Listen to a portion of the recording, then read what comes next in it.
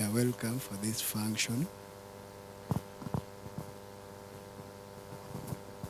Yes, morning everyone. By the names of Sejungo George, working with Howard in Rwamwanja as Energy and Environment Officer. Thank you. Good morning, everybody. My name is Sise Chimuli. I'm a human resource specialist. I once worked with Rita, and she was my staff. Thank you.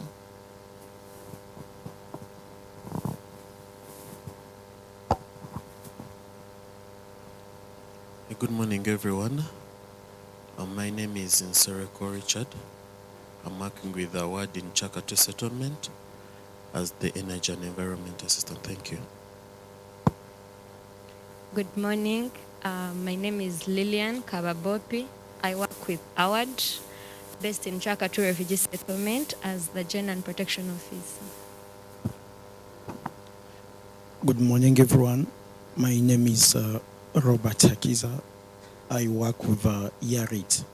Thank you. Good morning, ladies and gentlemen. Abbas Chigoza, my names. I work with Oxfam, Humanitarian Policy and Advocacy.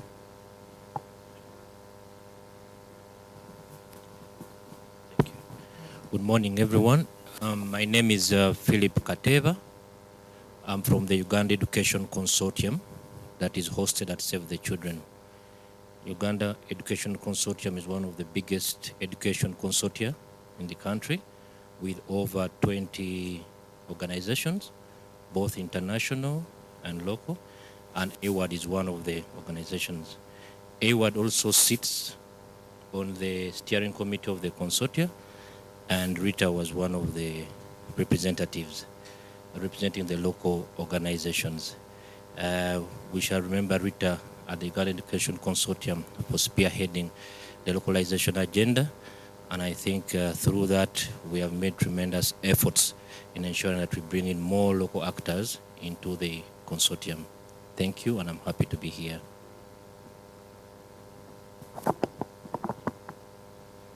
Good morning, everyone. My name is Nantumbe Maria. I work with New Vision, Department Vukede TV1. I'm a reporter.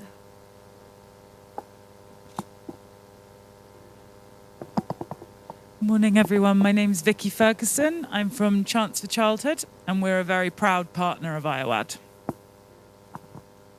Good morning. My name is Alice, and I'm also from Chance for Childhood. I'm very pleased we could be here today. Good morning, everyone. I'm Miriam Ademoun. I work with Chance for Childhood. I'm happy to be here.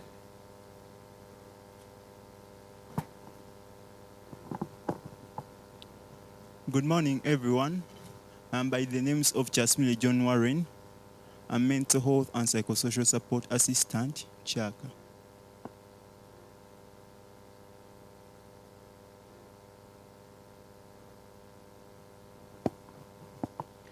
Morning, everyone. I'm Tumrami Pelagia. I coordinate Parliamentary Forum on Disaster Risk Reduction and SDGs. I've been working with Rita, with the parliamentarians on different issues. Rita, we miss you a lot at Parliament. May God bless you and you rest in eternal peace.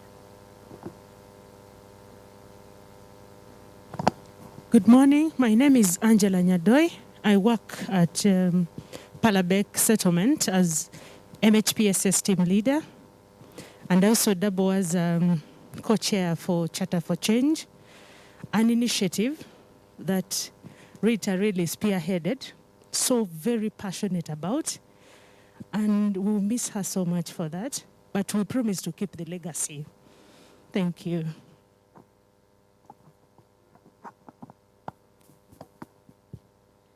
Good morning. My name is Jessica Abenachova Devi. I'm an advocacy specialist, formerly with Care International. I'm happy to be here.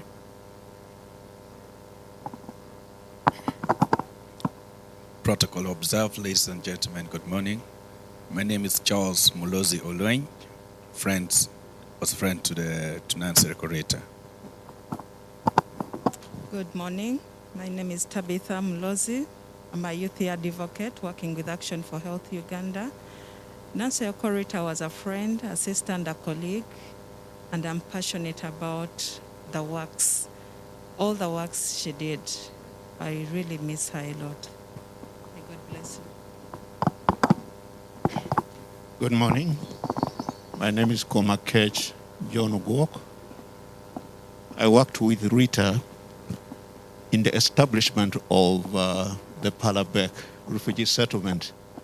That was around 2017, where she gave us a lot of support, I would call technical support, in terms of raising issues to the Office of the Prime Minister on some of the issues that were affecting refugees at that time.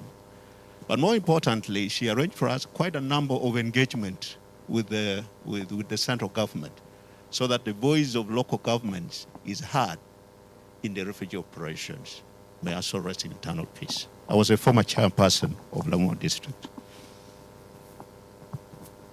Yes, good morning, everyone. Senyo Moses is my name. I'm the finance officer based in Kampala, Office Award. Thank you.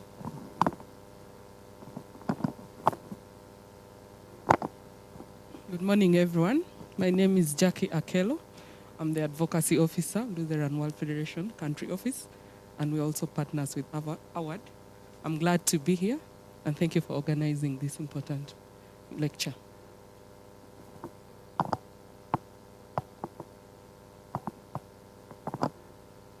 Good morning, members. This is Opera Robert Odit from Palabek Settlement, the head teacher Progressive Primary School. Thank you. Good morning, everyone. My name is Ronald Rubakane. I'm from Palabek Settlement, serving a position of child protection assistant. But I would like to add that even if I was not in Award, I would still be here because the lady was like a mother to me. She introduced me to humanitarian work. May her soul rest in peace. Thank you. Good morning, ladies and gentlemen. My name is Harriet Gimbo. I am the vice chair of the board of awards. Glad to see all of you here. May Rita's soul rest in peace. Good morning, ladies and gentlemen. You are most welcome to this lecture. I'm Stephen Wamono Boayo, and I'm the executive director for Award. So glad to be here. We welcome you in all your different capacities. Thank you for showing us love, showing us that you were indeed true friends of Rita. Thank you. Good morning. My name is Nancy Achayo. I work as a child protection officer, Palabek Refugee Settlement, Lamo. I'm glad to be here. Thank you.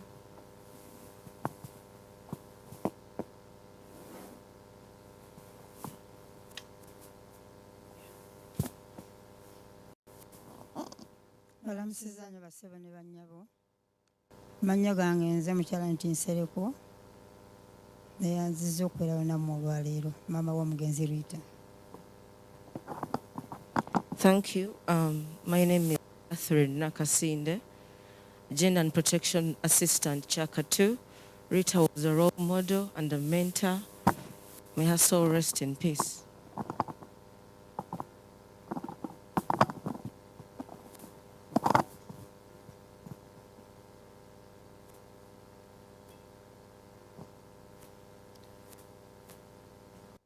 We also have our colleagues online, so if you are able to we allow them to also introduce themselves after Claire has introduced herself. Good morning, everyone. My name is Claire Wanula. I work in Award as the head of programs. Rita was not only our boss, she was a mentor and also a friend. May she rest in peace.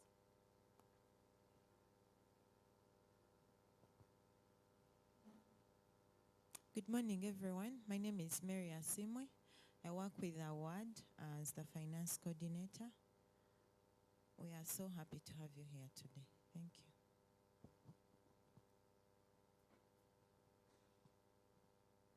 Good morning, everyone. I'm Nakauka Sar.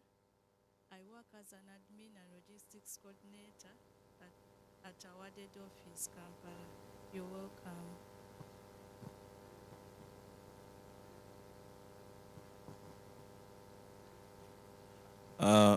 We have agreed that everyone in this house or in this room should introduce themselves for security reasons. All right. My name's Senoga Ambrose.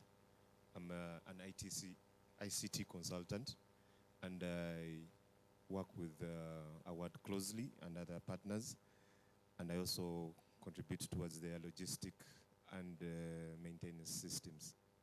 Thank you. Thank you. There are people who have not introduced themselves. I don't know why Judah has not introduced himself.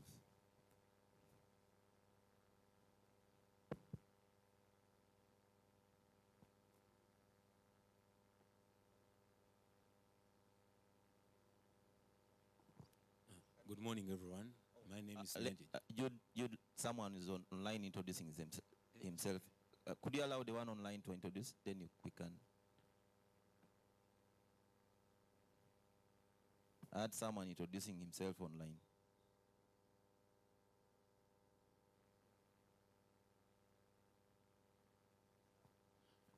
Good morning, everyone. My name is Nyanja Jude, and I work with Rosa Uganda. We deal in media and everything, so we are the ones broadcasting live and shooting the video. Rita was my friend, and Oji at Nkumba University. May her soul rest in peace. Thank you. Now we know you're not capturing our video for anything else but for this purpose. The online participants, can we allow them to introduce themselves? And those not possible? Oh, we have some. Good morning, ladies and gentlemen. My name is Naomi Ayot Oyaro, the chairperson, Charter for Change Working Group, Uganda. I'm happy to be here.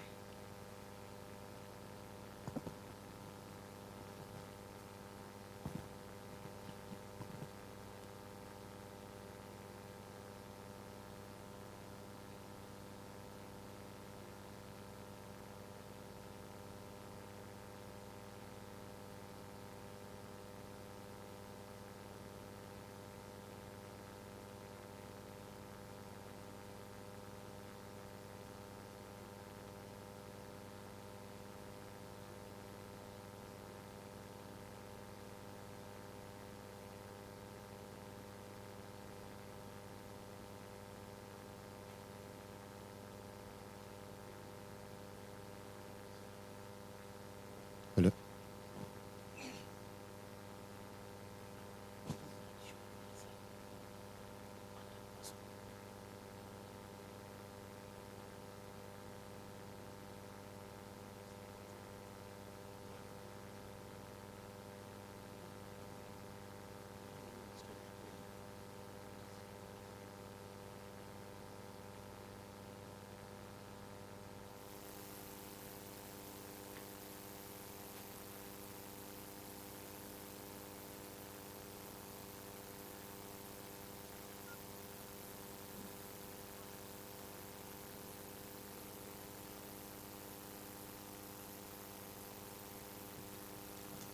Thank you.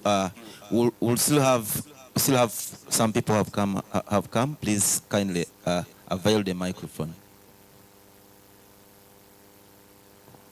As Judy work on the online people we should also be able to see their faces when they're introducing themselves. Good morning, colleagues. My name's Munduru Josephine, working with Award Office, Rwamanja. Thank you very much.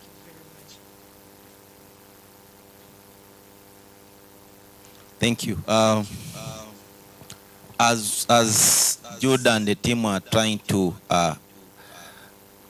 help us see the faces of the online participants, I want to tell you another story. The reason why I'm always either the first or the second at office, and at an event, I always go early. Just like I was here at around 6. One day my father, I told you he's already he was a head teacher. He carried me on his bicycle from home. So we went together to school. So we reached, it was already late. The people were on assembly. So I just continued normally. I waited, I picked his bicycle, I parked it somewhere. We went on assembly. He had to address the school. He called me in front and said, you see this gentleman here? He has come late. Don't forget we came on the same bicycle with the head teacher. So he said, this guy has come late. And he also caned me. He said, so I asked him again, but now we came together. Why did you have to cane me? He said, you should have jumped on that bicycle and ran ahead of me. There you would have been safe. So now whenever you see me very early at an event, at office, you know the reason why I am considering to use so much with time. So that we have new people who have just joined us. Would like to extend the microphone to them to have the self-introduction.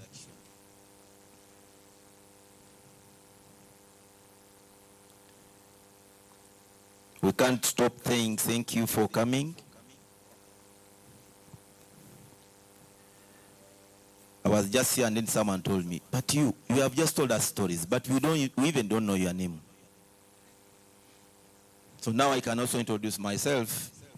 Chris Pombalia. I work for Howard.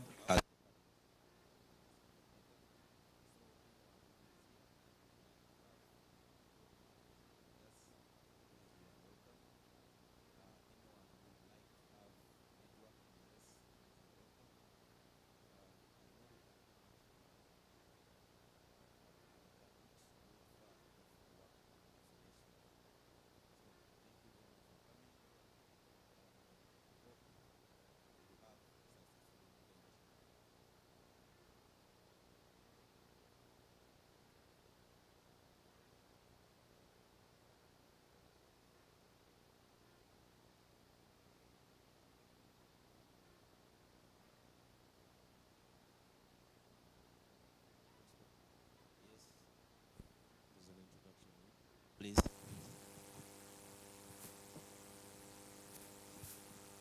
I am Ven Nyamondo. I work for Chance for Childhood. Thank you.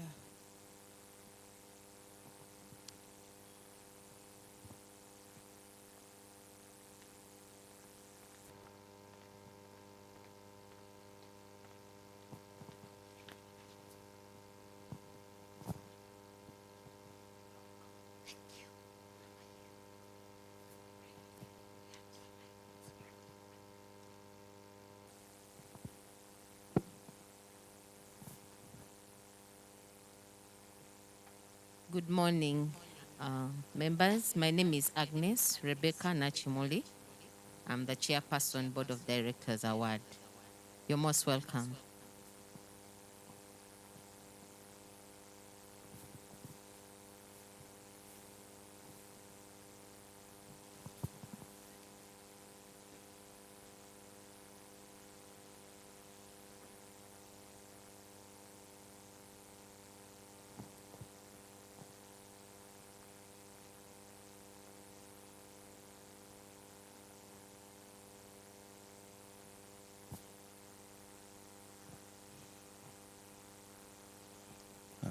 Now, you know, Howard is a local organization, but its operations are beyond the local standard. We try to aim higher always.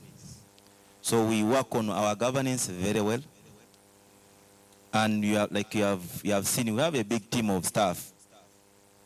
And this does not mean that work is not going on in the community. No. We still have a big number, actually the biggest number that is not here, because we could not be able to bring. If we chose to all come, then others will have no space to sit. So we said, can we leave some space for others to sit? After all, we also have another event on Saturday. So at this time, I would like to humbly welcome our board chair to give us the opening remarks for this event. Madam, you are welcome.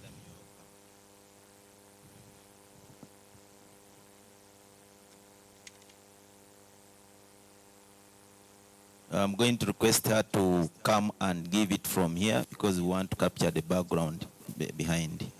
So, Madam Chair, you will kindly do it from up.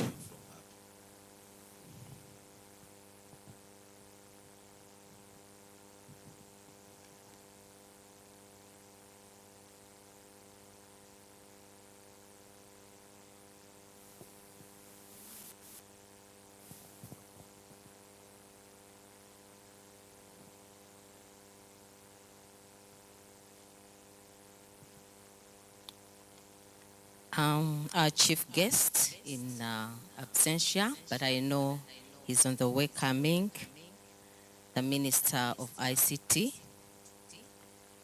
the other members of Parliament, the keynote speaker, our ma'am, Annette Nansereko, ladies and gentlemen, and all distinguished members present. Once again, I am Agnes Rebecca Nachimoli, Chairperson Board of Directors. My other members, some of them are on the way, but in the house we have the Vice President, the Vice Chairperson, Harriet Gimbo. Please stand up for recognition.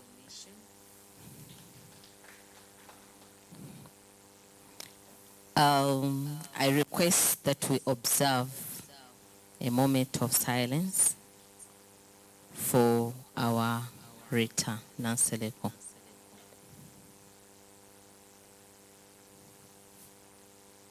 May her soul rest in peace.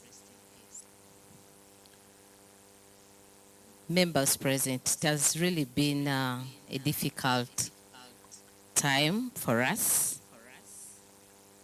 The past has indeed been dark, somehow, somewhere, but we thank God for the courage, the strength, and the determination to carry on what Rita, the legacy of Rita. I welcome you to this inauguration of Rita Nansereko Memorial Lecture. This lecture was initiated not just in memory of Rita Nansereko, but it was also to underline the contribution, her contribution to AWAD as an organization and to the entire humanitarian fraternity and the nation and the world as a whole. We all know Rita was a remarkable person.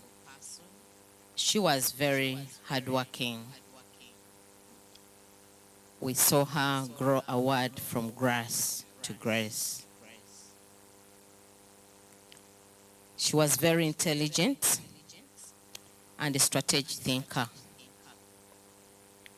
She was a child rights advocate, and she stood for integrity, justice, and equity. And she rose to challenge every form of injustice.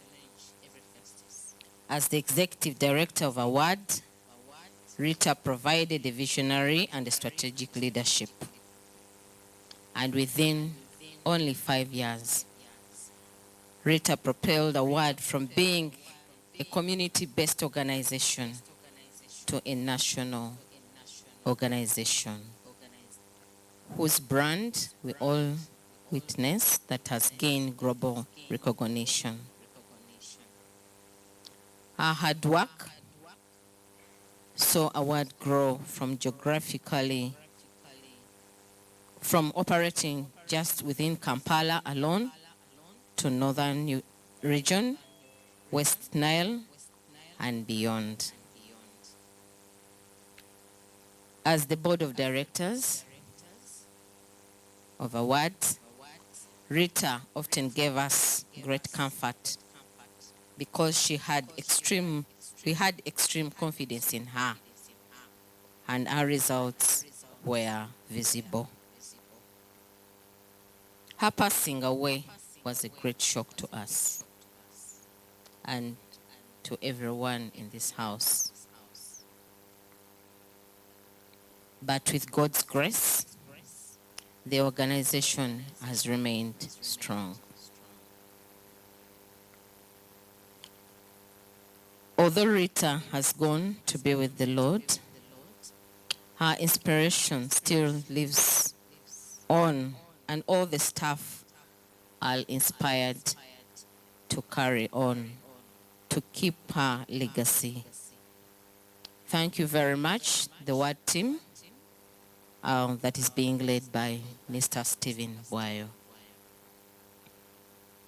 Ladies and gentlemen, here today, I want to inform you that our ward's board of directors has worked tirelessly to ensure that the organization remains stable. We have a very vibrant team under the leadership of Stephen. And the team has remained focused and still believes in our slogan, which is leaving no one behind. All our programs are still being implemented and have maintained strong partnership. And on this note, we also welcome new partners and donors. Today's memorial lecture is the beginning of a series of many memorial lectures. As the chairperson, allow me to announce to you that Rita Nansereko Memorial Lecture will be a key event in a ward on an annual basis.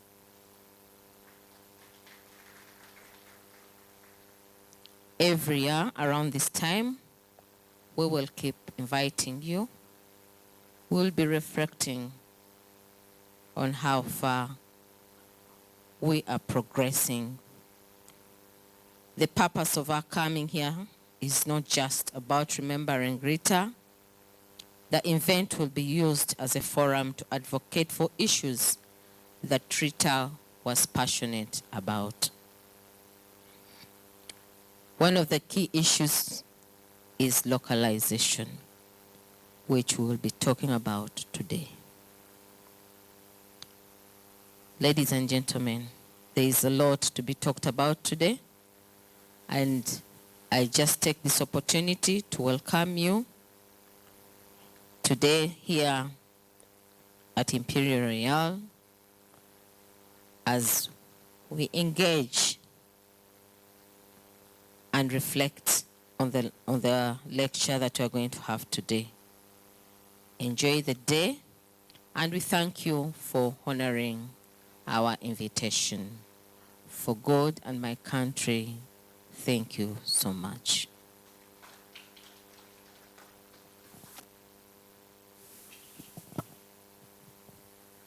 Unless you guys want me to be sacked, how can those hands be for a body chair? Now I'm safe. Thank you very much, board chair. We appreciate. Whenever you see us very smart and hardworking in the field, just know we have very strong women behind us that drive us, always encourage us to go on, even when we feel tired. Thank you very much, our governance structure, in the name of the board chairs. Thank you very much. We appreciate the technical support that you give us and the guidance that you always offer to us. It has made us and also enabled Rita to bring our to this level. If the board was a weak board, perhaps it was going to be hard for her, but you made her work more easier to make sure that our word grows. And we pray that that continues. Thank you very much.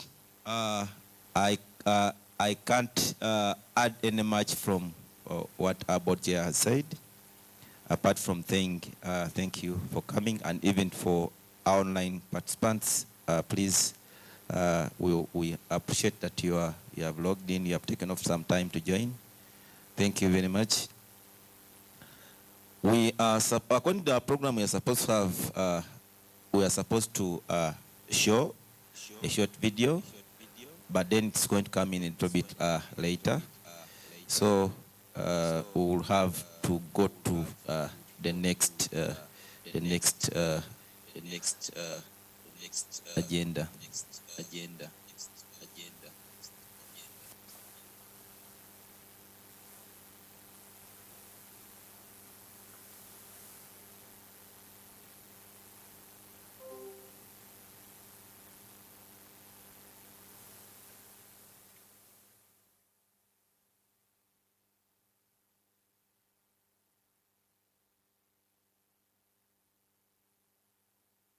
Good morning, everybody. I think I'm on. Thank you very much for the honor and to invite me to speak on this event. Very, very important. I knew Rita from her work on localization. Really, and what I really remember is her courageous leadership. There seems to be a lot of background noise.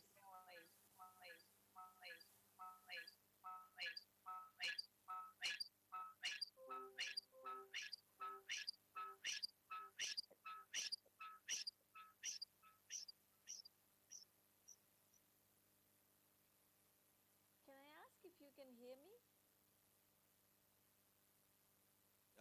Let's just a moment.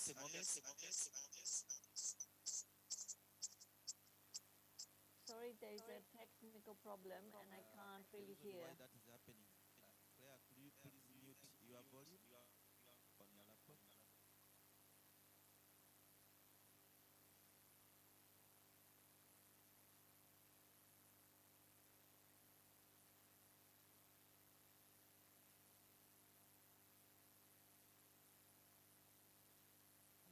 Can we try now?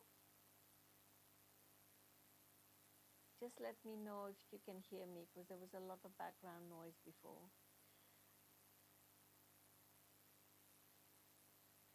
I think that's better. Thank you for inviting me to be here. And I just wanted to say Rita was a really courageous leader. I met her through the work on localization. And she was so dedicated and determined. And what I remember the most is she was very discerning and not afraid to speak truth to power. And that's how I will remember her. And I think in terms of the progress that has been made on localization and where you are at the moment in Uganda is due to her courage and determination. So I really pay tribute to her. I miss her very much. But her legacy goes on. And I think, as I heard before, all of you, all of us have to carry that legacy forward to make sure her work, her determination was not in vain. I'm going to speak a little bit about, where are we in terms of localization. And so my name is Smriti Patel. I'm the Director of Global Mentoring Initiative.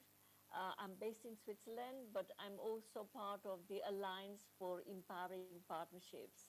And Rita was one of the leaders who also was part of that alliance, advocating for localization at global level as well as national level. And I think since the World Humanitarian Summit, where localization was really put very prominently on the agenda, and we know that actually,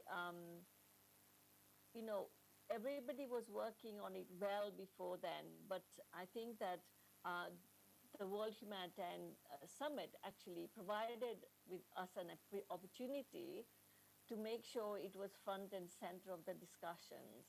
And how do we make sure that local organizations, national organizations who are doing most of the work on the ground get the support that's required and the recognition.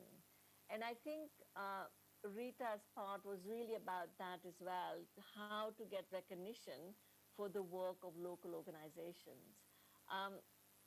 And I remember some of the conversations with her in terms of what is the strategy forward. And I just heard your chairperson talking about her being a strategic thinker. And the conversation at global level at the moment is really around, there are many commitments that have been made over the years. I think over 25 years, there have been many commitments on this. How do we make sure that it doesn't remain just talk, but that there is walking on that talk as well at country level? And country level is absolutely key to any success on localization. And so I think her work or our work together was really about that. How do we make sure that we really push international actors in country actually implement the commitments that they've made at global level? So in terms of that, I think Uganda has come a long way in terms of, I know that now the Charter for Change Secretariat is based there in Uganda, but actually the work was started before Julia Donna and also by Rita to really push, and the different organizations that are there at the moment, really push on these commitments. I know that international organizations like Oxfam, War Child, others who are involved have been also in Charter for Change, have also been ensuring that, we can move forward on this. So I think sorry, I think there's a technical problem again. I can hear some background noise. Can you hear me now? Yes. Okay, great. So in a way, it's really about how do we make sure that there is some kind of national plan to go forward. And that means that it needs to be local organizations, the authorities, international organizations, and everyone working together. It needs to be a multi-stakeholder process. And from our global engagement from Alliance for Empowering Partnership, we have realized that, it cannot be done alone. It needs everybody at the table. And I think one or two things I can highlight in terms of, I remember a conversation with Rita, especially around justice and equity, right? And that we need to make sure those are at the center when we are looking at localization issues.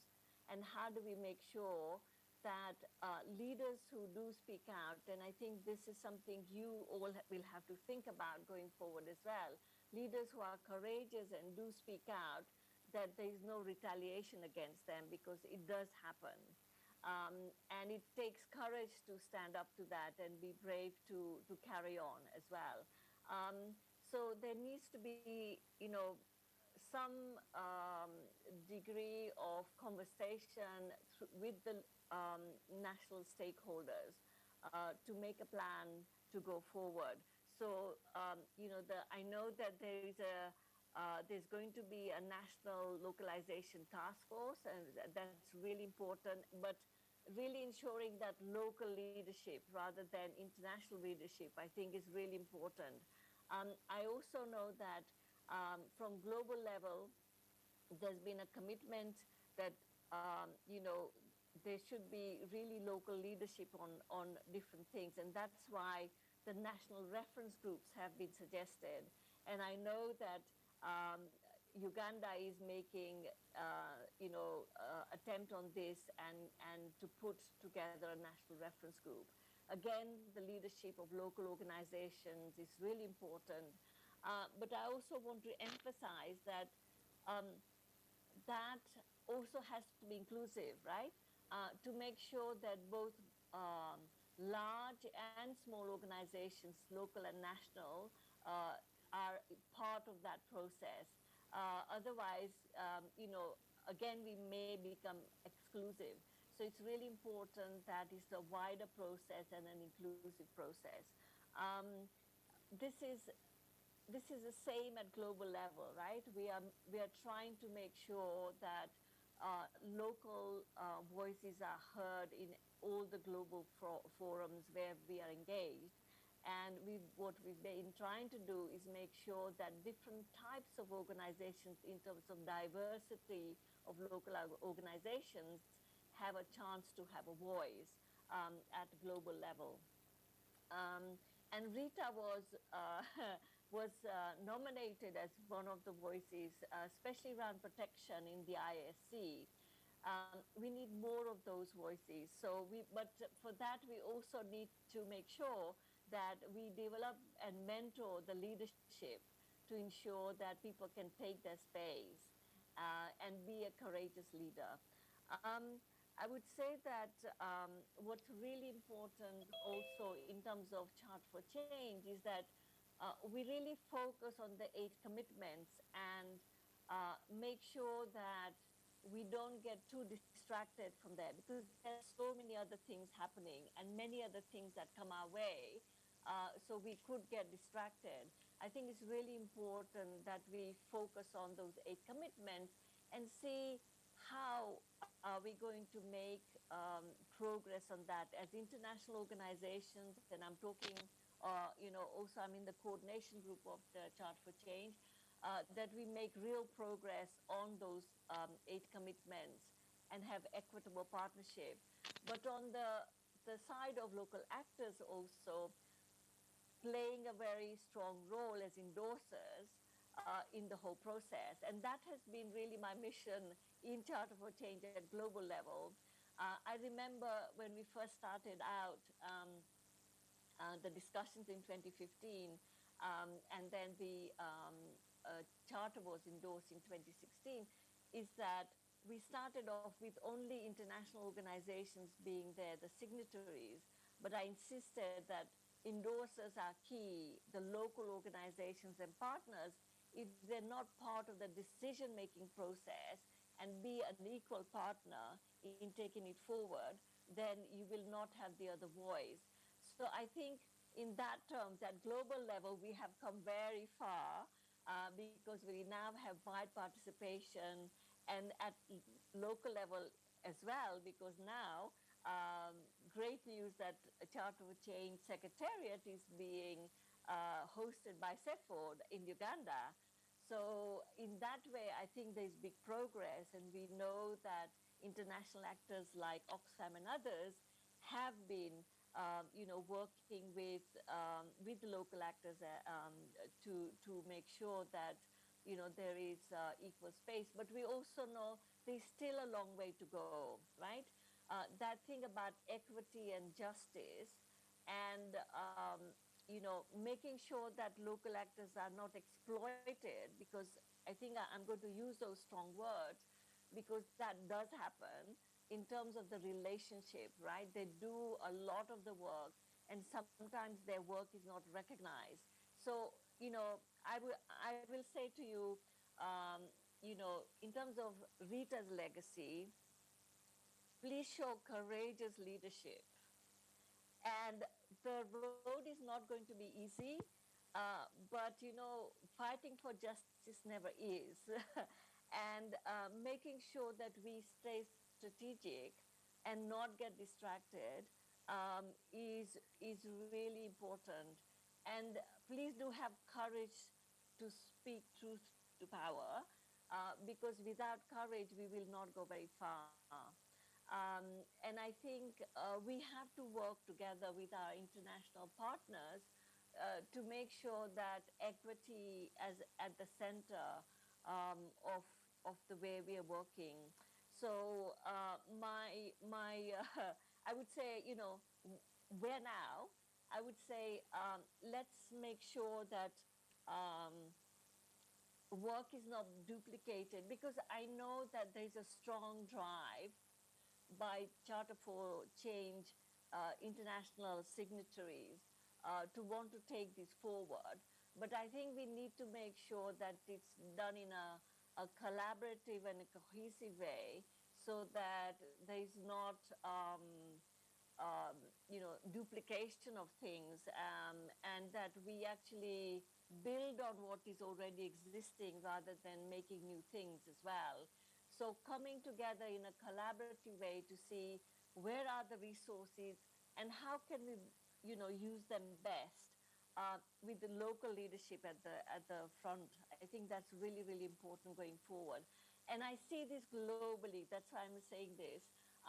In other countries as well, many international organizations want to, and Charter for Change signatories want to make progress, but they also sometimes start competing with each other instead of being collaborative to say, okay, how much resources can we pool and how can local leadership be at the center? So I would really encourage the international signatories there and also the local actors, please work together and make sure that we are strong together, and that we really work in a more collaborative way so that we make progress. I'm going to stop there, but I would be really open to questions if there are any, and I would just.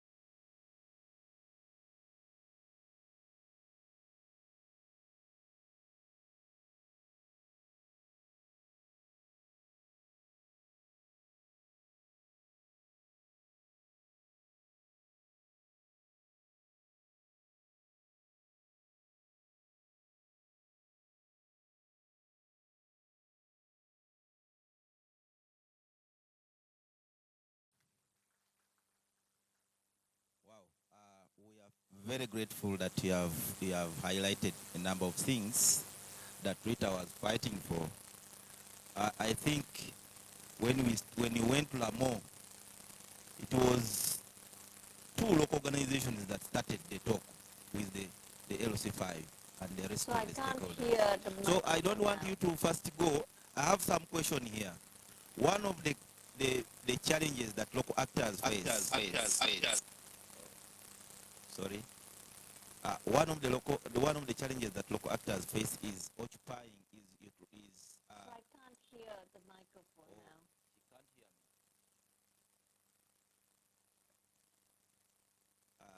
Let me use the laptop near. I can go. Okay. So one of the challenges that local actors face is that decisions are taken at global level, but then we are never there. So how do we come to occupy that space? Because uh, decisions are made there, C4C, and then grand bargain, but then when it comes to, for example, at the level of Uganda, then it just comes for us to now start tracing on where to start from. So then how do we go about that? So, so from my experience, one of the things that really matters is when you have a seat at the table,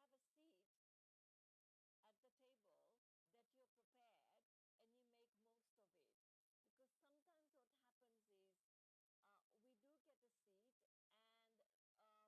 or we don't make most of that space. So I would say, firstly, you have to work in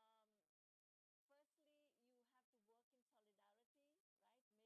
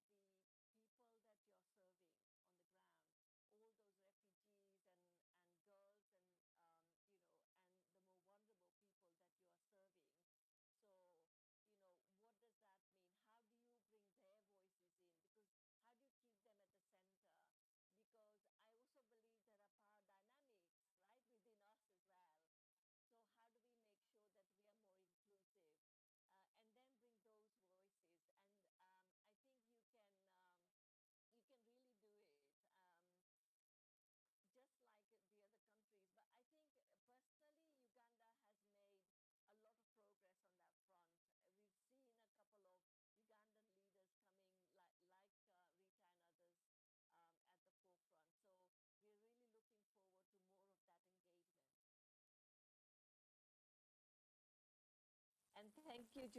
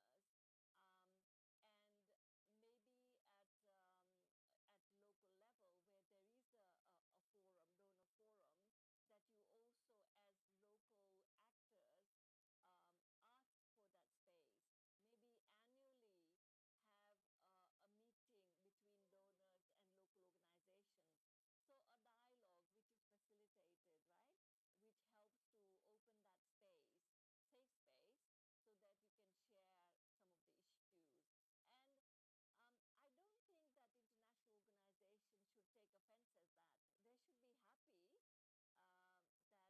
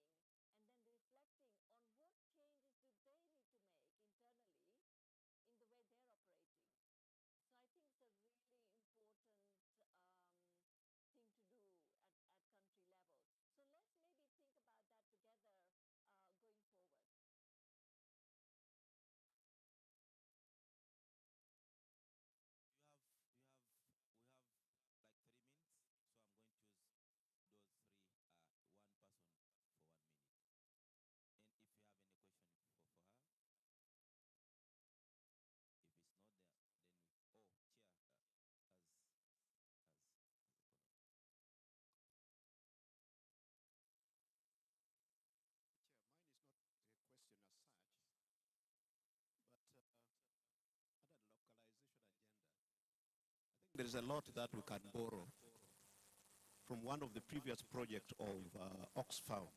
That project was called ELNA. Because I think one of the excuses that international partners give always is about the capacity of the local actors. But I think when it is true that some local actors, they need more of capacity building. But it's also true that not all the actors, the local actors, they lack the capacity to implement some of these activities.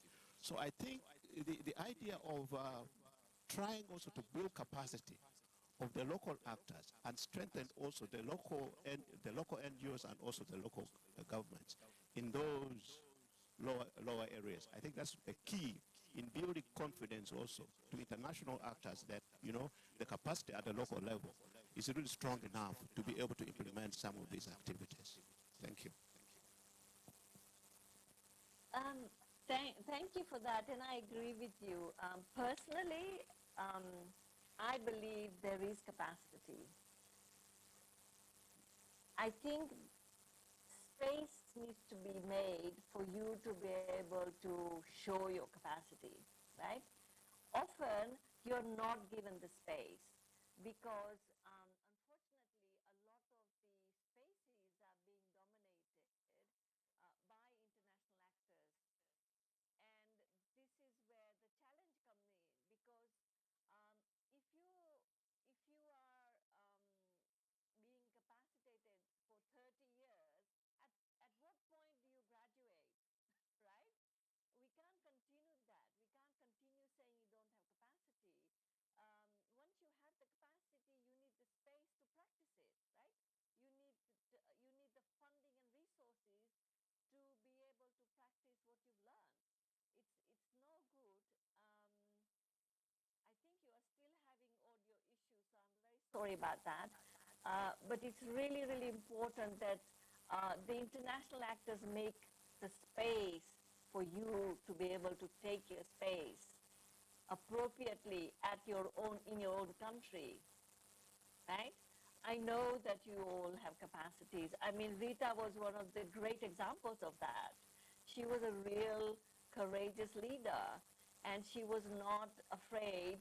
I think she was very strategic and building those connections between the government, between the local organizations, international organizations, and spoke up when it was necessary. And you all have to make sure that you are courageous enough to speak up when it's necessary. Because this is the only way that you will bring accountability and progress for the 8 commitments of Charter for Change. And I'm really focusing on those 8 commitments because sometimes I feel that different international organizations and others come in with their own kind of mandates and agendas, and then the Charter for Change commitment may be distracted. So I think really make sure that you're focused on that going forward.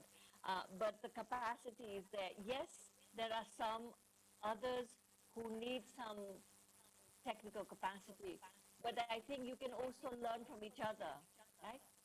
The local actors can also learn from each other. So south to south learning is also very important, because some of you have been part of ELNA for a long time.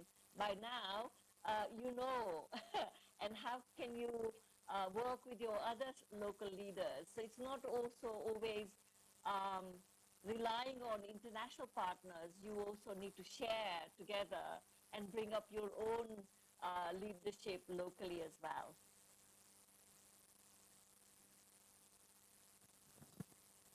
Thank you very much.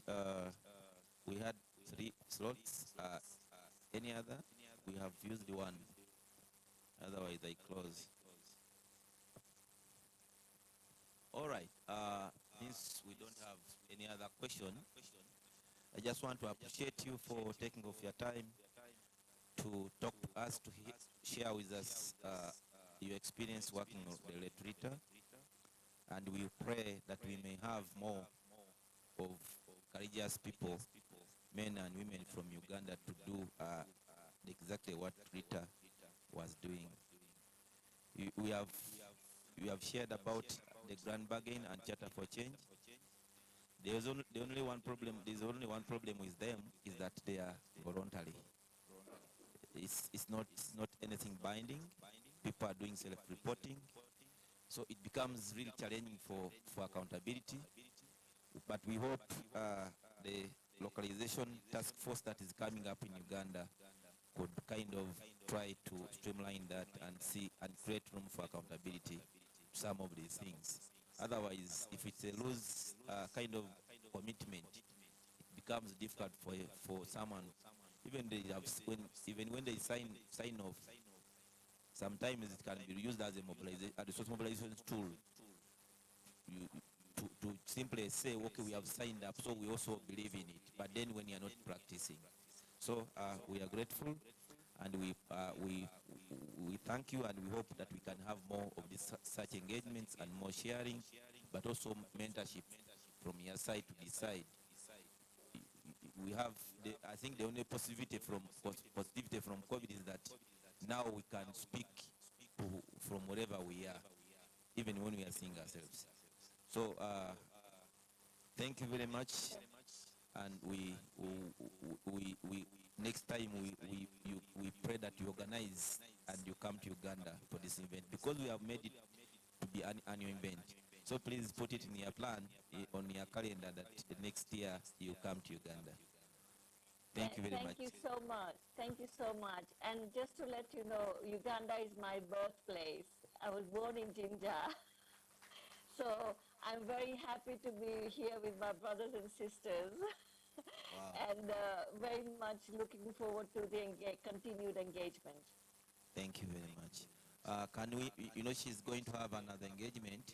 She just really took off time to be with us, so we can say thank you. We can give her a big thank you now. All right. She highlighted a number of things that Rita was working on. One of it was having recognition of local actors and what we do. Those days, you would just go and, like, you are hired as a consultant, you go and implement a project, that is all. That will be all.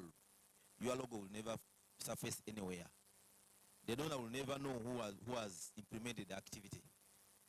The other person will report that they have done the activity, and that's all.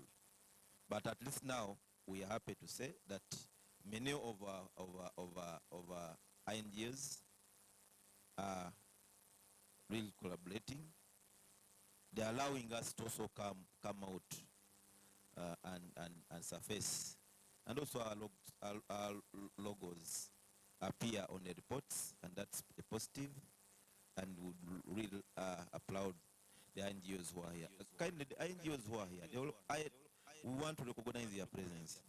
I can see Street Child, I can see Oxfam, I can see Help Edge, wow, and many more. So, and if a local organization organizes such an event, and we have more than 3 or even 4 NGOs, I think that's a positivity, and that's the right direction.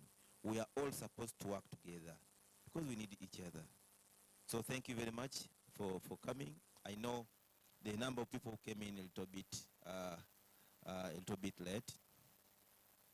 They are not like me, whose father was kind me for coming late. So, but that's okay. We'll give them an opportunity to introduce themselves as well. But thank you very much for being with us for that session. That marks the end of that session of having the lecture. Thank you. And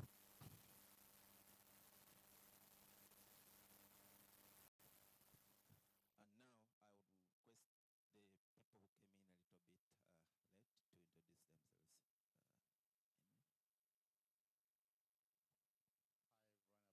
themselves. Coming late. My name's Henry Myanja. I'm the country representative for Street Child. To be here. Street Child is one of our very, very good partners. They do capacity builders, and we also do capacity sharing with them. Oh, thank you, Henry, for coming. We are humbled. Good morning, members. I'm Murula Christian. I lead the organization called Youth Up Foundation, and this is a refugee-led organization. a member of our refugee led organizations network and the grassroots leadership organizations within Uganda. Thank you. Thank you very much.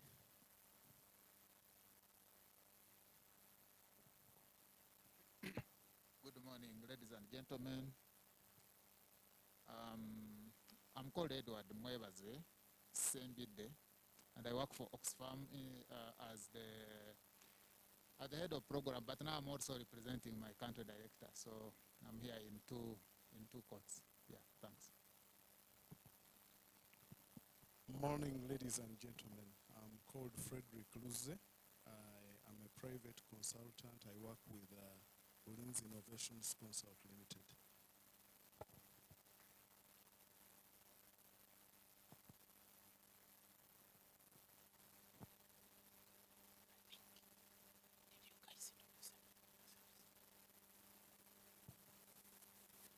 Good morning. My name is Claire Twine. I work with Community Empowerment for Rural Development, CEFOT in Arua, and I'm glad to be here. They are hosting Charter for Change in Uganda, so.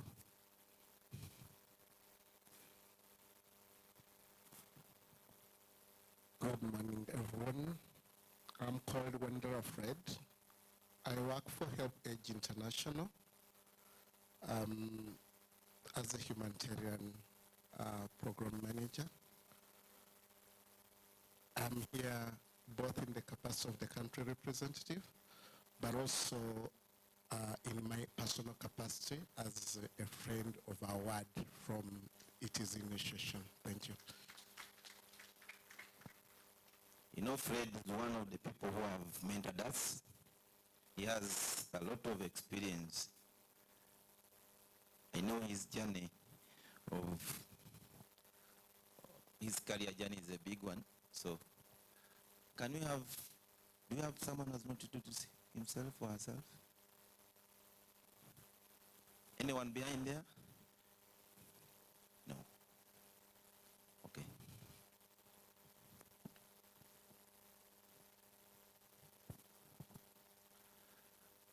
I was just talking about Fred. But then I remembered I'm hungry.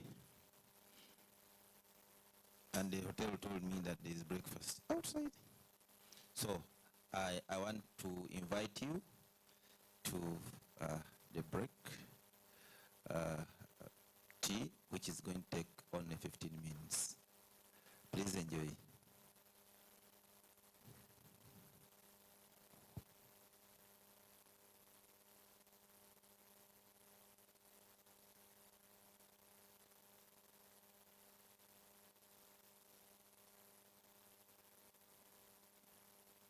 It seems I was the only person who was hungry. And yet the 15 minutes I've started counting. So kindly, let's go and have the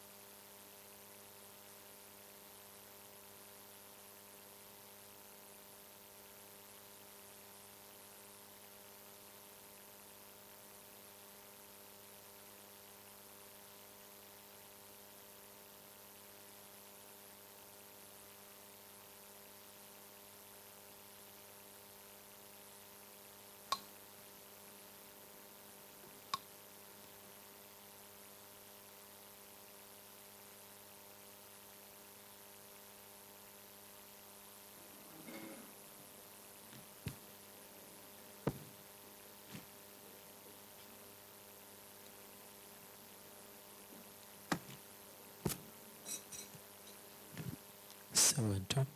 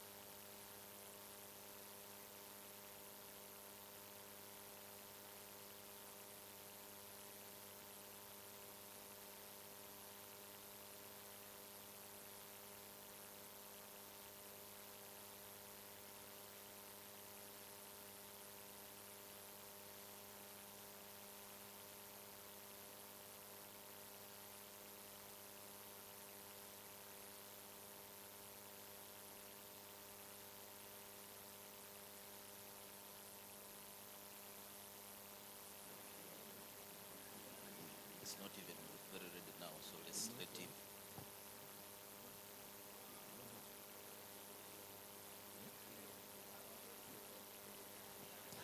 Members, please come back. Please come back. And as we come back,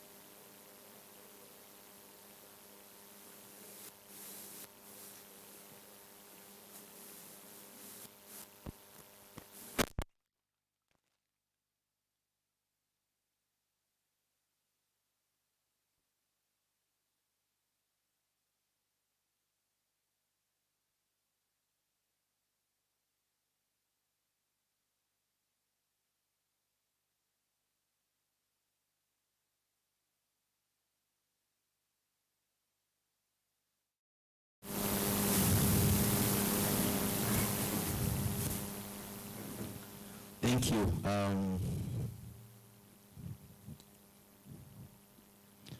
While I was growing up, I used to like BBC radio. And they used to have a program, Have Your Say. So I'm going to call upon a few people here in front to have their say about the theme. And the question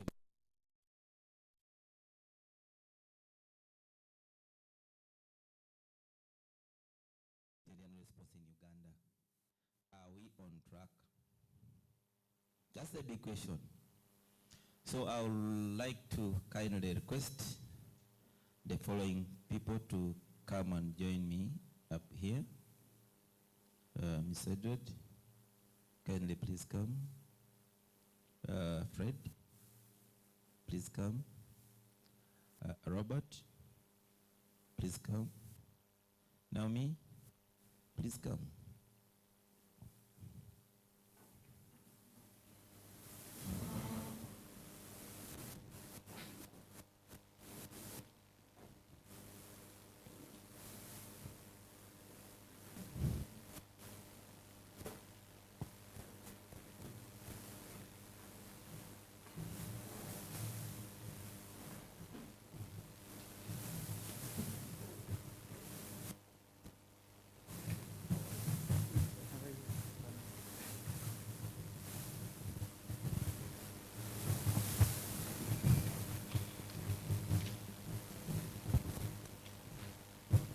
Thank you. You know, we are talking about this annual localization, but some people don't even understand the annual, whether it is 2 weeks or even 4. Or even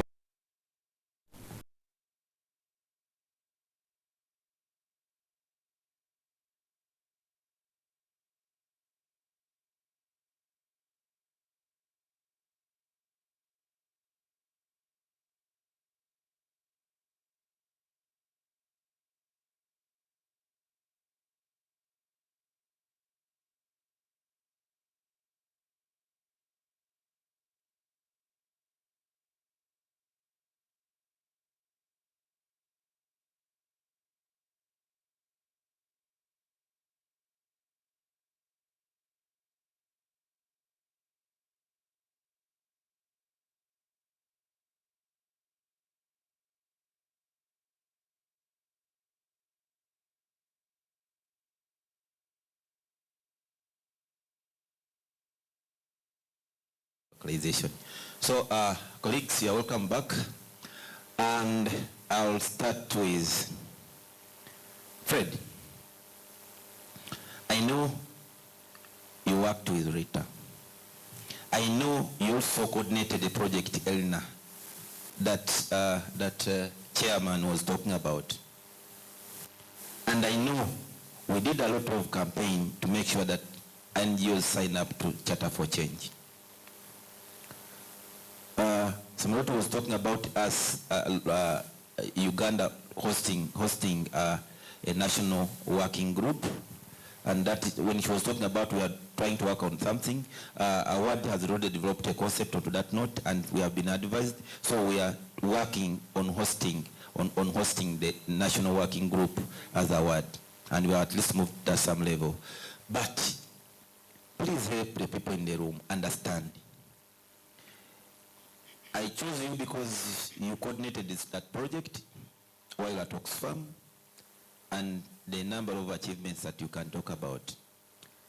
But the question is, are we really on track in making sure that we achieve localization in Uganda? Please take it on, Fred.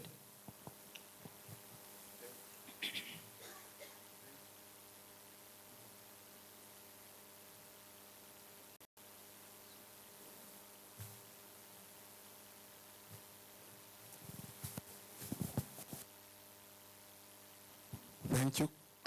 Thank you, Crespo. By the names, I'm Wandera Fred. I have worked in the humanitarian sector for now close to 6 years. When we are discussing localization, I'll use myself as an example because it touches home. In 2016, there was the World Humanitarian Summit. But by then, there was a fisherman in the Lake Victoria deployed by ActionAid who was trying to struggle to work with local and national organizations to respond to different aspects that you know affects the fisher community. GBV, children out of school, livelihood for the fishermen, and all that. In 2016, a gentleman called Edward, who is seated with us here, entrusted that fisherman with a project called Empowering Local and National Humanitarian Actors. And that was me. And there was totally a new agenda on the globe that we didn't know how to handle it. But with 6 others who were based in Karamoja. Now you can imagine the other local conditions that were given. Sent to Karamoja, from the lake to the desert. And we had to coordinate this young animal called Localizing Humanitarian efforts in Uganda. It wasn't an easy journey, but I'm proud that the seed that was sown was not sown on a rock. Karamoja was the most fertile ground for localization in Uganda, and we are now seeing the fruits. At that time, that's when we identified 3 agencies. One of them was working with Award, and that's how I came to know Rita. She was named the head girl in our team. Claire, I think you can attest to that name. She would always dress like a schoolgirl in some of our meetings. Smart, tucked in, white top, probably black or brown skirt. A very jolly person, but very assertive.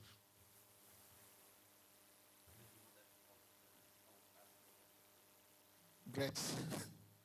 So we started this journey of making sure we build the capacity which was claimed to be lacking. But as I have told you, I was leaving Kalangala Island. What capacity did I have myself? It's just because we had the courage to say we are going to take on this.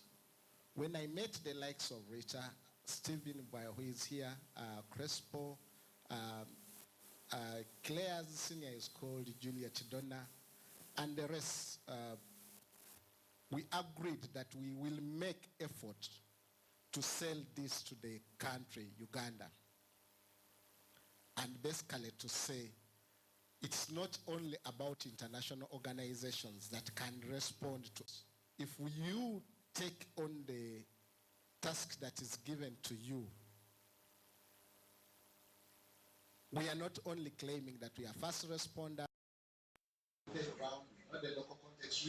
We left out all the theory, because those theories sometimes may give you an illusion. As I said, many agencies were called.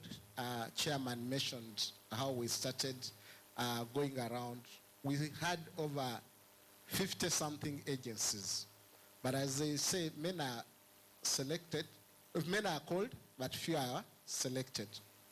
By the end of the 3 years, we had a formidable team of around 24 organizations that have led this to greater heights, and I'm proud of that journey.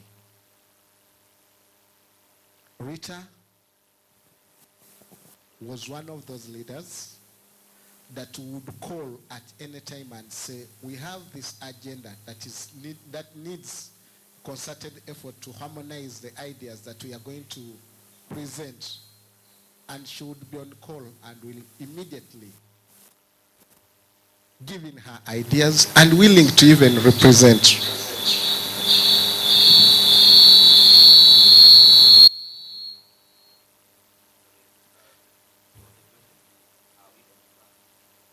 Yes.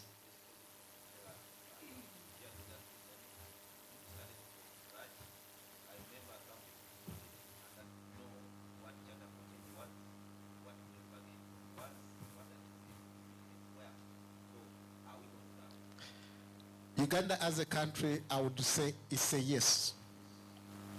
How we handle it, I told Naomi when she got the mantle, that Juliet and Rita had built the foundation. She has a role to lay the next bricks. Whether she reaches the wall plate or stops at the windows, it will be upon her. Thank you so much.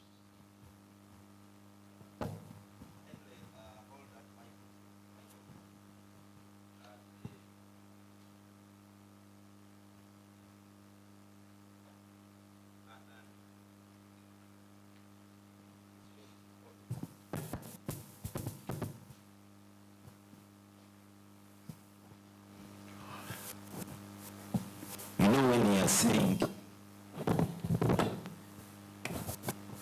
you talked about being a fisherman, I was like, okay.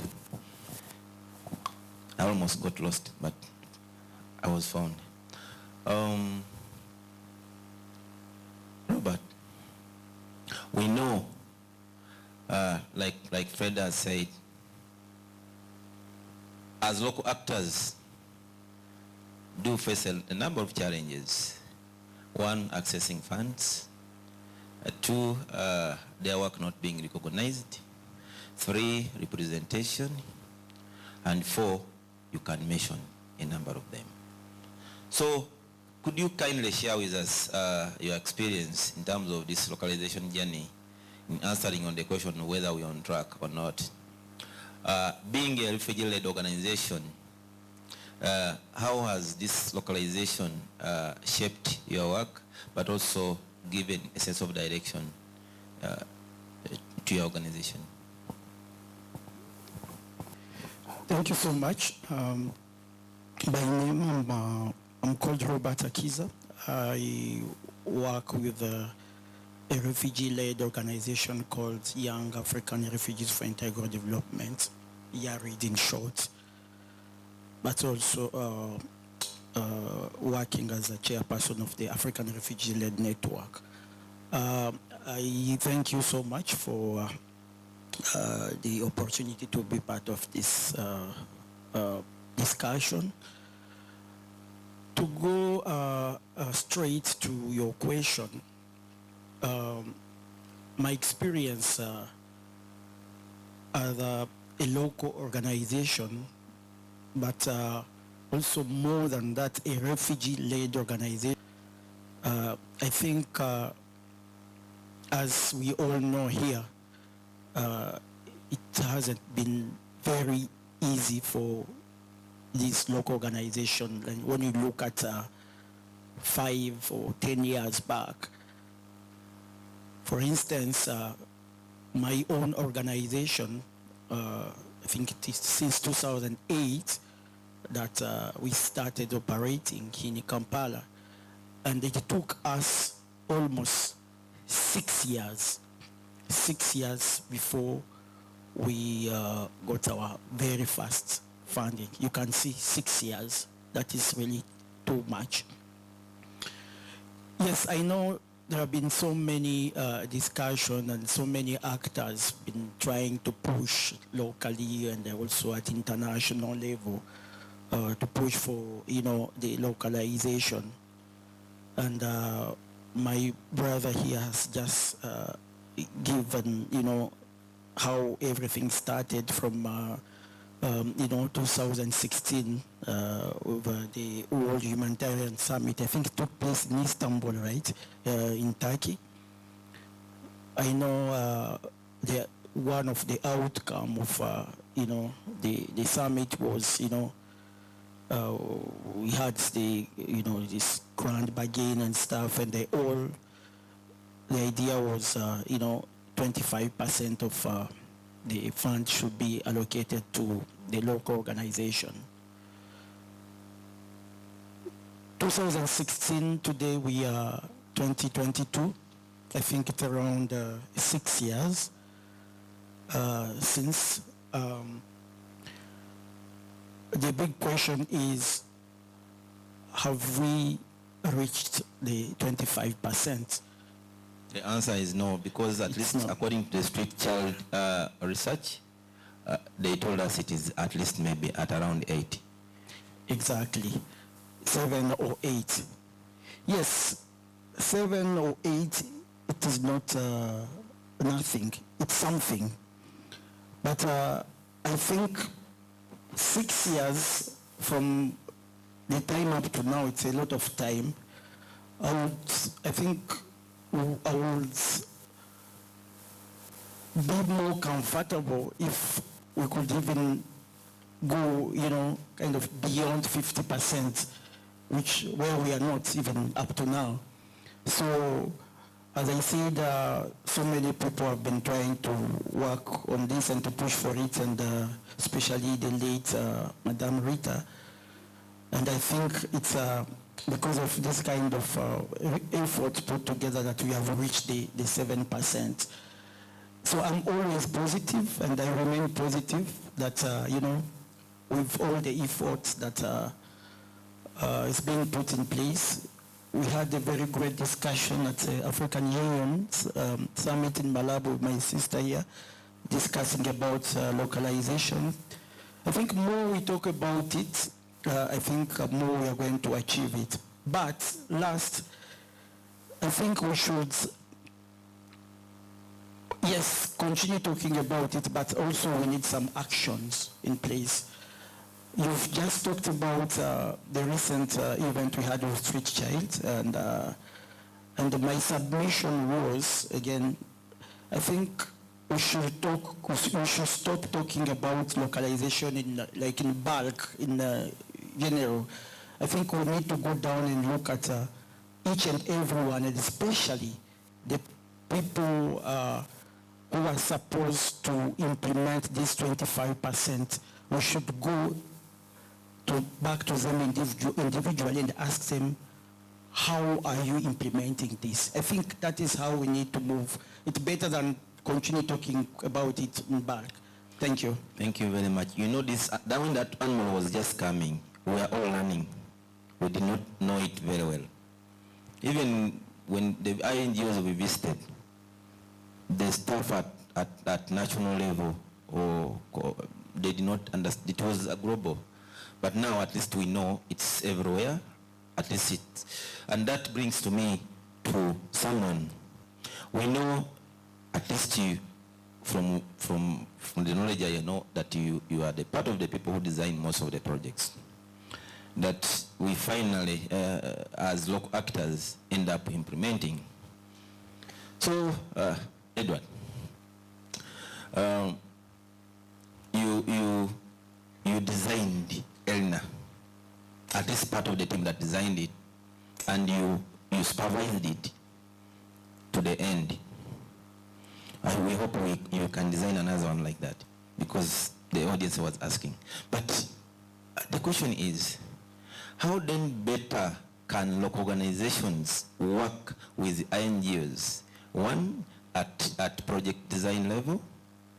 Two, at having the partnership that is on principle, and also making sure that the local organizations are not just mere project implementers. They're not like sub-granted to do implementation, but then they are taken as serious partners, but also those who have participated from the word of go of perhaps collecting information that you will use to do the project design. Please, kindly tell us how best as local organizations can work together with INGOs. Thank you very much, moderator. Once again, I'm called Edward Mwebaze Sembide, and I work for Oxfam. My role now is the head of programs, but I've worked with this whole element a lot longer from my position as Humanitarian Program Manager earlier. And indeed, as Fred indicated, when we started the ELNA initiative, which was more or less the first one of its kind, it was not very easy to introduce the subject, especially between, considering what the agencies view were the different international agencies and the local actors. So we had divergent views. But there were commitments, of course, at the global level, which they needed to demonstrate. But before I go far, of course, allow me also to give a brief story about, of course, our engagement and how we came to interact with our late Rita. And I must say that it is a long journey that we moved. We started from the point where Fred was talking about a word being a CBO and another NGO, and I think that was at a time it was Vertical, but they had already moved from another. It was Vertical, so we supported that engagement with them through a Vertical, and they were more or less a CBO working through Vertical. But again, we saw her grow from that level where she, of course, where what we are talking about now, the courageous leader and all that. Our view of localization is more about local humanitarian leadership. In fact, that's how we call it. So it's not just equating it with the capacity. You know, many organizations want to think that okay, there must be local capacity. We hand over everything to an empowered local capacity to do things. Yes, capacity is one of the things that we worked on, that we strengthened, that different organizations that we need to strengthen as usual. But at the same time, we need to emphasize the space in which these actors are operating. So if we're talking of localization having an impact on the ground, we must also see changes in the policies and structures of the international organizations, the UN and others, to allow for the local actors to be able to operate in that environment. And even if we develop the capacity of the local actors, if there is no that enabling space, then they won't really operate. And I think these aspects where we're talking of 25%, funding to NGOs and all, was about enabling that space. And we need to check, is that space being provided for the actors? And then the other element, of course, we worked on was the voice.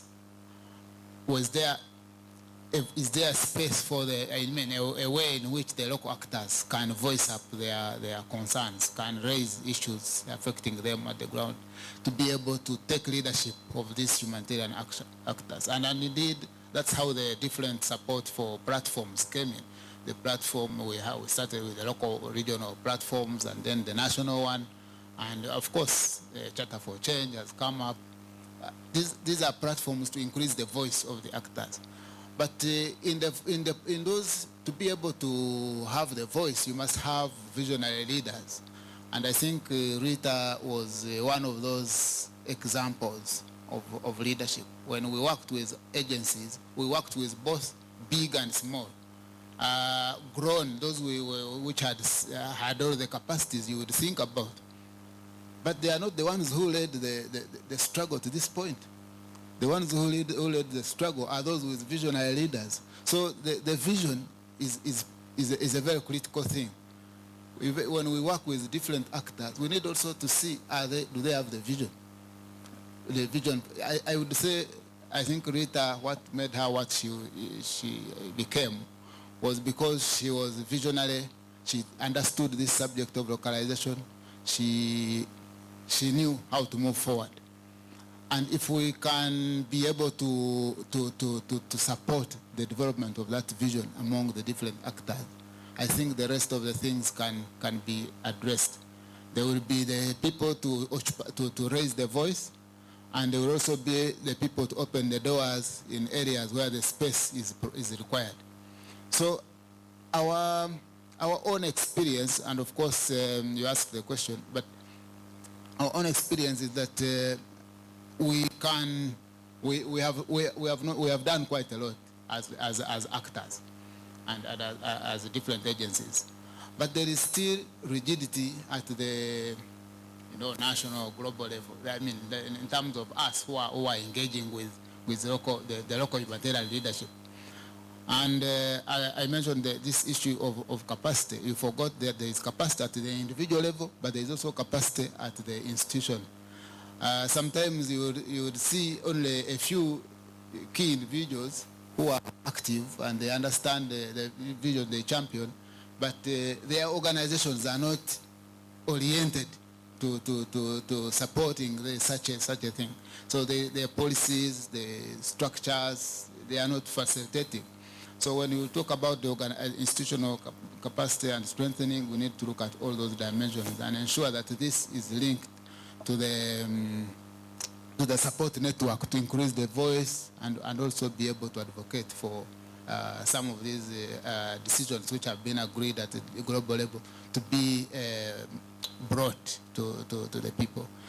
And as Oxfam, and I think we must be, we take some of the credit because from the beginning, we did provide ourselves to champion this against all the odds that were there, and we did mobilize. We are constrained at the moment that we are not in that space, in terms of maintaining the support at the level at which it was. But we are very, very grateful that through ELNA, actually, the effort has multiplied. And in fact, we do not need to be in the center now to be able to drive this agenda. That's why my colleague is here. There has been a transition from one to another. In the center, but you need to be in the fence. Sorry, in the face? You don't need to be in the center. Score on their side, but you need to now come and strengthen the defense behind it. Exactly. We need to have the Van Dyke behind here to help defend what was started.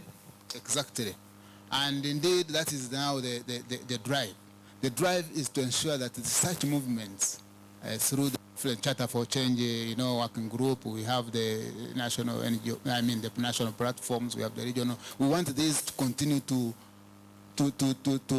push the agenda, and that will be the face of what you call localization, our local leadership. It has to come from visionary leaders who can emulate the example of Rita. And then with such visionary leaders, you can be able to open the spaces, and the spaces will open. Because I must say, there is general commitment, but sometimes this commitment is not translated into action because there is no push. You don't feel uncomfortable. And if you remain in your seat, as us, for example, INGOs, in some situations, some of us as NGOs might say, well, we don't need this perspective, especially where we are seen to be competing with some of these NGOs in local organizations. But if we are pushed to see the sense and direction as the INGOs, obviously we'll be able to support the local humanitarian leadership. So the fact is that we are willing, but sometimes as international agencies, if you do not have something, the pressure behind you, you may not necessarily follow the trend because you want to implement a program, you want to identify partners who are already very strong. Capacity is not about, it's not permanent. That's the point. If you look at the award in 2016, and afterwards, they are not the same. And one person can change everything. Once these actors understand the vision, then what is required is to facilitate them, to provide them support, funding, for example, and others, which all of us have a responsibility to do, as long as we jointly have a vision of what we want to achieve. So thank you very much.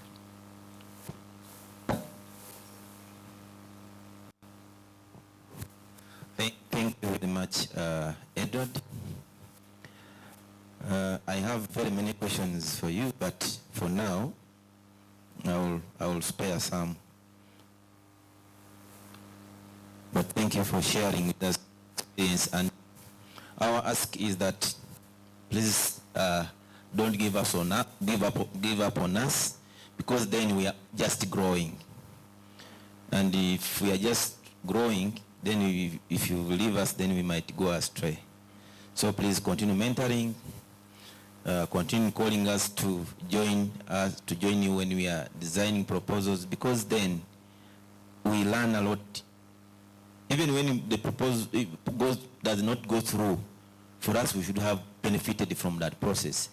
But if it comes through, that's also an advantage that at least we are going to implement something that we have designed, because that has been the issue. So in that regard then, I would like to ask Naomi, you know, you have, lately I've seen you moving up there, like, up there, going to represent us in some forums. And the recent one, I think it was the African Union. And so would you kindly also tell us, when you go there, what do you say? Do you really say the things that we are standing for here, or you say your own things?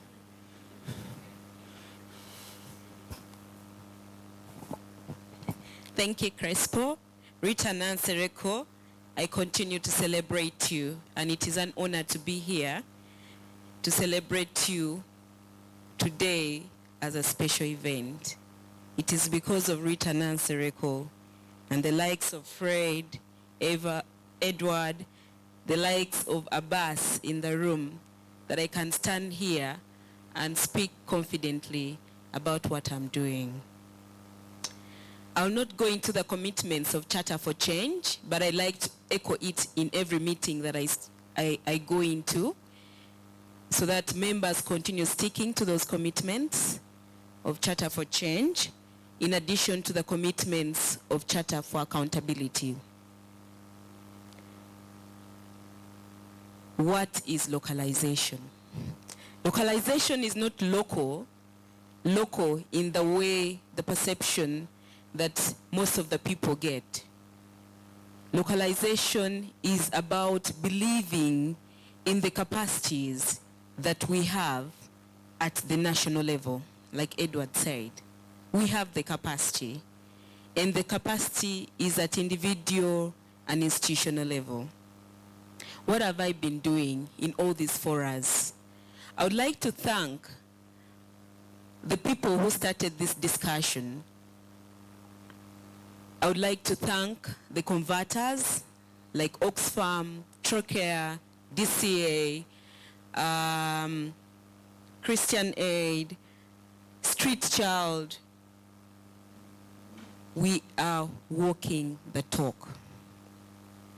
When I go out there, I am requesting for more converters. I'm asking for more converters like Oxfam, more converters like Trocare, Christian Aid, Street Child, converters like the Share Trust, who believe in the local and national actors in both humanitarian and development work, who believe in their capacities, who don't look at them with this default perception that they are risky, who believe that they can do the work and do it at a larger scale with minimal resources. This is what I talk about. But also, when I'm out there, I'm talking about the local actors with integrity. I'm talking about local actors who are good stewards in promoting humanitarian and development work. And when I'm back home, chairing the Charter for Change working group, what am I doing? Fred said the foundation is strong and the wall has been built. It's not easy to take on from strong people like Rita Nansereko and the beginners like Crespo. It is a challenge, I must tell you, but we must walk the talk.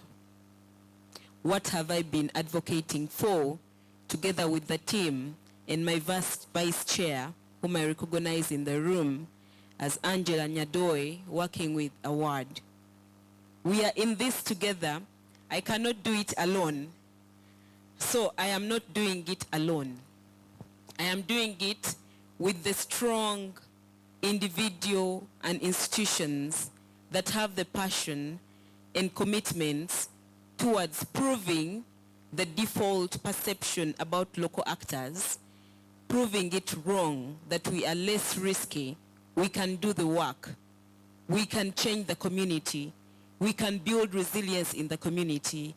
We have integrity. We are good stewards for humanitarian and development work. And because of that, Edward, you have not gone out of the game.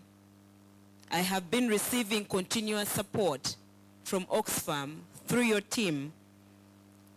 We are going beyond just money when we're talking about localization. We're talking about, is there space for us, the local actors, to share our capacities? And I'm happy that DCA, Oxfam, the reason as to why I'm calling them converters, the street child, are intentionally giving us that platform. Back down the road, when you started the Elna project, would you have the time to call a local actor to talk and discuss with them? These are the things we have to start appreciating.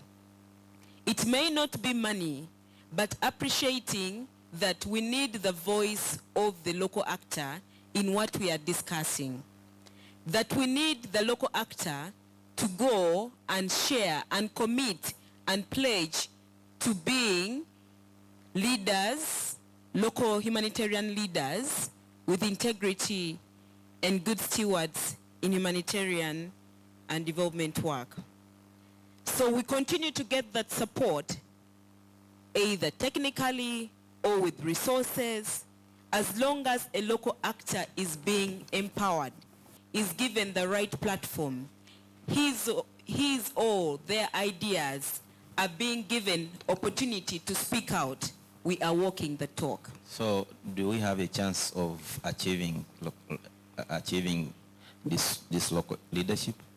Rita Nansereko started it. The achievement is ongoing and it is growing. We are now working towards developing the national reference group that you are part of, and we are bringing more local actors on board. We are running learning events. We are tired of being told that we don't have capacity, we don't have integrity, we are risky. I'm hoping you've had some of those conversations. So we are looking at, can we prove those wrong or default perceptions? Can we prove them otherwise? What can we do internally such that you don't have to cry to participate in a platform? You will be called to participate in the platform, just the way Rita Nansereko created it. Thank you. Maybe just one thing. Yes. We are emphasizing quality of relationships between local actors and the INGOs or international actors. We are looking or advocating for quality of funding. And then we are also encouraging the local actors to do due diligence, such that you are called away into those platforms, you're called away into designing, you are called away into decision-making processes. Thank you. You know, local actors assume that for them they don't have to do due diligence to the INGOs. The assessment is one way. Honestly, you come and assess the local organizations. Can you also have room for local organizations assessing you?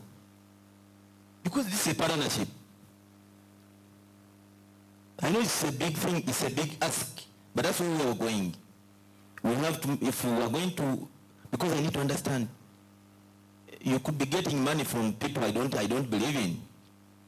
So I say, I don't want your money. Please, you take your money because I don't believe in whoever is giving you the money. So that kind of discussion should come on the table as well. Must we only assess local organizations when we are going into a partnership? By the way, now I'm happy to report that at one time I was working with a local organization, and Oxfam came and did their Ramon and the other ones. So this is the statement they said. You know, this organization is highly risky, but again very good to work with. So they made a decision to work with. They took on a risk. We need partners of that nature who are willing to take on some risks and manage those risks and mitigate those risks when they are inside. But if you just do an assessment and then you say, that one is highly risky, so to do away with it. And Edward wants to add, to have an opinion on that. Yeah, just on that part, especially on the risk and the quality of relationship. The example of award actually is very important, because when we took a decision to engage award directly rather than through Vertical at that point, Ramon was done, the assessment was done, and results were brought me, and I went to my country director and explained, and with the finance operations manager, and we looked at it.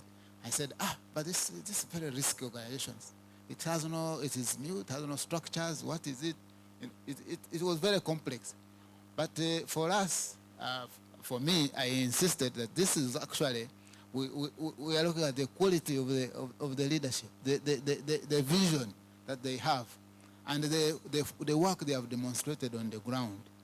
And when we called in Rita to explain the presentation on how they see this localization and how they are prepared to implement, it was, we realized actually that there was more potential in them than actually engaging with an established organization that doesn't have the commitment.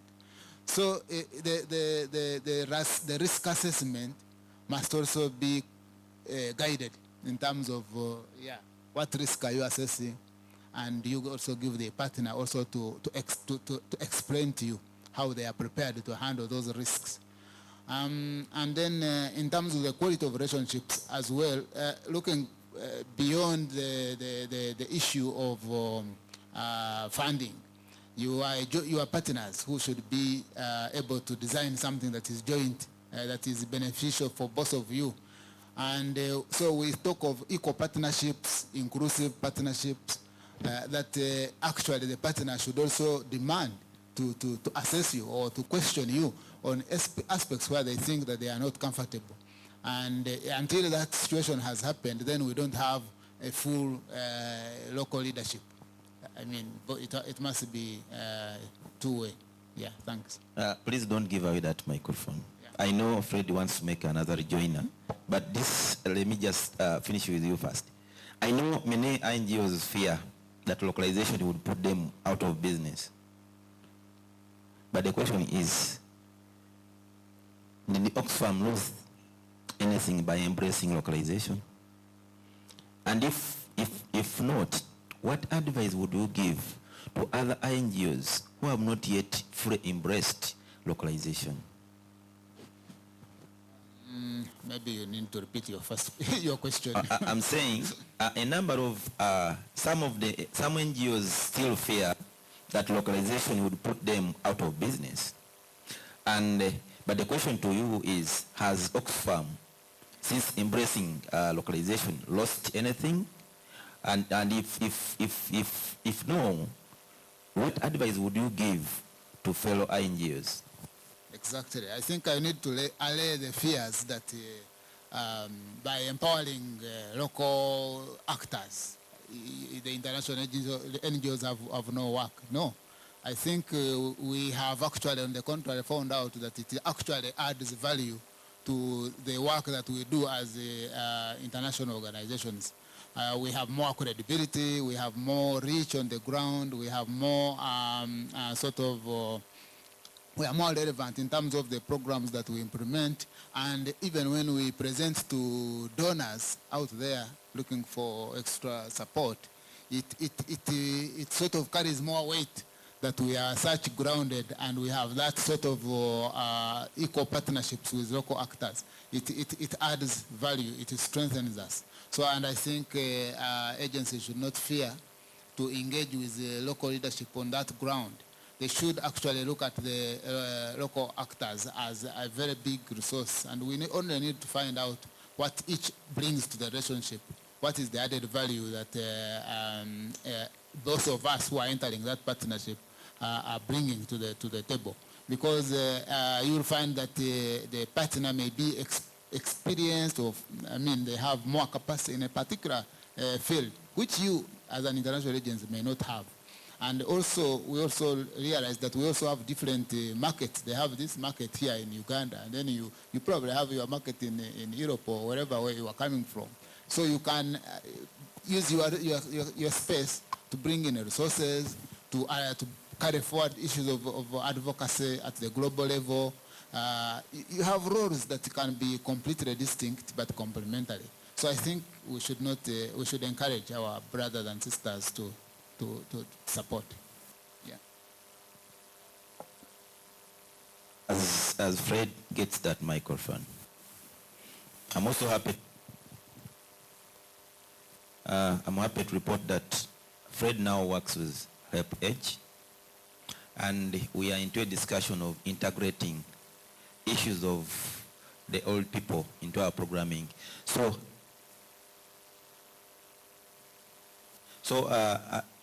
Fred, just in 1 minute, kindly make your rejoinder.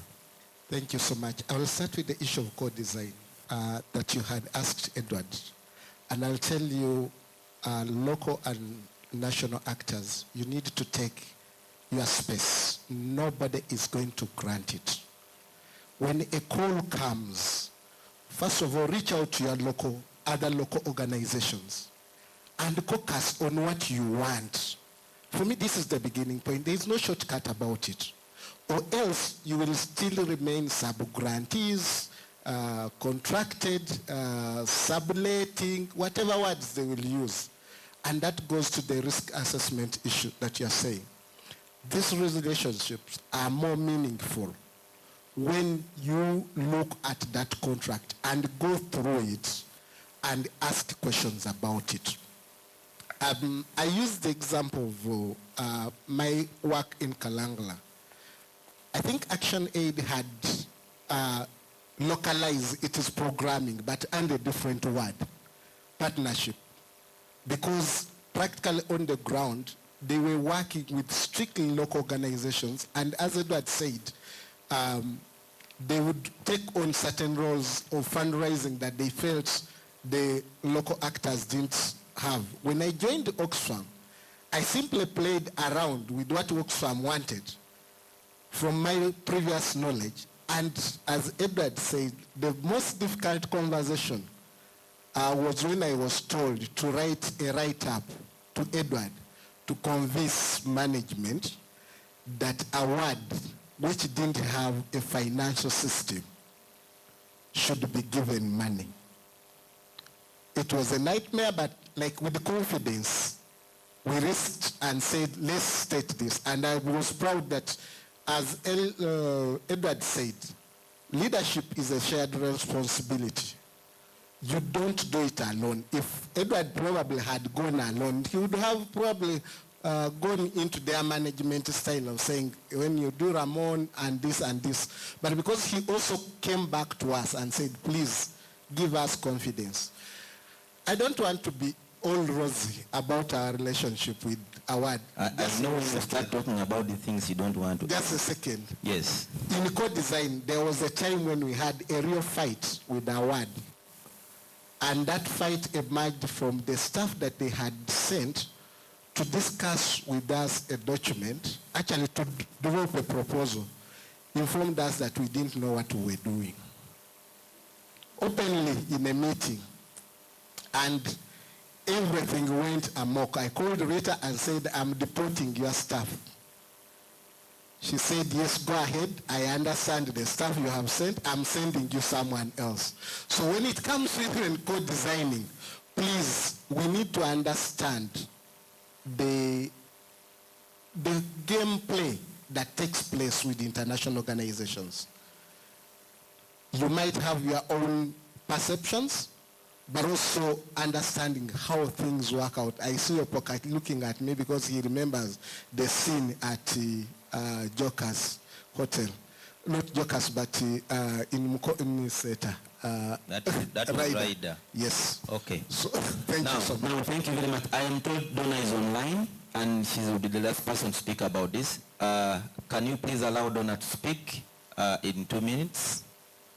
And this shows we are working well with other local organizations our networking is strengthened. We are strengthening ourselves as local organizations. So Donna, could you take it on, please?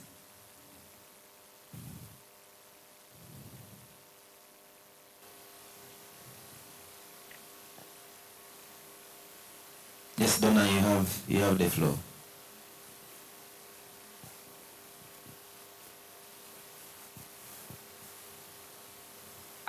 This is Donna Juliet Eokia from Community Empowerment for Rural Development. Crespo, I'm sorry, I'm having a feedback sound.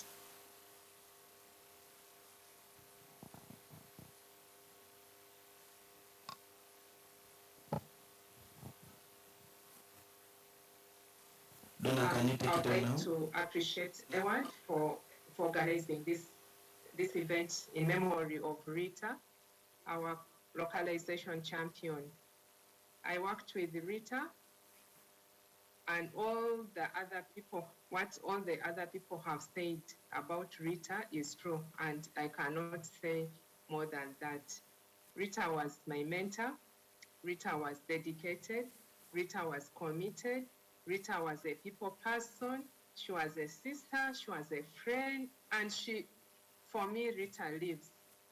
I can tell you, she still lives through her work. Everything we had shared together, Rita is living with us. I just want to thank you all for carrying on what she had started.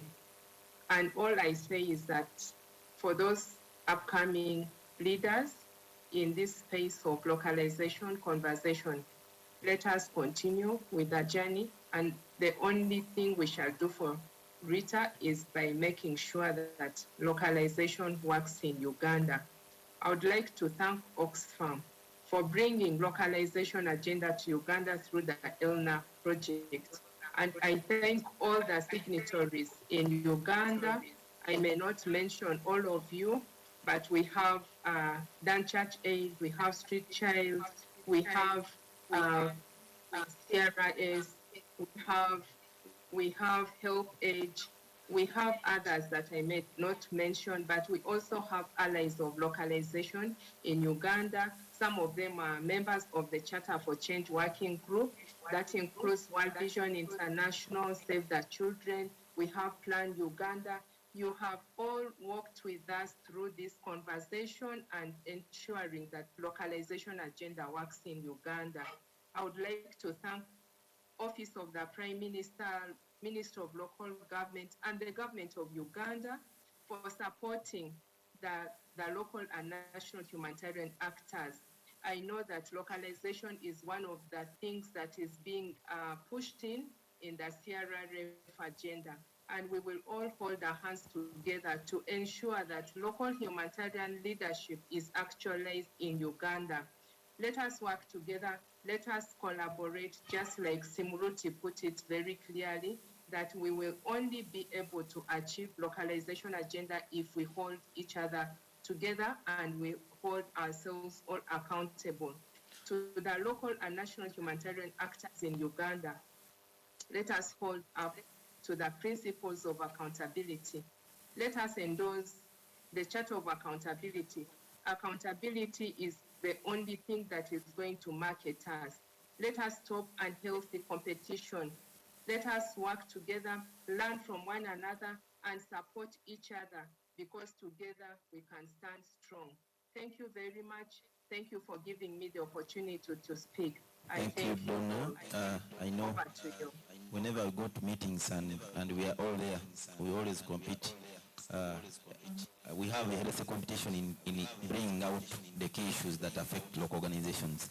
Thank you, Donna.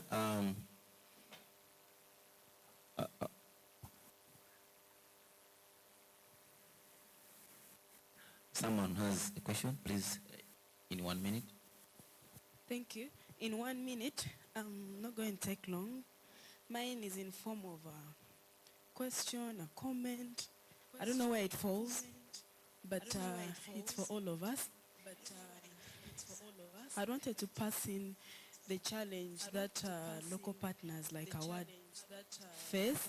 For example, I want to call it bullying by international organizations in the name of a lead partner.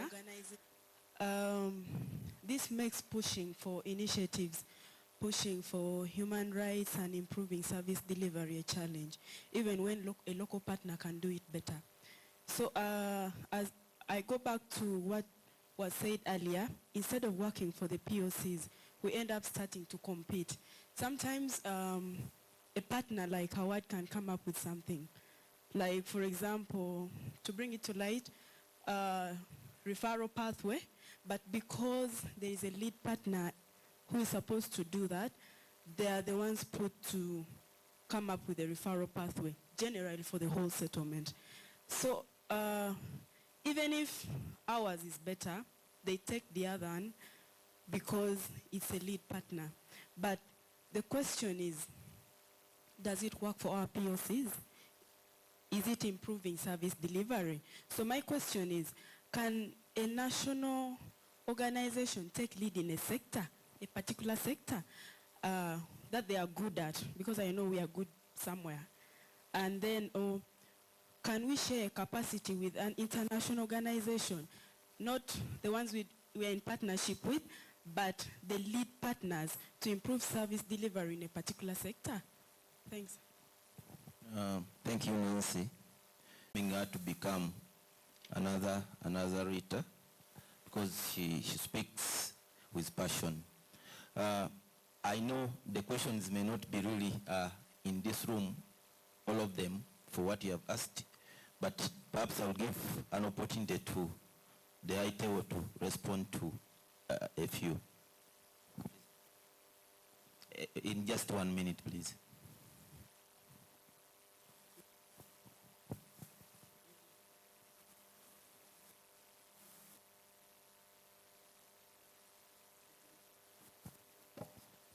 Quickly, what I want to tell you is that humanitarian work is competitive, even for international organizations. There is always a fight, and the fight is actually about recognition. If you have seen at the base camp, there are people who want to have their logos as close to OPM and the UNHCR as possible. For what do I add is, it's the quality of your work that sells you. Oxfam as a lead in WASH will never compete for space. In any humanitarian work, what we do is that we put institutions that you will never imitate or outcompete. At the end of the day, they start looking at our models. CRISPR can bear you witness about the TAP system that started in Lamo.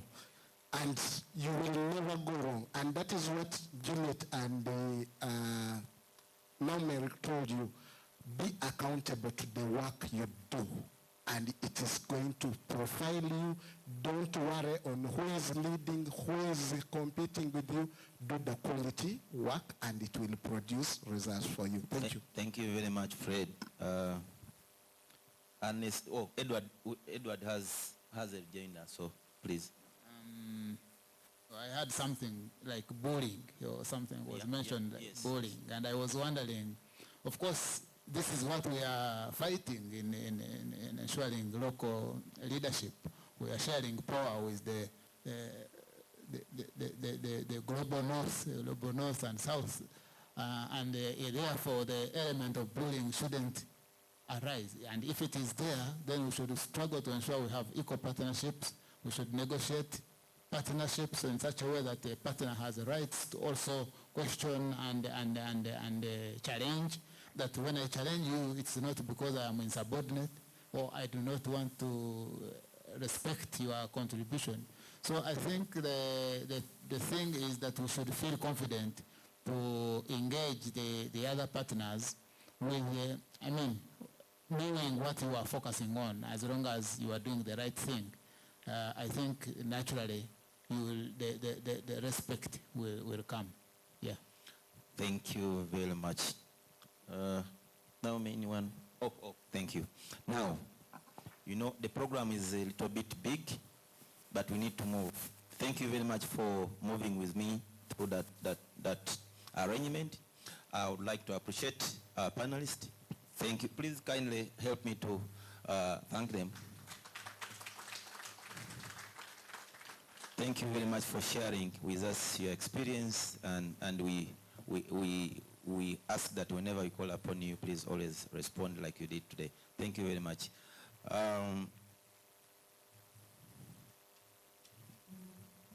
They can now leave.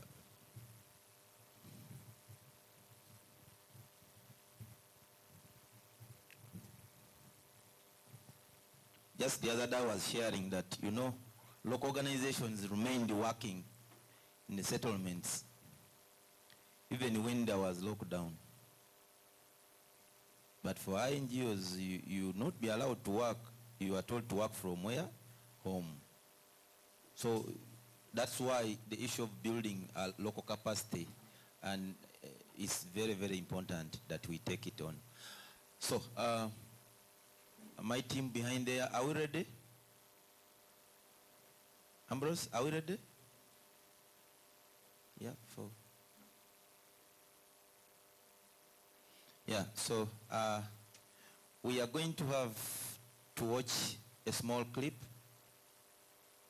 about some of the things that our beloved Rita did, and some moments. We don't hear their wings or feel their feathers. So kindly please restart it and such that I keep In quiet and loving we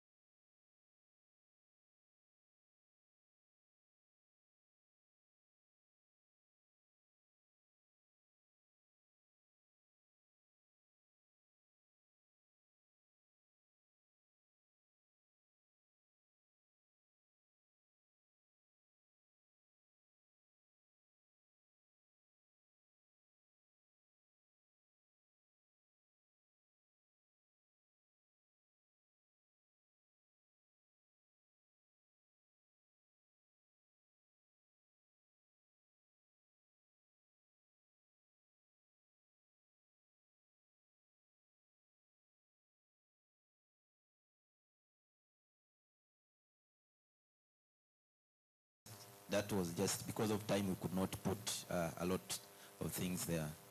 You saw someone there whose voice was muted. he will tell us what he was saying by that time, since he was the chairperson of Lamo. And that was the first dialogue, actually, when he was struggling with the budget of reaching out to the population that had come in big numbers. So we had that discussion, and that fora created a lot of influence on the establishment of Palabek refugee settlement. So for me, I always on achievements, I always add that really we played a big role in ensuring that Lamo refugee settlement was established, because people had actually refused to board the bus to be taken to Ajumani. So I think that was one of the other achievements. And the other one was, by that time,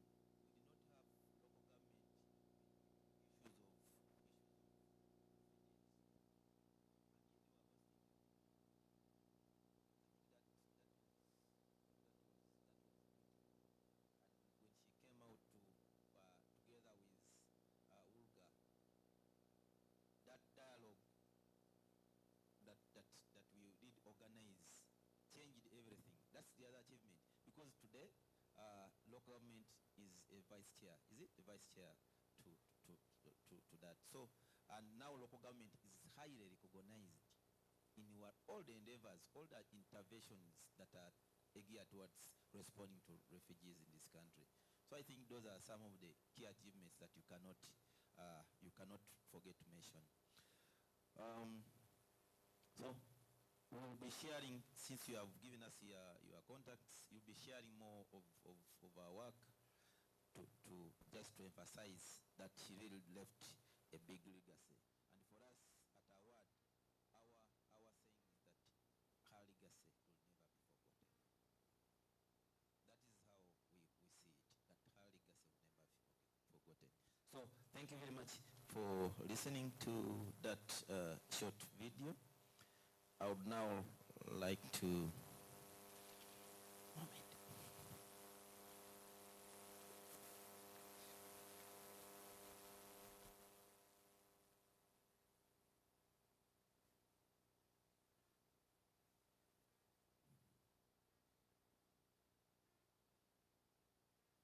when you're holding this microphone, you don't want to let it go.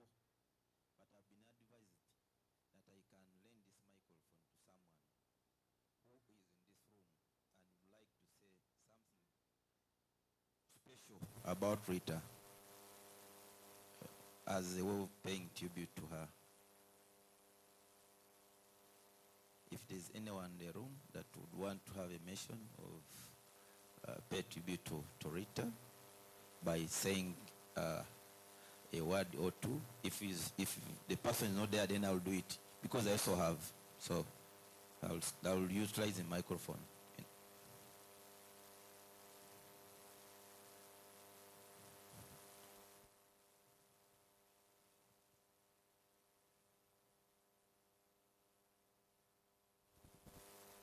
Is the teacher trying to come and take off my role, or I'm getting scared? Oh, thank you. Please take up.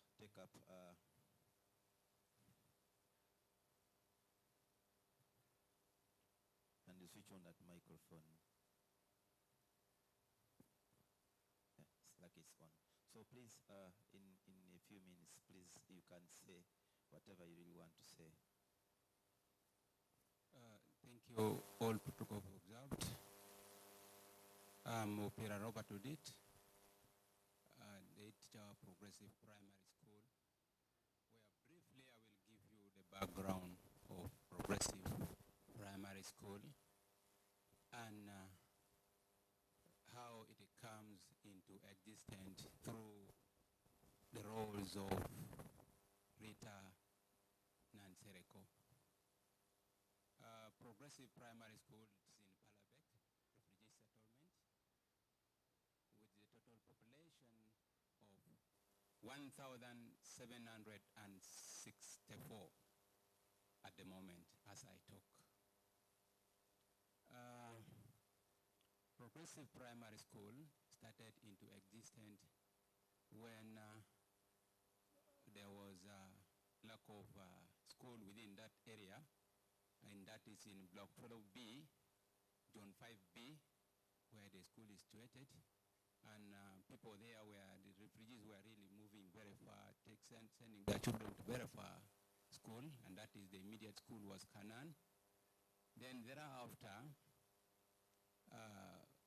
the refugees thought twice to put a school there, and the immediate person was Rita, was under award, and the organization award was really known very well by the refugee by that time. So they talked to Rita, where she started convincing the parents, the landowners, because where the refugees are, we have the landowners.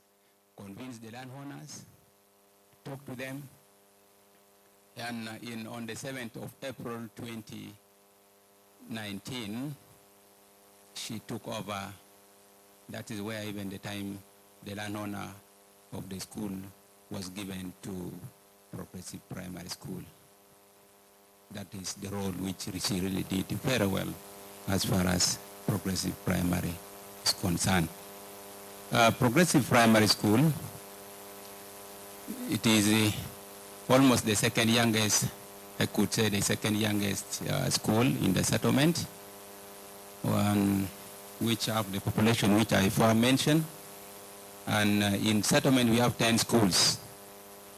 And out of the 10 schools, Progressive Primary School did examination 2 times now, where in 2019, that is the time when she started the school, we had only 32 learners, and that was registered in P7. And out of 32, in Division 2, we managed to get 10. You see, getting the refugee at that time and registering them into UNEP system was not easy. So we managed to get Division 2, 10 of them. Division 3, we managed to get 12. And in Division 4, we managed to get 3. And Division, that is, I could say U, was 6. And then X, 1 did not come for examination. So we managed. That is what we manage. And out of the 10 schools, we came number 8. That is 80%. Now in 2020, we registered 57. It is increasing. We registered 57. And out of that 57 again, in Division 1, we didn't get. Division 2, we got 21. Division 3, we got 17. Division 4, 16.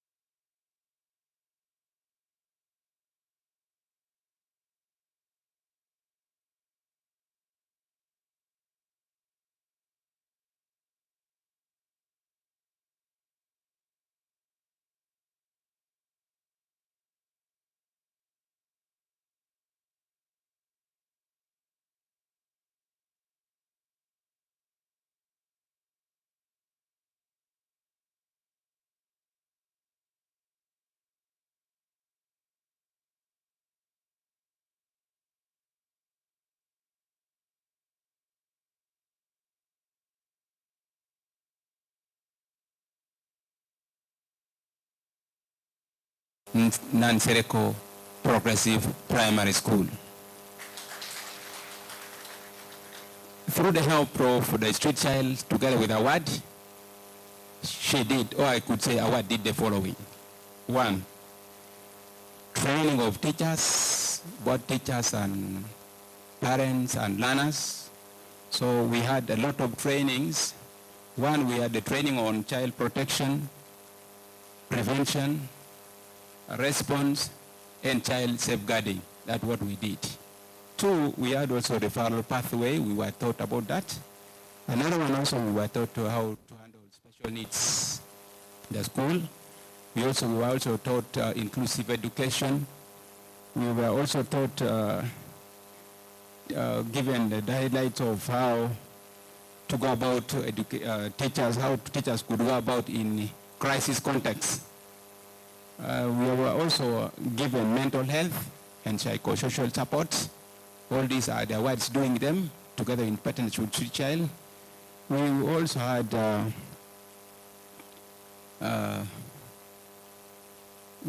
the trainings of the SMC, PTA, and teachers on contingency planning of the school, improvement plan, and development plan of the school. Not only that, as I said, the name of the school should be changed. We are still continuing what they did. And Rita, they also provided us with a lot of, they supported, the breastfeeding mothers during the COVID. Those ones which delivered during the COVID, they supported them. They supported us with the wheelchairs. They supported us with the hearing device or devices. They also give us lenses to our learners, those are with the impairments. They also supported the girls during the COVID-19, those ones which got delivered with the mama kits. We were given mama kits. And they also carried out sensitization of Go Back to School campaign program. They also supported us in the double sweep system because we still lacked classrooms.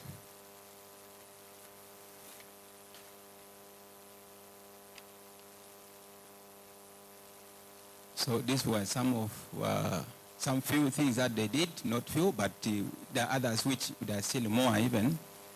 And yes, sir.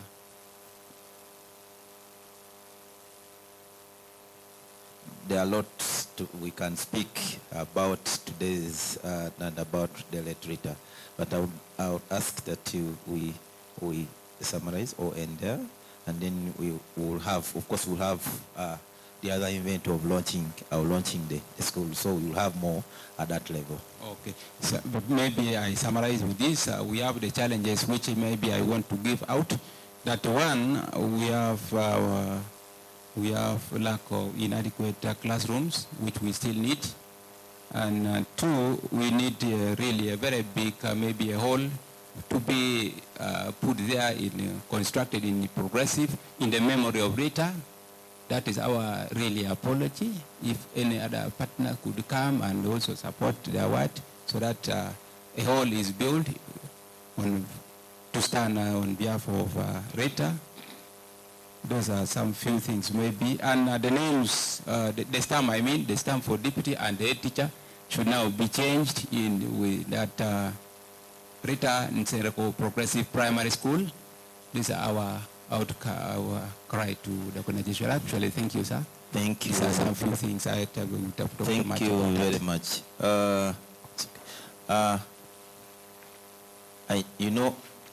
We made a video here, and someone was speaking, but the words were not coming out.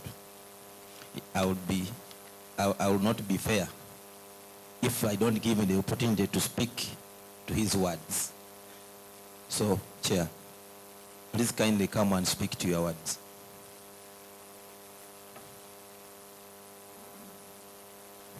And Honorable, you are welcome. We are pleased that you are here. You are not only a friend of our ward, but also a friend of the late Rita. So we are pleased that you have come to celebrate her life with please, with us.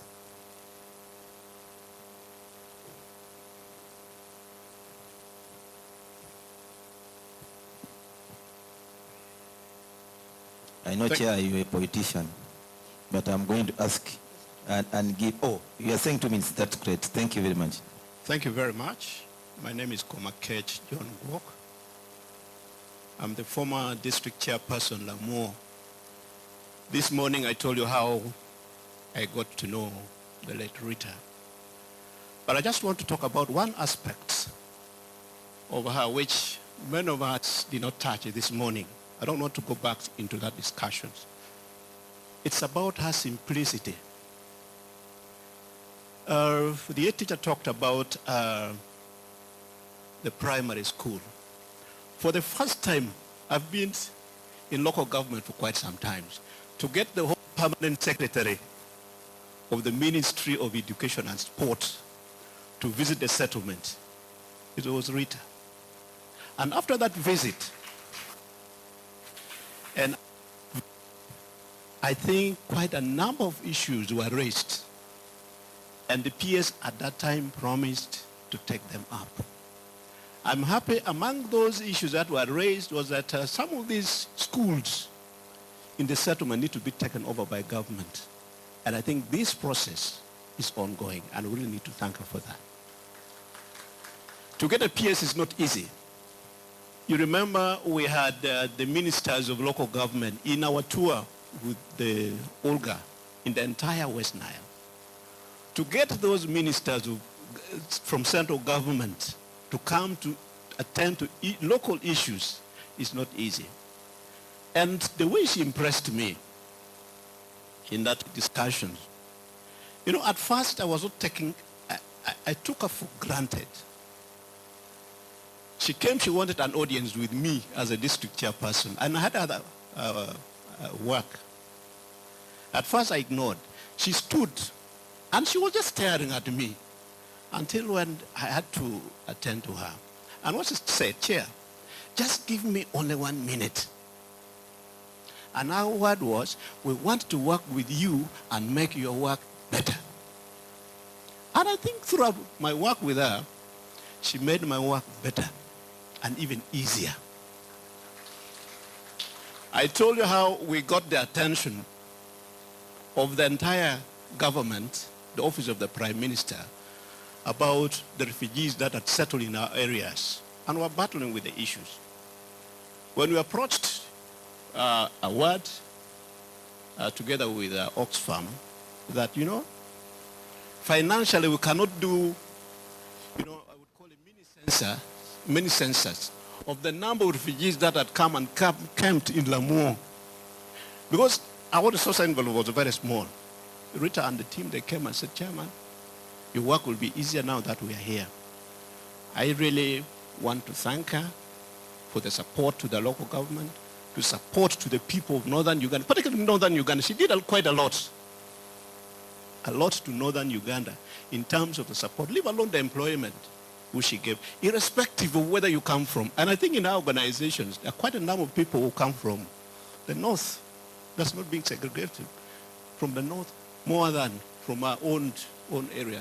And she showed to us how we need to lead by example. Thank you to the family for raising such a very intelligent, very hardworking lady. May her soul rest in eternal peace. Amen.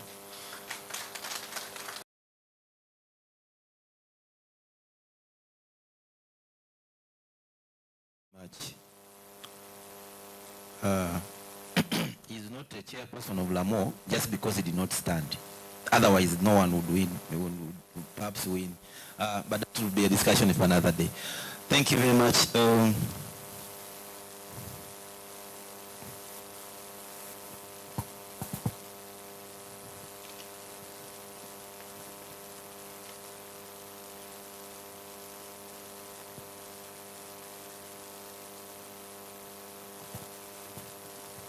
Thank you. One of the things that I learned from Rita is that she used not to fail to consult. She would always ask for opinions from other places. So when you see me moving around to consult, just know I just learned from the best. So we could have more people who want to have a word or two about the literature. And this is the opportunity to do that.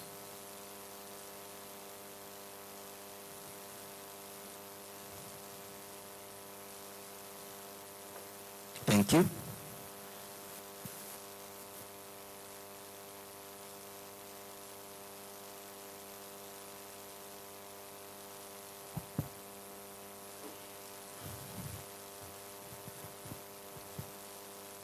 In just 2 minutes, just like Chair did.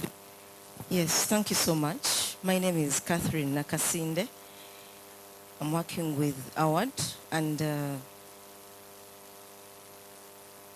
what I would like to say about our late beloved Edie is that she was passionate about her work, but one thing that got me touched is how empowered and how she loved empowering women. Today I stand before you as one of the women she empowered, and I must say that her empowerment was so strong and quite contagious that even the team she was working with is all empowered. For example, our programs coordinator, Madame Claire Wanula, very empowered because she was also empowered by the best. I would say a lot, but because of time, I would like to only reflect on how she very much empowered the women and always stood for justice. Thank you so much. I remain yours truly, Catherine Nakasinde.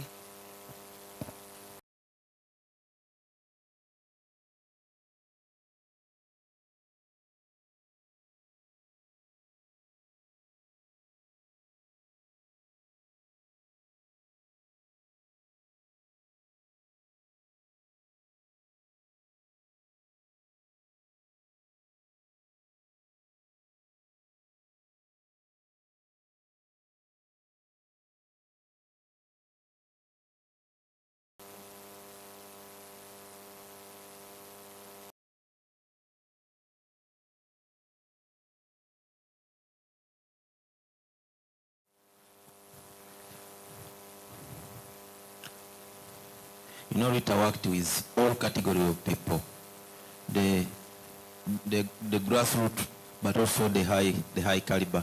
So, Honorable, that microphone is yours.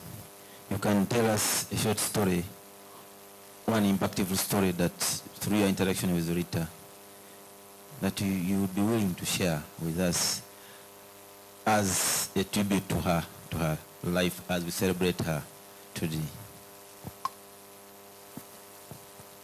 Thank you, brother. I know many of the colleagues that have been presenting have requested you to stand for a moment of silence. But I request that we stand for a moment of silence in memory of the late Rita.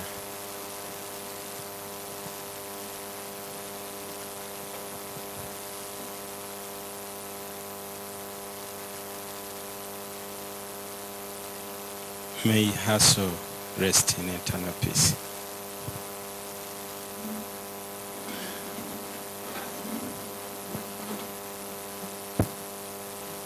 I need to add my voice to the previous speakers as a gesture of appreciating your commitment to spare time to come and have today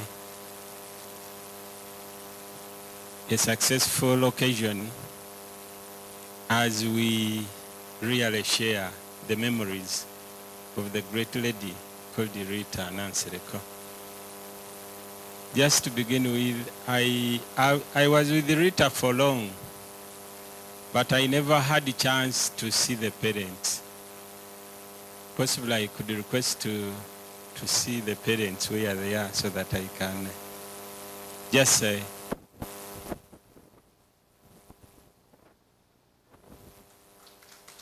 thank you, Mommy. And I equally didn't see the husband. Okay. I don't know if any of you here grew up with Rita from the childhood.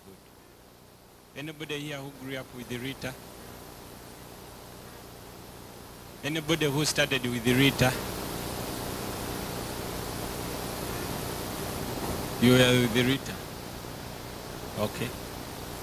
I was with Rita in Senior 5 and Senior 6 at Kampala Student Center. That's where I met Rita from. For those who were with Rita in school, you know Rita. In school, we thought Rita was going to be a very serious musician. Rita could sing. If somebody was in that room behind there and you are here and you hear a voice coming from there, you would wish to open the door and look at the lady on stage singing. Rita could sing. Eventually, Rita continued with her studies because after senior 6, everybody took his part. There is an organization, an NGO that Rita worked with before forming this. I just wish to remember, I can't recall it well, where she picked the idea of the NGO. Vedico, yes. Rita was working with Vedico, but we were sharing because I was a close friend to Rita. From school, we became close friends. We could share a lot, only that I have a challenge. I'm not so much fond of WhatsApp and phone and so on and so forth.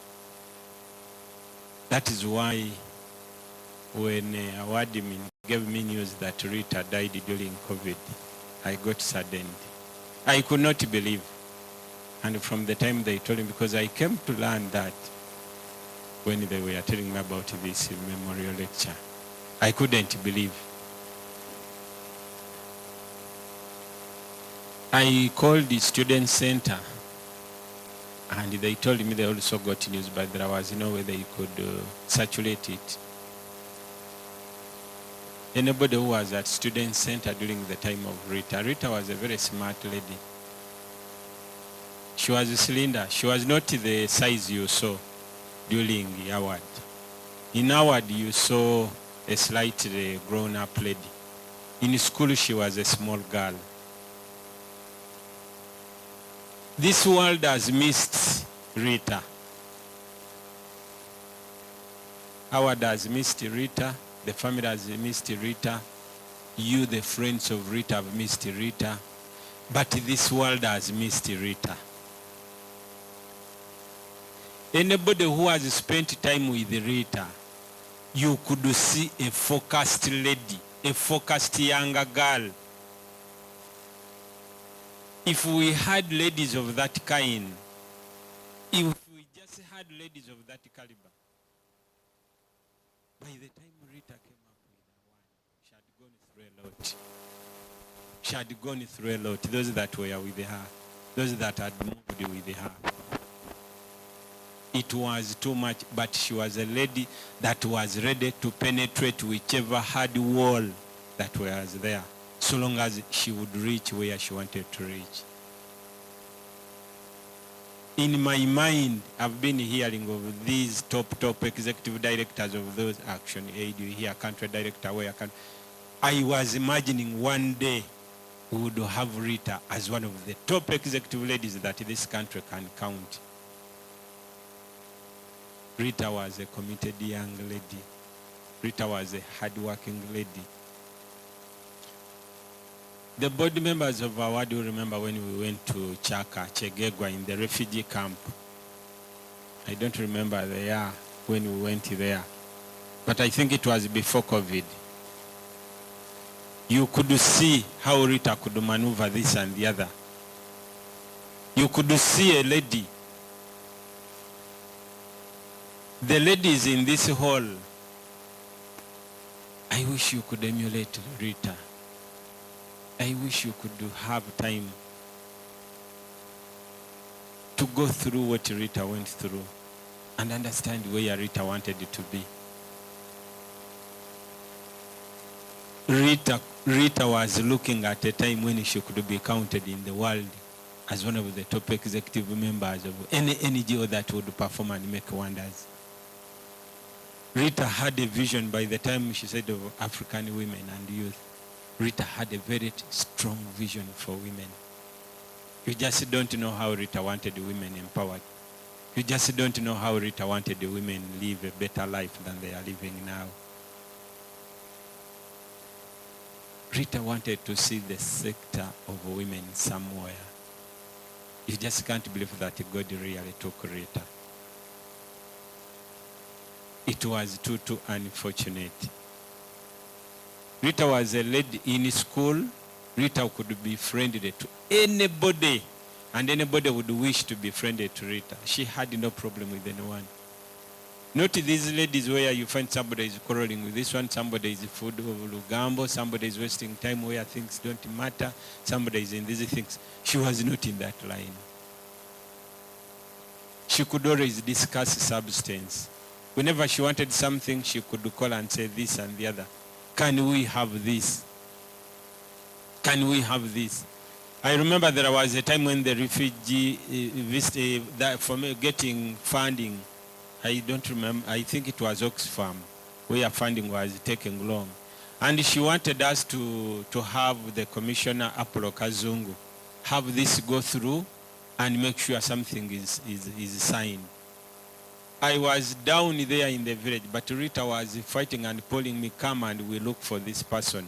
I had to move, she was just on me. For the 2 days, she was on me saying, whatever it takes, come and we'll look for Apollo Kazungu, the commissioner. And I had to come, she had to move and say this, and I had to introduce her there. And she would say, now for me, your part is done, leave the rest to me. Those are the ladies that we want. You have pushed me up to here, leave the rest to me. I have to score. This world has missed Rita. I don't know what we can do to inspire the rest of the ladies and the rest of the younger generation. I don't know what is before us to make sure people bore a leaf and leave the legacy Rita left. It's very unfortunate that we lost Rita. Honorable, one of the things that we are doing, if you look on this side, we understand very well her passion, and you are speaking to it.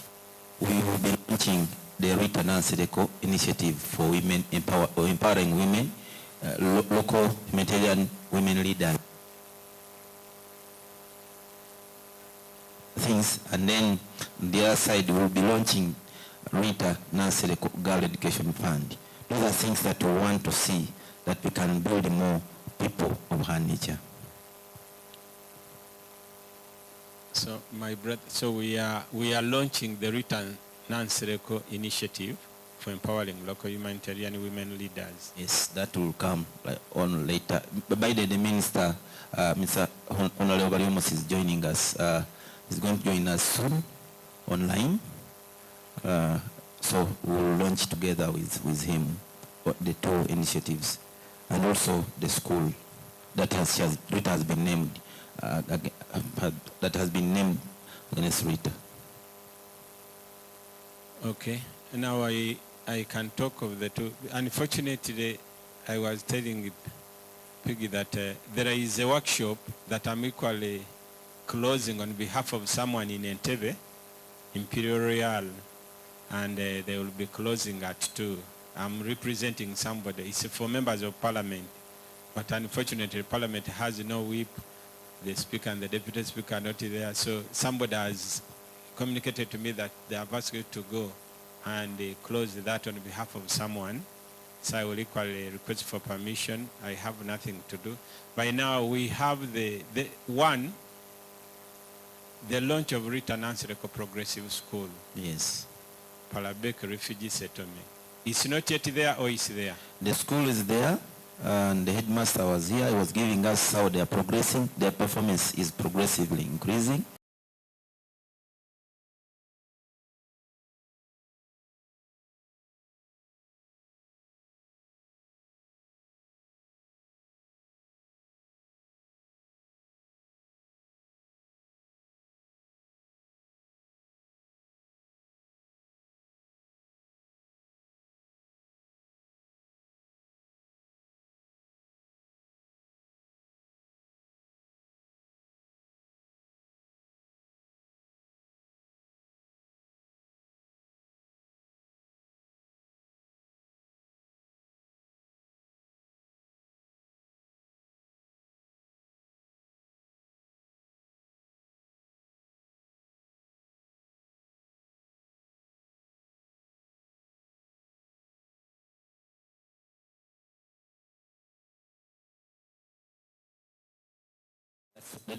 I wanted to steal some 20 minutes from you launching the other one, in discussing this one here. We want to launch the Girl Child Education Fund by fundraising to it. And we are happy to say we're not starting from zero. We have our partners, Street Child, has so far given us $1,000 US. So that's where we would love to start from. And if you can steal at least 10 minutes from you, and we handle the fundraising drive for that project, that would be very good for that. Thank you, brother. I know this one, when the minister comes, we shall have a discussion. And this one is easy. Promoting this one is easy, and getting bodies that can come on board to promote this. The moment you talk of empowering local humanitarian women leaders, everybody is interested in listening to that word, women leaders. Even if we opened it tomorrow, you will see everybody ready there. And we can get as many funders to come and help us in this. This one we can pull resources very fast, and we can launch it. And the only issue that people that will be managing it, you need to be proactive and move and make sure this one everybody is ready, including Parliament can have a portion to promote that. After all, Parliament now is full of women leaders.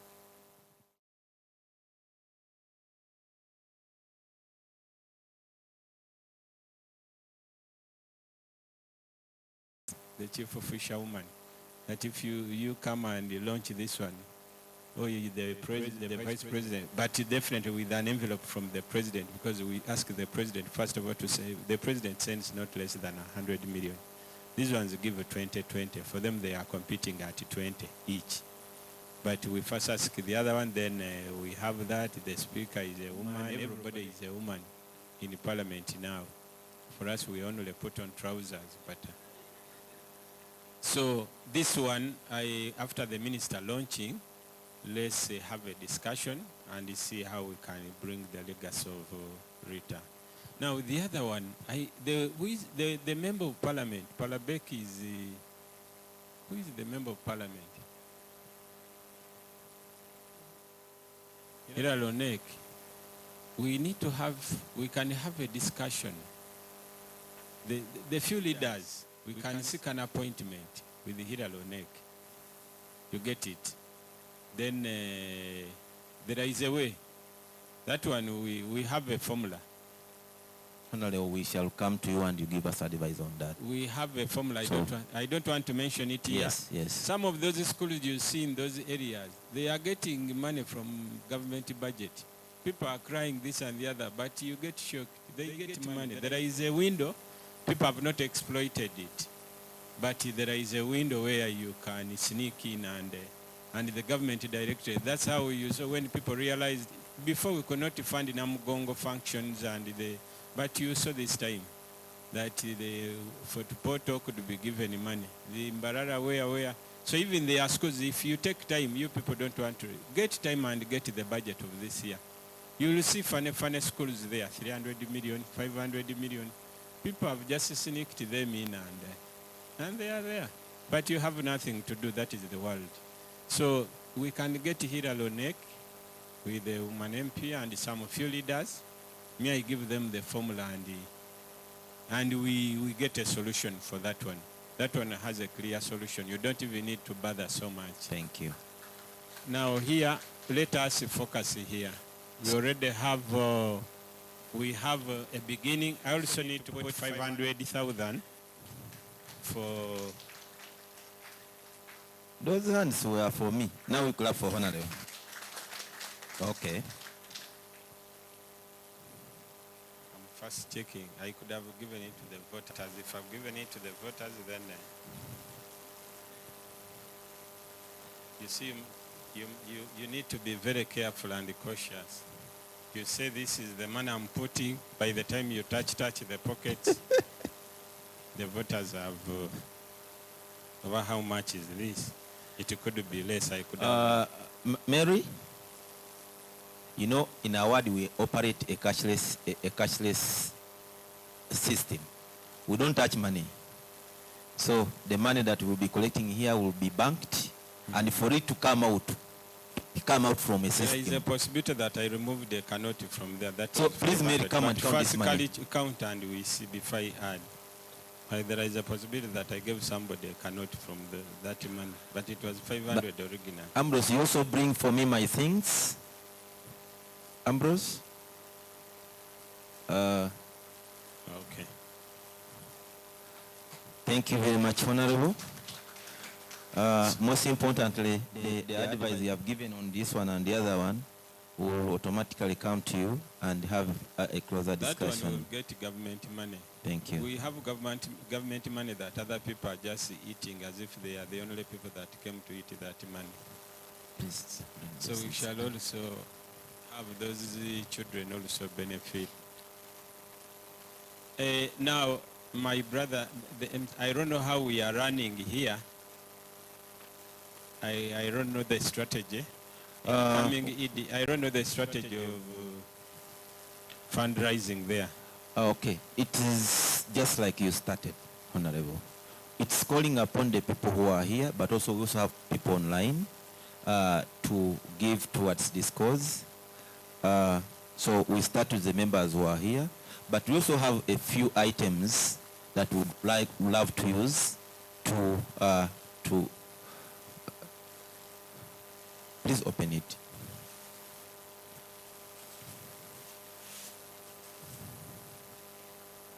We have this art. It's showing an African woman that we think we can, that you people, we use this one. You take it and put in your house while the kid is going to school. As simple as that.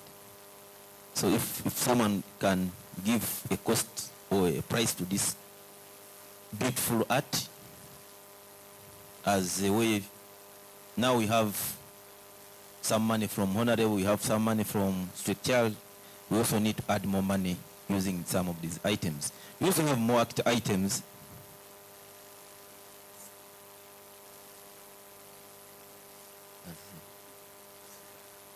I'm told we have another Honorable here. Please, Honorable, kindly come in front. Mbwa, Yes, I've just seen him. Come and please come. Mbwa, kindly come and in fact, Mbwa is my brother. Mbwa, just come and sit in my shoes. I'm equally back bencher. Kindly just bear with me, MC. I will. Mbwa can do what I would do.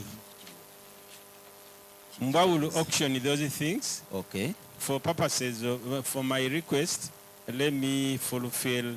You see, when you are sent and delegated, the stones will be hard and you will lose trust in those ones that have sent you and those ones that have been told that you are there. Given that this is the only MP who has made miracles. You just don't know him. This MP was the other side of Kasambia in Movende as the MP first term. Then he said, you are the one who brought the age limit. Let me cross from Kasambia and come for you where you were. He went for the minister because he brought the age limit and he was opposing the age limit with me. I'm coming for you because the cries of Ugandans will be answered. People thought he was joking. He crossed from Mubende to Western to stand against Majezi Raphael. He gave him a treat in less than a few months. Majezi could not understand the dance. He's the one who replaced Majezi.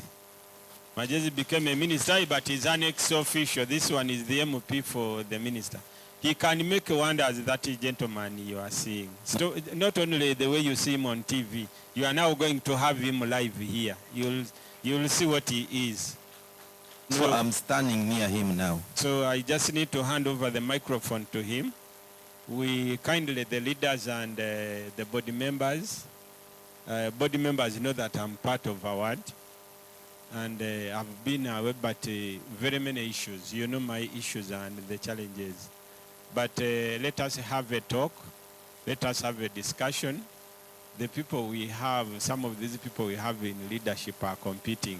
Who is the supreme, who is famous, who is known. Let's take advantage of their competition, and we see how best we, by the time they realize, we shall have benefited what we wanted.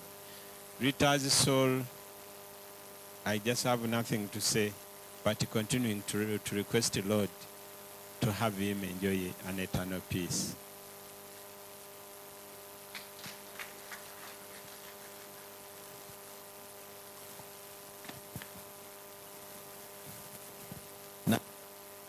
Told you move mountains. I want us to, you need to have time to speak by also yourself, and then you help me move this mountain, and we get $1 billion out of this one.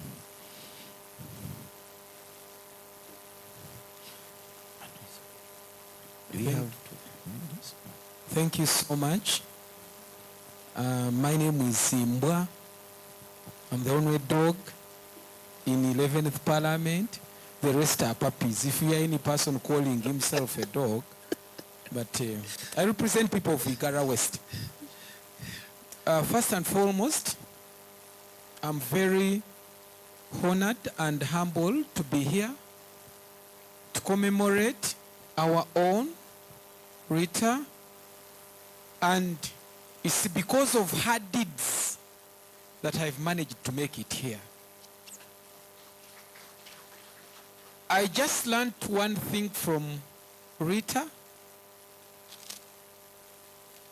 that leaving legacy is not all to have earthly things like buildings, arcades, cars, and whatnot, but changing the lives of human beings. That is all I can sum up. Rita, we shall always miss her. It's unfortunate that some of us never even made it to bury her. But your legacy shall be remembered. I wish to thank Howard, because I think it was my first time to go to Adjumani. I was taken by Rita. And we had fun in that parliamentary van of ours. She was very simple. Hope, whatever she aimed at, you won't be let down. And I pledge my support to Howard, to everybody, that in case of anything, I'll be there for you. Thank you so much. Please help me to clap, like serious clapping for Honorable. Now I've been given a task which was not even prior, that was not even put on my invitation card. But I'm going to see how I can dispense it. If there is... You know, Honorable, I'm seeing you are carrying a lot of things, and I want to buy someone to help you carry that thing. Because of Rita, I will manage. No, do you see what we are doing? I want to pay someone to carry that thing on your behalf. Okay. So I will pull out 20,000 in contribution to that, and I'm going to invite a colleague of mine. I'm buying someone to come and carry that thing for Honorable. Please, God, I've paid 20,000 for you to carry that thing. At least for you, I can joke with. Please come. Let the person come. Where is the person? He's coming. Please, Mary, where are you? On coming, make sure that you also, when you're having a coat, otherwise, touching this art piece. So, in your coat, you just drop something, then we can proceed. I'm inviting the chair of C4C to come and help. And hold it, hey. If you feel you cannot handle, please hold it and give it to someone. Wow. The mantle must move on. Chair. The chair.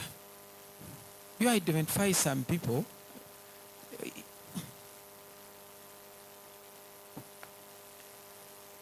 Hey, chair, you're very smart.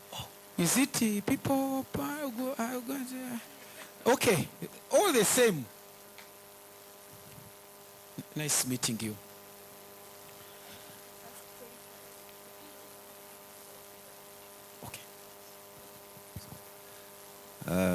Okay. I've been informed, reliably informed. Please project the minister that the Honorable Almost is online and he would like to have his remark. So we are just going to hold this a little and then the Honorable will come and will give us his remark and then we continue with the process of fundraising. Now someone has been paid to hold the thing until the minister finishes the speech. Please project the minister.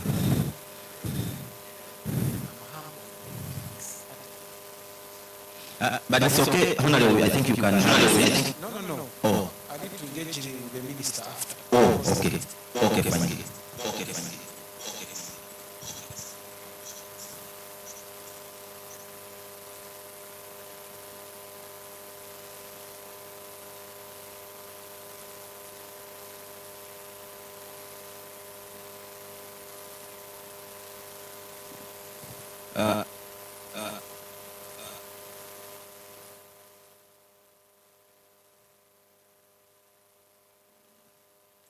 So as the minister is connecting,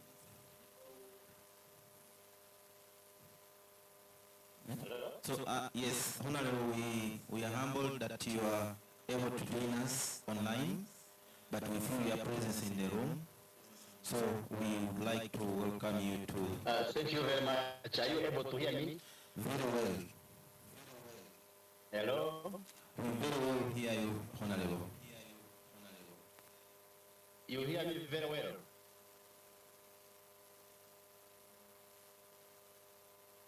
Hello? Yes, Honorable, we hear you. Okay, yes, we do. Thank you very much. I recognize all the members of parliament and members of civil society and everybody who is assembled there. I am speaking to you from Kambuga in Kanungu district. The network may not be perfect, but I hope I will be able to complete my remarks in a short time before we break off. Let me say that 1 year ago, Uganda as a nation went through very tough times. We lost many lives and businesses due to the second wave of COVID-19 pandemic.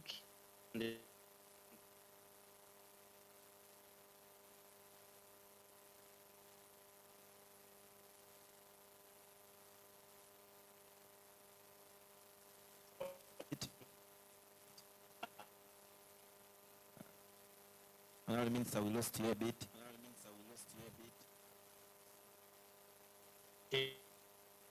It is a great as she did while still on us.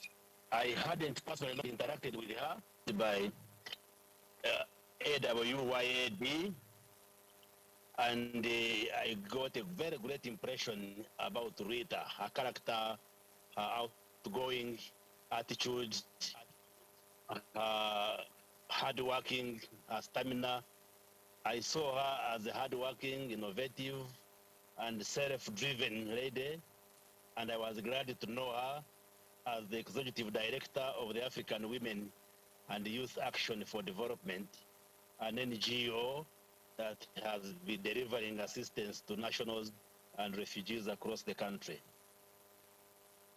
I have come to learn lately that Rita Nansereko was also a champion of the localization agenda, who strongly advocated for strengthening of local organizations involved in humanitarian work, providing them with space and voice in the humanitarian sector, and this has gone a long way in strengthening the space of the NGOs and civil society. As a government, and indeed the Parliament of Uganda, we strongly believe in strengthening and building local capacity to effectively and efficiently respond to refugees and disasters.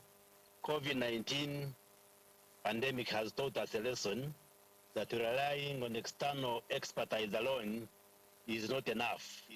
During the pandemic, we saw many staff leaving for their home countries and others staying at home while staff from the grassroots organizations continued to operate. So while we appreciate the support of our partners, we need to build local capacity in order to have our own local expertise. And I know Rita championed this cause, and we shall greatly miss her as advocates. In this regard, therefore, I call upon donors and partners to work more on with local organizations like the African Women and Youth Action for Development, since they are not only the first and last and best responders and last responders, and yet more accountable to the people. They serve, but also they are very cost effective in delivering response to the people in need. I want to pay tribute to the late Rita Nansereko for her great contribution to humanity. Rita was a leader in love with justice and not merely money.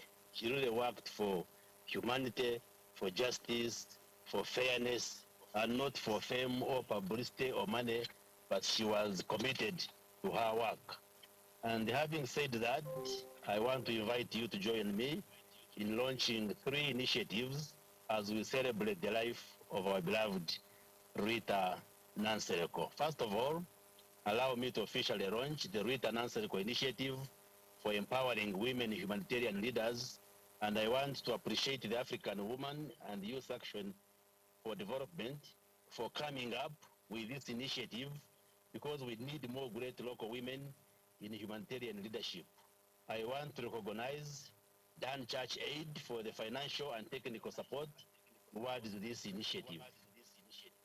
I also call upon other partners to join hands in building strong women leadership across Uganda, because we know women are lifesavers and great humanitarians. And of course, they have the support of us, the men.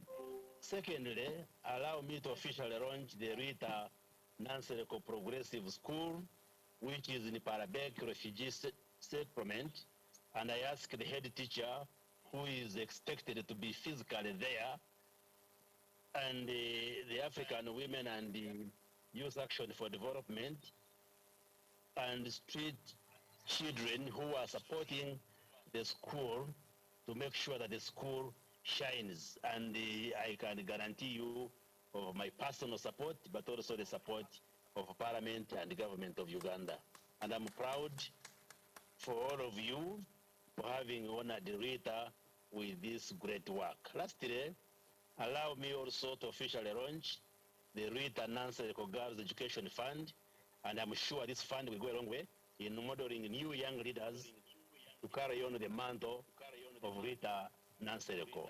I am glad that some money has already been collected from different partners in cash and pledges. I want to appeal to more partners and request partners to continue to generously contribute towards this Rita Nansereko Fund. And I also appeal to the African Women and Youth Action for Development to ensure that the funds that are being mobilized are well accounted for and used for the right purpose. Finally, I would love to thank all of you for all the efforts put in towards making this event a success, and therefore declare the Rita Nansereko Memorial Lecture launched. But also let's continue the discussion. I offer you my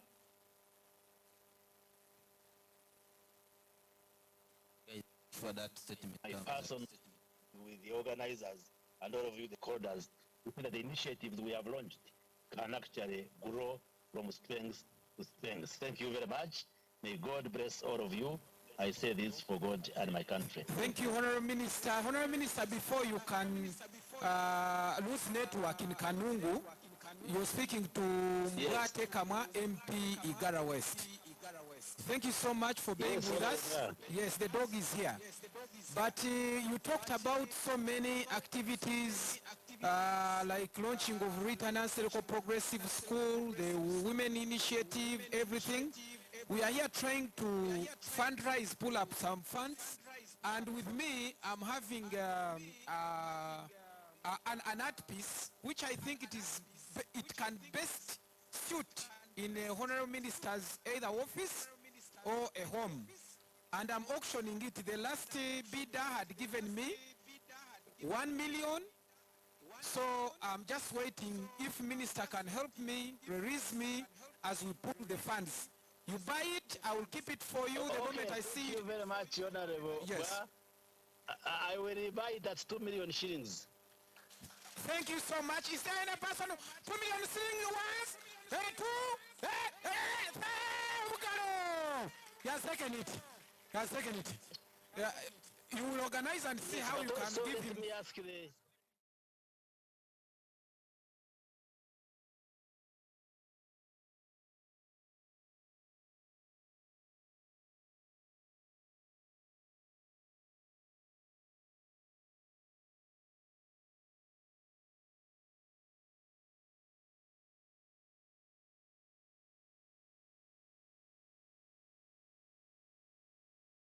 we mobilize resources and mobilize support so that all these initiatives can continue to grow from strength to strength. I give my personal support. Thank you so much. We wish you the best. Thank you, Honorable. We'll automatically reach to you.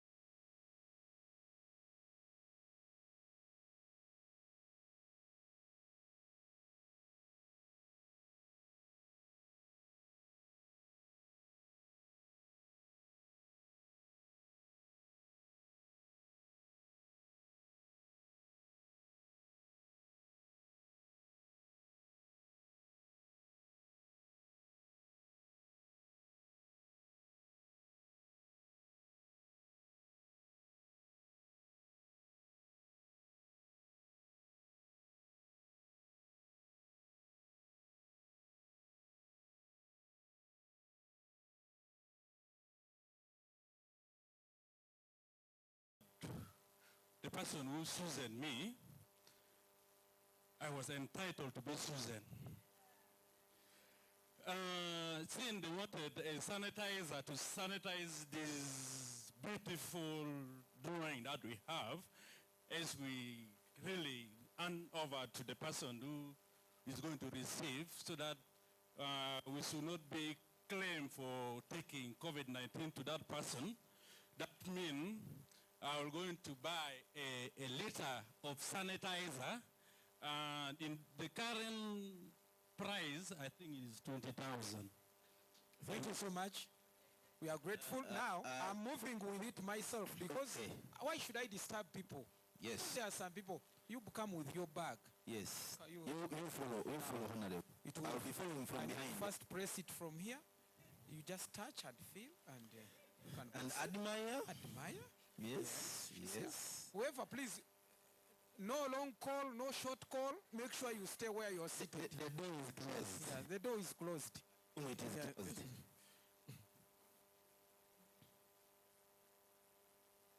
Wow. Thank you so much. We are sanitizing. Sanitize. Please, whether you have 1,000, don't shy. Wow. Yes. You can even write a check and put there the name of our word. Even just an sometimes. an ATM card, I can even have it with the number. Yes, you feel and sanitize.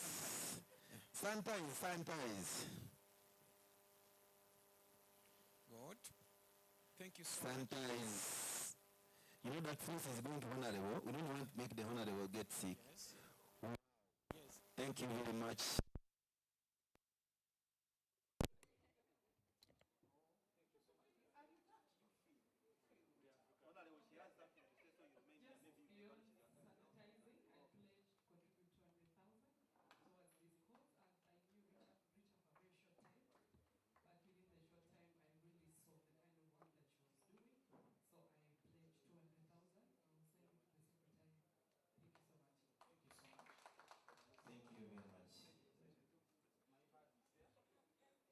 That door is closed. And journalists, please don't move away. Because in most cases, you keep on rotating with cameras and we don't reach you. I'm coming, sir. Okay. Okay. Mobile money number Katochi. You are not taking notes. Okay. And so, if you journalist, you can see. The camera can stay.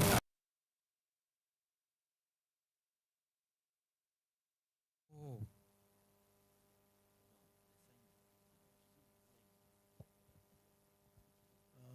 I will pledge 200,000 shillings through mobile money. Please, you take their names and yes.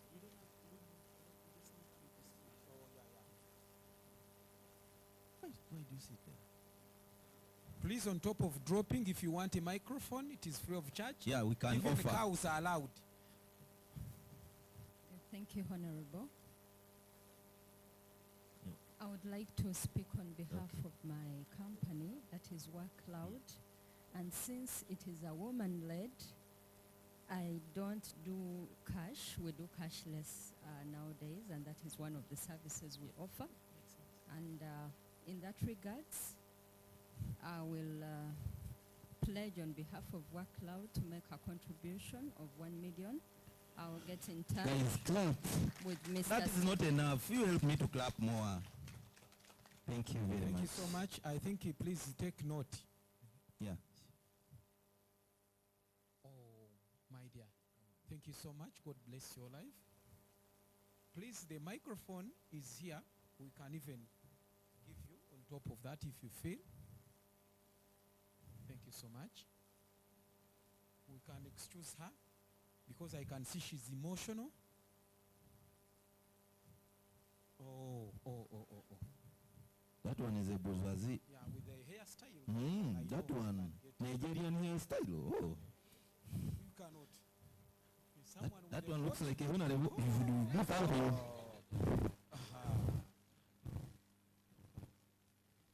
Yeah, you feel?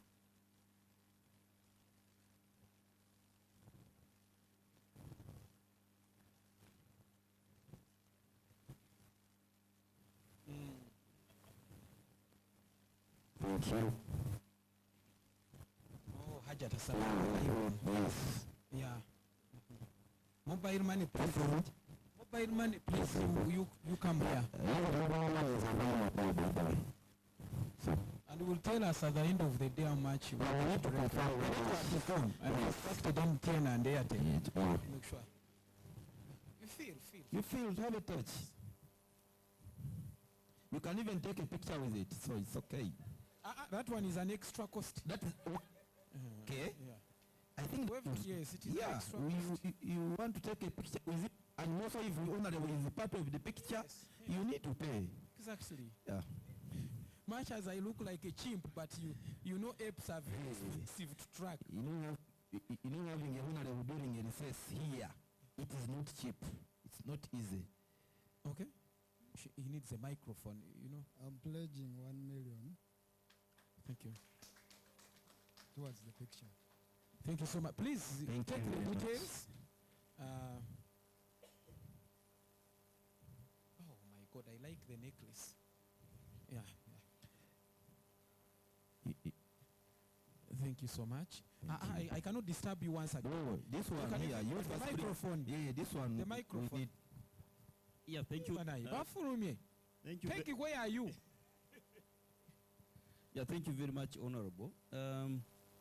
As the chair of the Western Uganda Humanitarian Platform said, we are currently hosting the Emergency Response Fund. And under the Emergency Response Fund, we have what we're calling the learning event, in which we partake different models of mobilizing local resources as part of localization agenda, in which we support local leadership in providing humanitarian response. And as such, this is a great innovation. And on behalf of the ERF, Emergency Response Fund, we are going to contribute 500,000 to the different funds. Thank you. Thank you so much. You can say beautiful. That one is possible because thank you so I much. make a decision somehow Okay. that side, so it's okay. She's putting on African attire. Thank you. That one. Hey. Should we disturb them? She's the vice chair of It is Chapter out for of Change. You order. should Maybe pay if they more. want a microphone, it is out of order to disturb them. Yes. We are taking the bag far away.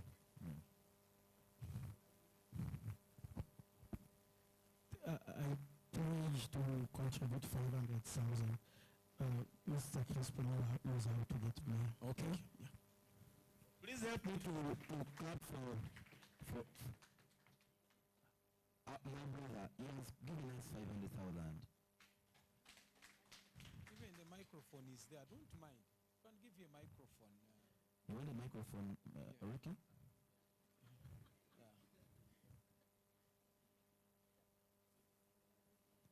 Man as it Mwe microphone. Bweziba ziganje zituyande. Okay, I pledge 100,000. Thank you so much. Kaziganira ddala. Thank you. Ndeeta. Naye waliwo obuliro obusembayo. Njagala kutambula n'ehuna ndeke. We are here.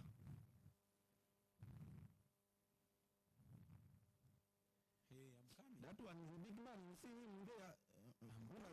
That one. Hey. Ha, my friend, long time. I left when you had gone through him. Are you still working in UN? Okay. No, I'm standing a little bit far. UN. You just bring the microphone because yes, I left when you had gone for UN work. So, but okay. Thank you, Honorable. My name is Philip Kateva from the Uganda Education Consortium, where AWAD is a member. It's a consortium that's responding to education emergencies, and we are 20 partners. I've just been chatting with colleagues and who were wondering with other country directors if there's an opportunity to fundraise after, and I said yes. So I want to promise that the next meeting of the consortium steering committee, this issue is tabled, and AWAD executive director is part of the steering committee. So I would like all other organizations, the 20, to be part of this initiative. Thank you. Thank you so much, Honorable. Oh, amina. Inshallah. Mungu atutere mu baraka. Yeah, thank you very much. You know, that is a very big platform, and we know. You just bring the microphone. This hairstyle, you cannot leave it like that. She must speak. And you know, she's an award ambassador, so. Mama ambassador, yeah. Now.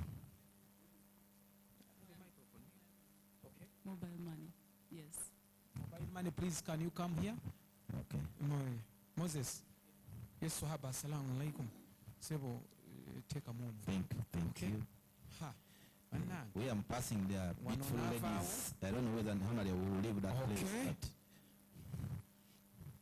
But just like the we touch and feel the texture. Oh, thank you so much. The organizers have run away. All of this table. Maybe I take it outside. We will run it to them. Yes. 50,000 a pledge. Wow, please make sure you can jot.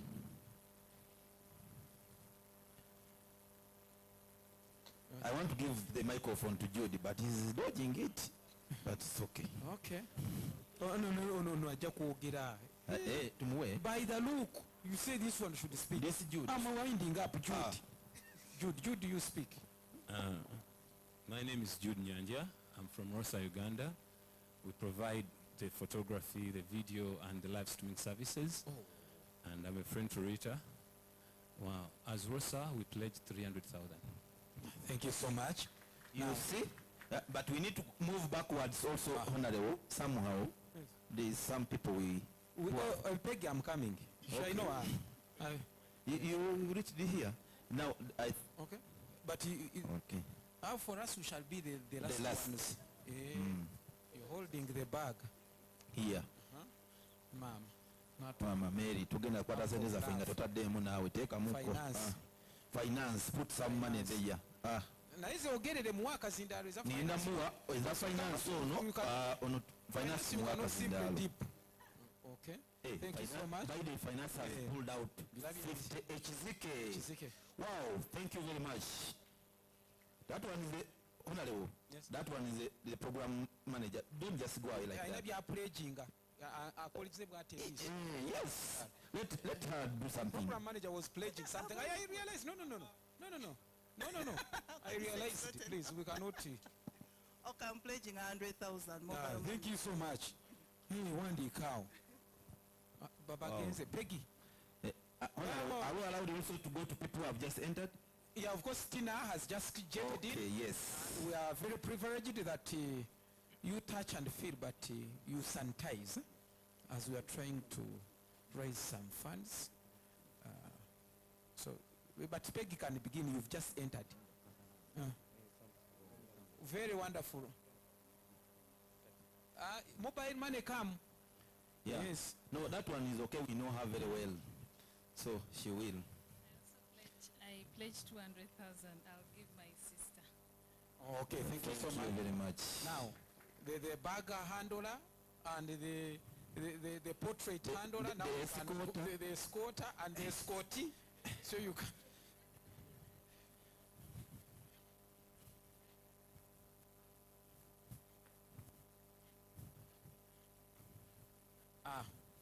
Now, you come. Hey. Now we can go to Mama. Mama must feel.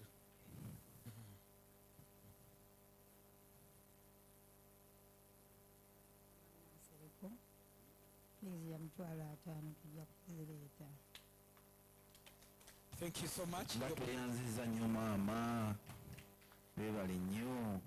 Okay. Nange ngambwa ntambuddeko n'emitwalo 2 ngenda kwongerako emitwalo 3. Teweerabira hona lewo wajjawo minisita. Gwe oli munene. Ngenda kwesimba mu UPDF. Kati wagenze dda ne mu UPDF. Naye tweyanziza hona lewo omulimu ogukoze.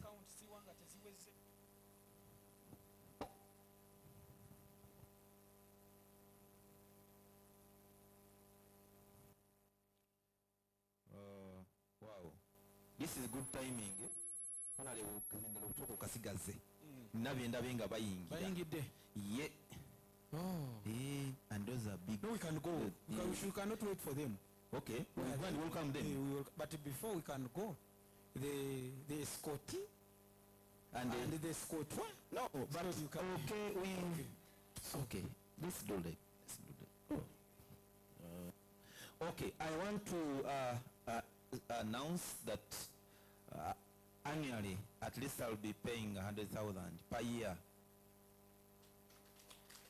Yeah, per year. So I'll become. So for this year. For this year still I'll pay 100,000. But as we wait for that one to come, I've again put because of escorting Honorable. Yes. And we are going to go and the other side. So the bag handler? The bag handler has put it, but she can also say something. She can please. say something. She cannot go Please. speaking. Okay, I'm also pledging 50,000, but every year I'll be putting something, 50,000. Okay. By the way, before we go, as they are signing, for organizing this event here, the first money came from staff. We did our own fundraising locally in the organization, and we pulled out the base came from us. So we are happy, and we are very grateful that all the staff members contributed to this cause. We can't thank you. We can't thank you more. So honorable, now that honorable stroke or the K, you project here. Those are big people who have come. They are from Panel Reform International. We work with them. They are our partners, and we are their partners. Panel Reform International. When we are going there, you go in front, you be in front, I am behind you. Okay?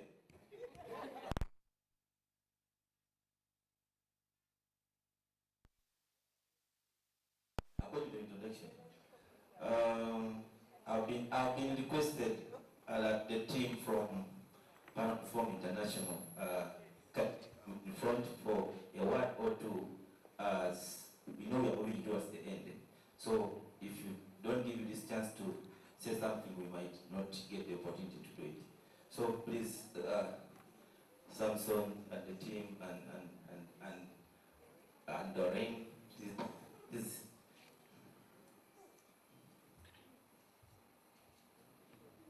You know, the local organization, and you are the one telling the EP of another organization to come. Wow, this is nice. Okay. But just as a recap, before they entered, they phoned us. We have our basket, and we're trying to pull some funds to make sure that we can support the launch of Rita Nansereko Progressive School, launch of Rita Nansereko Initiative for empowering local humanitarian. So, and with me is a portrait. It is an art piece I'm selling. So if you feel you cannot handle the whole of it, at least you can put something in the bag. You also tell them that we agreed that the minister Honorable was pledged to support us into the idea of Rita Nansereko Progressive School, but also the Rita Nansereko empowering local humanitarian women leaders. Of course, now we are all putting our energy into the Rita Nansereko Girl Education Fund, of which the minister bought the art piece at 2 million shillings. But also, we had also, so we have, at least we have other partners have joined us, and I would love to give the microphone for them to introduce themselves, all of them, and then, of course, Doreen can have a word or two. And the procedure is that they will touch, feel the texture as they sanitize. So, before they let them first introduce themselves. Yeah. Then they sanitize. Yeah, it's okay. Okay, fine. Hello, good afternoon. My name is Samson Nansereko from Penal Reform International. Hello, distinguished members. My name is Doreen Chaze, Penal Reform International. Glad to be here. Good afternoon, everyone. My name is Isaac Ntenspe. I work with Penal Reform International. Okay. Now we begin with Doreen. There's a name which you, okay, she can now, can feel the art piece, touch, and sanitize. What is the bag, by the way? Sanitize is there. Sanitize and or you can get a microphone. You might not have moved with the ATM card and Visa card, but you can get the microphone. It's okay. The PIN numbers shall be.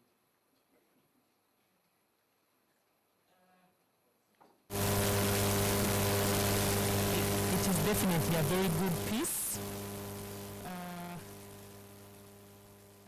And worth supporting. I think I'll.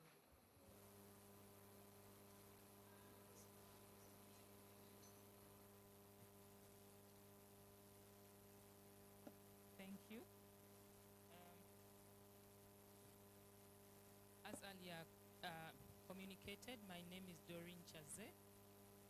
I would like to share my few words about our departed sister, Rita Nansereko. I met Rita in 2019 through work. I learned a lot from her at the time, and we very quickly forged a friendship. Rita was that kind of person. She could quickly get you, quickly get into your skin, and it's very easy. It was very easy for me as a person to relate with her and to know about her. We became friends basically. And despite the fact that we were working colleagues, I got to learn a lot about Rita and her interests in rights of refugees. She was very passionate about the refugee empowerment, and especially the women, and had a big vision towards the realization of the rights of refugees in Uganda. I personally miss Rita because we had a lot planned for us as individuals, but also as partners in the same trade.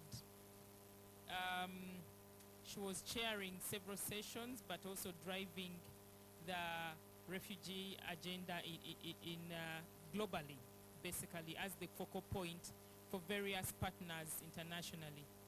And so COVID really stole somebody very special from us.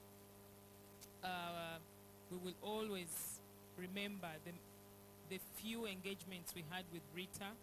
Her life was shortened but impactful.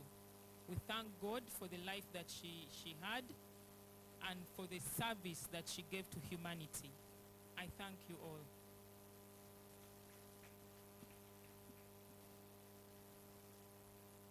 I'm waiting for. Have they sanitized the bag? What is the bag? Yes.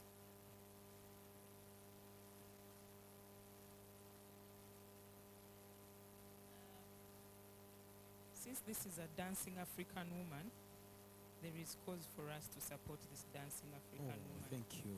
And I think as an organization, we are pledging 500 towards this.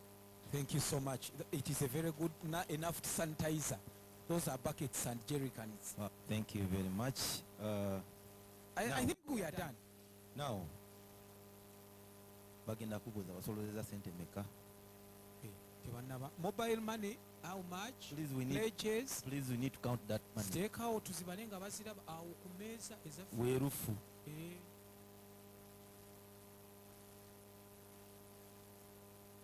Naye bakugamba nti nsawo y'esente wagenze nayo. Lenza n'omutegera wali. Ngalowooza biliyoni za sente ebyo. Okwaye muyambeko, you don't know how, you just give hand. Let's come and help.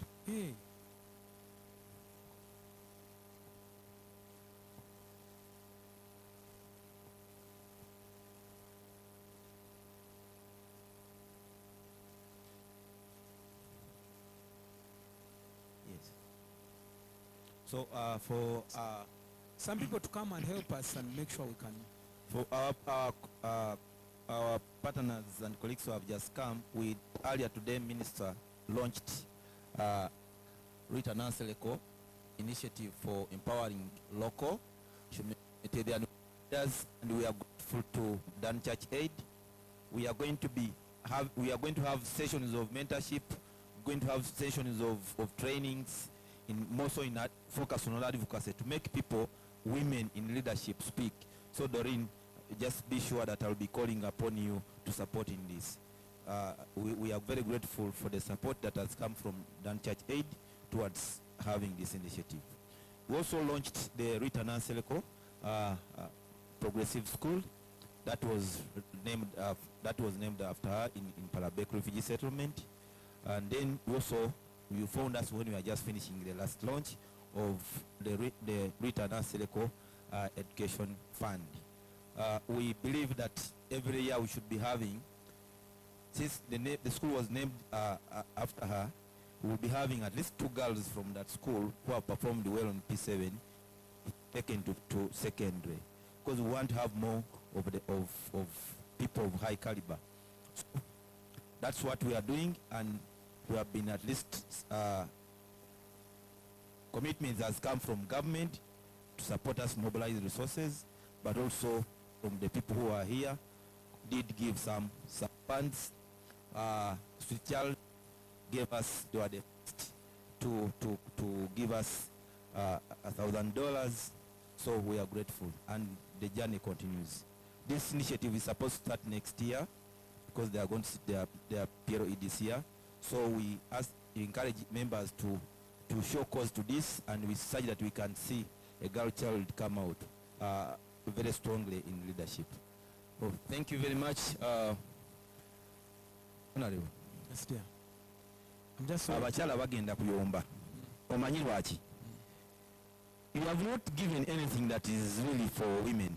But there I'm not technical. I will just delegate because I've seen now someone who can help me. Now because I might even speak what I'm. Now you see how beautiful this one is. Is it myopic with this? Women affairs. Very local. No, I'm just. I need to delegate. Okay.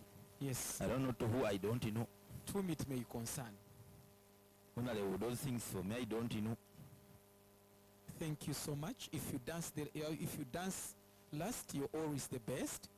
I just wish to, by the power and virtue entrusted to me, I wish to request you help me auction this, what do they call it? It's a necklace. Or you can see even the name, I don't know. Thank you so much. The arena is yours. Thank you.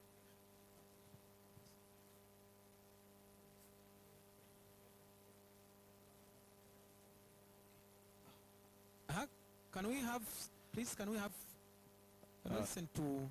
Yes. Yes, we've so far collected 820,000 shillings. Okay. Thank you so much. Honorable, this is dangerous. You don't give a person who has never done trade an investment to look for money. It becomes a bit of a challenge. I brought back up.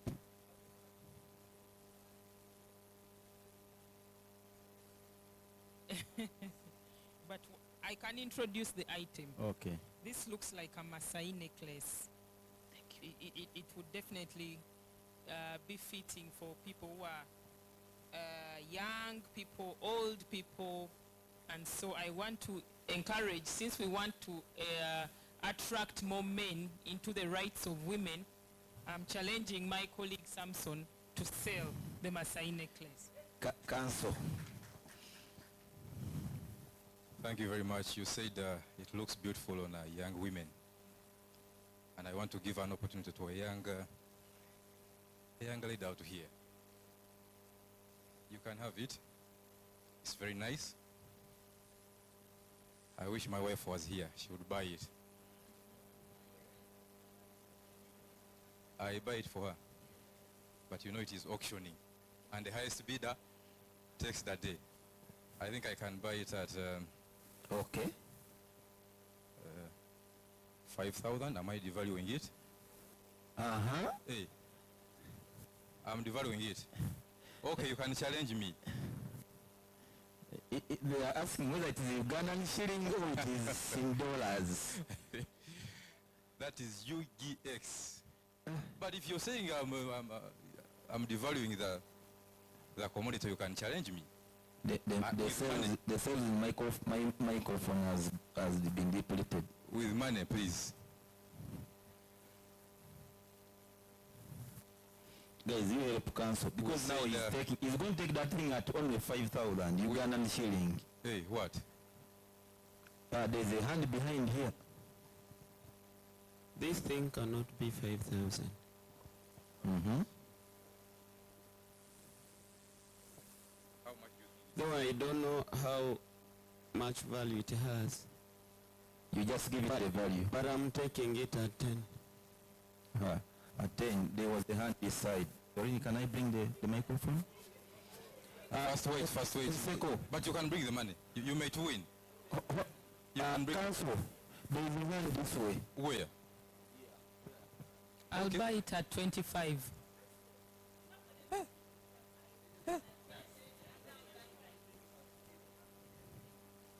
I have the money. Even the 5,000. You have it also. Hey. Okay. But someone is saying they can take it at 20.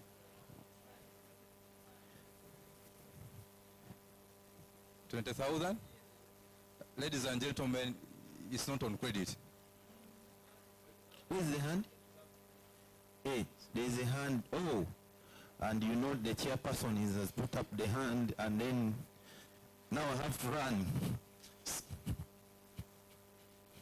Is the 20 winning or? Wow. The chairperson board Howard is buying it at 50,000. First wait. Okay. You want to add?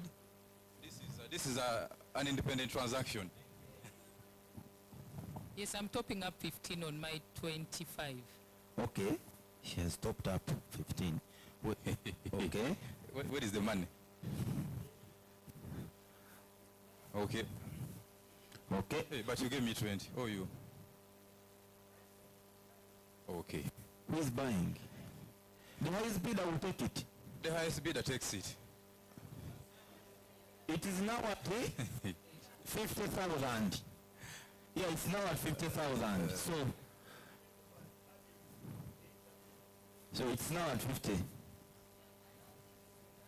You are adding, okay. Now the ring is here, and then the judge is adding. I can see girl power here now. Yes. Now, we want to see whether it is the women taking it or the men taking it. So now it is 50. Yeah, the men at the other side. Remember, the chairperson was added on for the man. Yes. So we need to fight back and make sure that the thing goes inside. They are at 60. For the ladies, we are only 50. We are pay? Oh, 50. Okay. Okay. Okay. Now, hey. Oh, there's 10,000 added on the top of the women. Yes. But the hand behind here. The council has the hand up here. Okay. Now competition. This is 60,000 added on the side of the men. 60 for the side of the men. Please.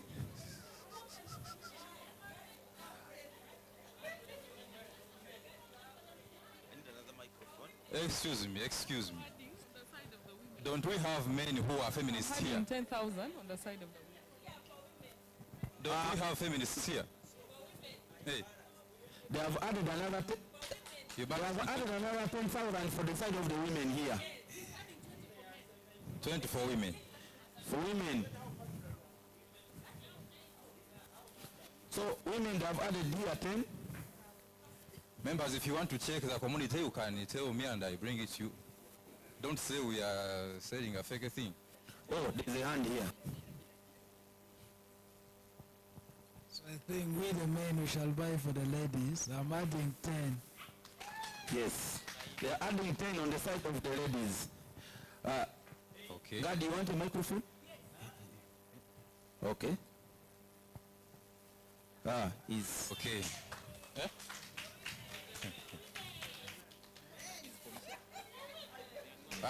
For women, but you're depositing on a wrong account, and 70. This is an account for women. Yes. And it's non-refundable. Yes. Also, an ATM cannot again. So that goes for women. If you want to pay for men, you will pull another one. Another. But this one is for women. You put on a wrong account. Okay. It was your mistake. You deposit on a wrong account. Hey. If a council, you will have issues to sort out with him. Okay. So the women so far have 100? No, 90. 90. Oh, okay. Women have 90. First do it first. Men have what? There is our 10,000 in the back. 100. This is Men have what? not yet. 120. For men. How come the men have gone past the women? This is not acceptable. Oh, Moreno. But if you are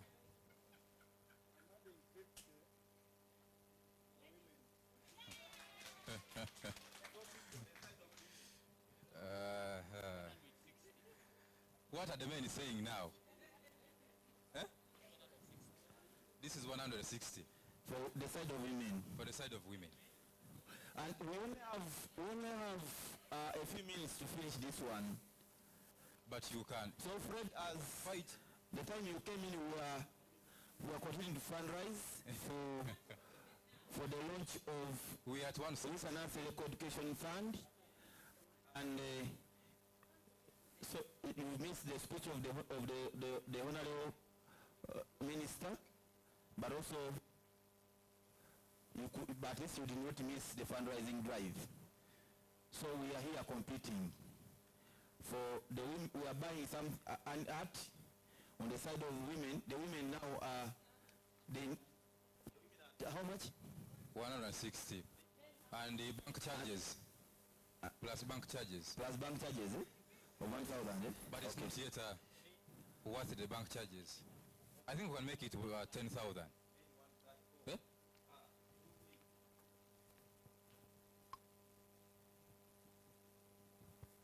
$60 on the girl account. Thank you very much. Please speak. I am not allowed to touch the money. So please, council, please touch the money. 10 liters of fuel. Okay. Huh? Wow. Now the men have been challenged.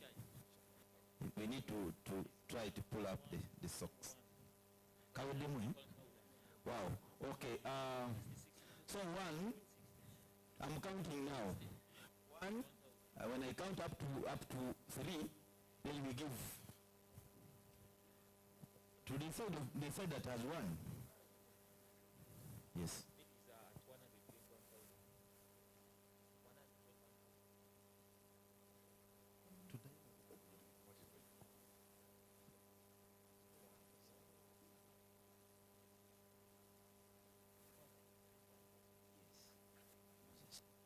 So far, this is what we have. But Principal, you're a man. Whom are you supporting? Are you a feminist or you want to go with a... Are you against? No. You better come to the ruling party. Let's do like this. Yeah. Wait. What are you doing? That one on the side of women. On the side of women? Yeah, I've added 10,000. Okay. Good. Thank you. But if you're married here and you're not supporting the side of women,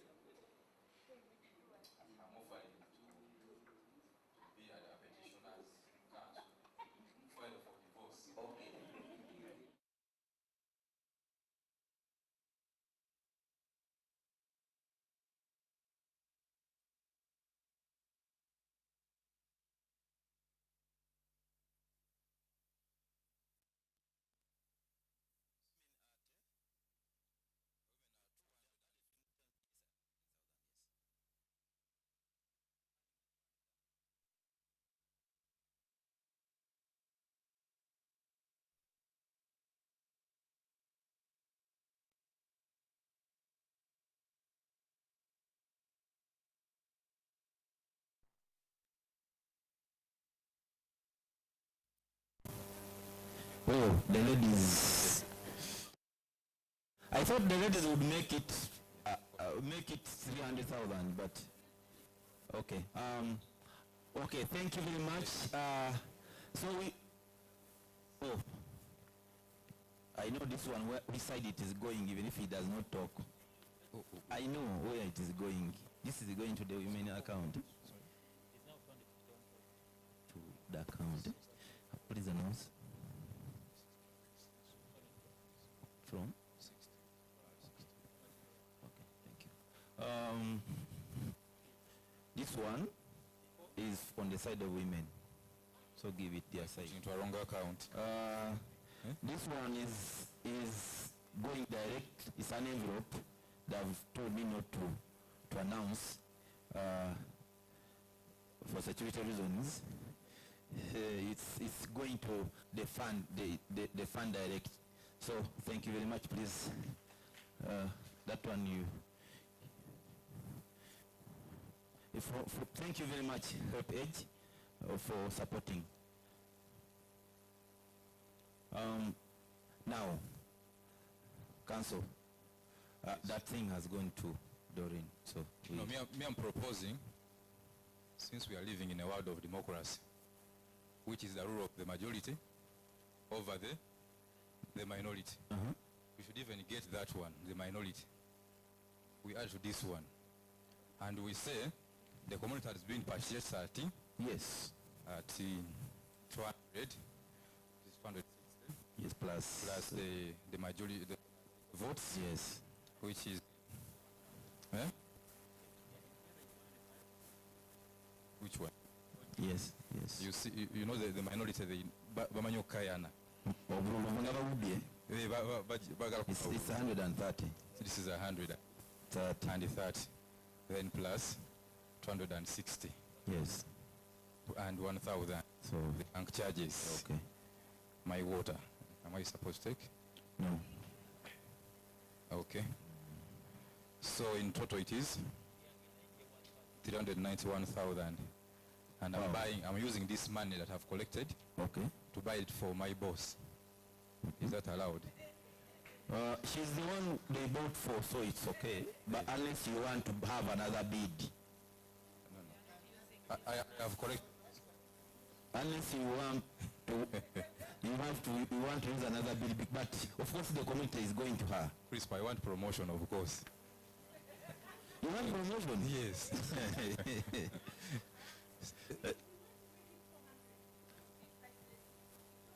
Okay. He was very beautiful. So we need to put the money high. Oh.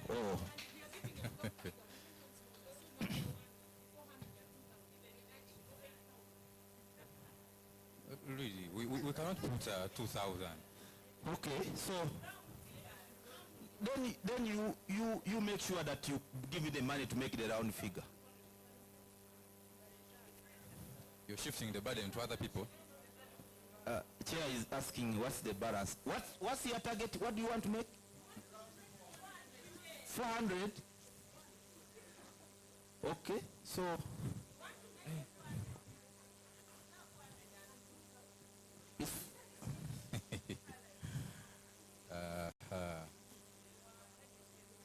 well, they are adding 10,000 from here, so it means you want to make your target so quickly.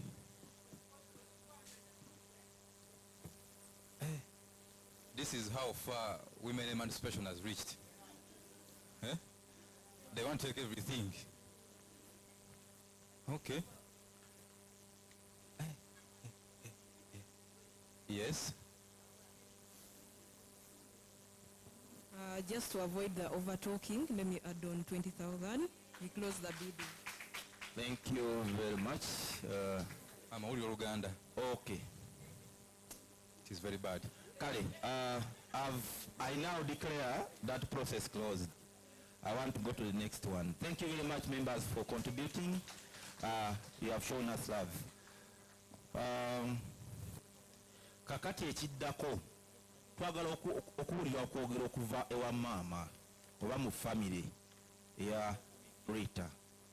twagala tumuwe obudde naye atuwe akagambo kamu oba bubiri tulabe tugenda mu maaso.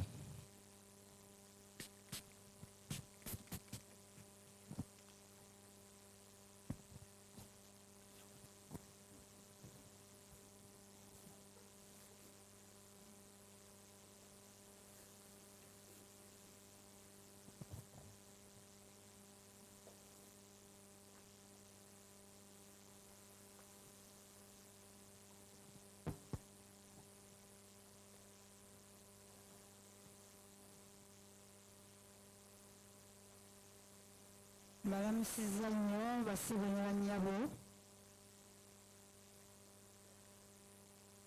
Nebaza Omukama asobosezza okubeera n'olwaleero kulwayita. Saba Omukama mwumye nnyo olyogerera bwe nayogereka.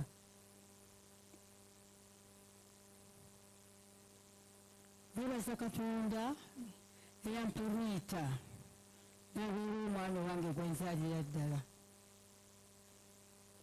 Nkugyayo bwa muwonga busatu oba buna butaano manye Rita y'ani ku nsi kuno. Rita yazaalibwa nga tamanyi taata we. Taata we bamuttanga Rita olubuto lwa myezi 3 n'esigala nalo. Nenzaala Rita ne mukuza ne baganda be. Rita n'akulira mu nnaku. Era yayogeranga ennyo nti ye maama njagala nkujja mu nnaku gy'otukulizaamu. Rita yakuba tumanyi mata, yakuba tumanyi kulya bulungi. Emmere yasinganga okuba bujakozesanga okakanya akawunga ka muwogo n'akafumba obuugi n'akanywa ate era akalya emmere. Ne Rita oyo neegayirira abakyala abakyazaala abantu mukasukanga abaana mu omusajja netampa buyambi. Ekikuza omwana laavu ya maama nekyonna kyoba omuwadde.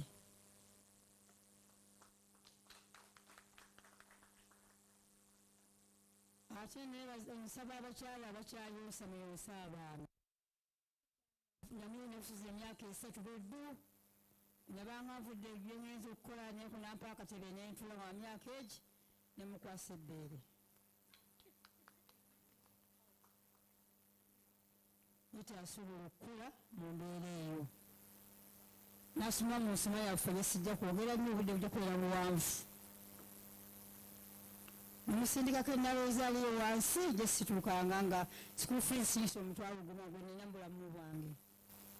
Abanyi Masaka eyo ate nekumwaka nenkaaba andi ambulesi walwanye omwana wange. Mwami niko tekakkiriza kakabirayo nyo nga kankomerezaawo. Nembeera naye n'asoma. Rita yasoma.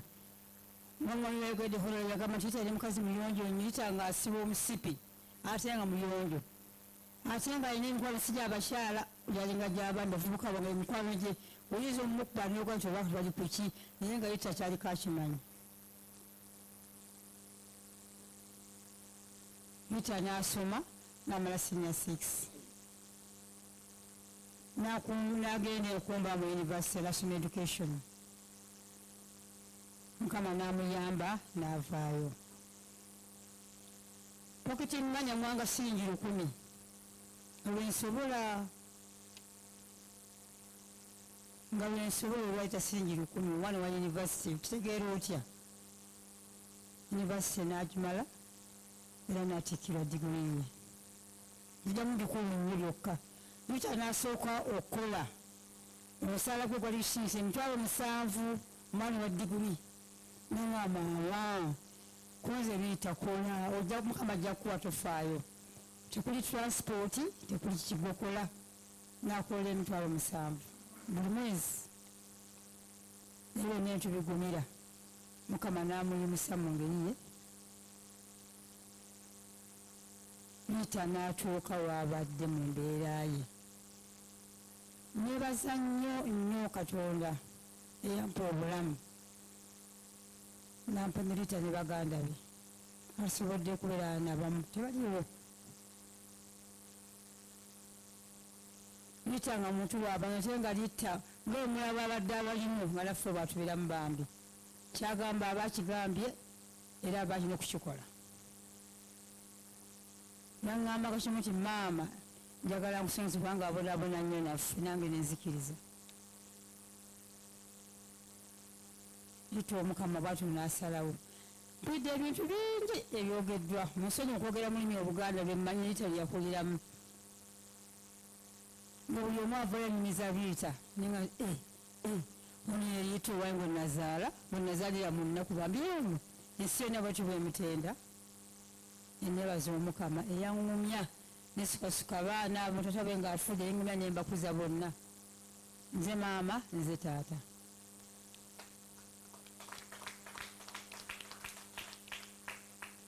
nebaza nnyo nnyo Rita nga avudde mu nsi mutabani wange Stephen oba ali luddawa musajja watu Stephen ali luddawa nandibadde mwebaza nga waali nebaza nnyo mutabani wange Stephen Rita gwe yandekera era bwagamba nti maama kikyotolinaku nze kino olumu noga nti owaayi naye alina bazadde be olumu n'obigumira ng'omuntu omukulu nesibaako kamera kale naye ng'olaba tulwamu nnyo ne Stephen era mwebaza okunkwata ku mukono nabadde ŋŋaanyi nanga nti maama tugende naye ndabye ebirungi bambi bannye mwabale kukwagala Rita muwala wange ono Aginesi Rita yaleka abaana be basatu era nga bajjekala maama ebyana byange ebirenzi ngenda gula ettaka ddene bitiriga okulima naffe twakola tuliba mbigule enkumbi bitemenge ebikata mu holiday omukama bwatyo nasalawo mbasaba nange usigale nga mumanyiiko akatonotono ate tukumo embeera buli tajyabaddemu bulijjo na buli kakati musabire nnyo bambi abaana be mwana bwafiibwako nnyina ku nsi kuno bambi kiruma mbebaza okwagala kumujagaddemu mbebaza olunaku lwa 25 Juni sigenda kwolabira mu bulamu bwange tujja tuba ku lwa 6 afe 25 Juni naye mukama mwebaza aŋŋumiza tekabulamu kali akatonotono naye era kale tuyanye okugenda omusawo nampima ku pressure nga nti oli bulungi nesanyuka nengende wa Yesu nemwebaza banne mwebali nnyo mwebalire ddala mwebali kunkyaza bambi nemumanyi eyo gyembeera ekasubi ewaffe ku masiro neyanziza nnyo nensabira nnyo Rita omukama amuyingiza eggulu ate ng'atuuse asabye nnyo ekitongole bambi kyeyaleka ekyo kibeere nga kiyimiridde bulungi mwebale nnyo mwebalire ddala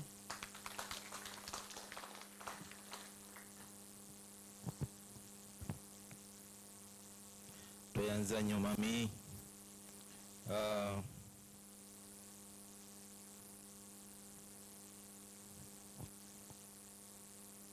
omanyi okwagala kwa maama tosobola kugeregerana nokwagala kwonna ku nsi kuno naye tweyanza maama nti agumye najja nayogerako naffe era naffe tujja kuba tusigala nga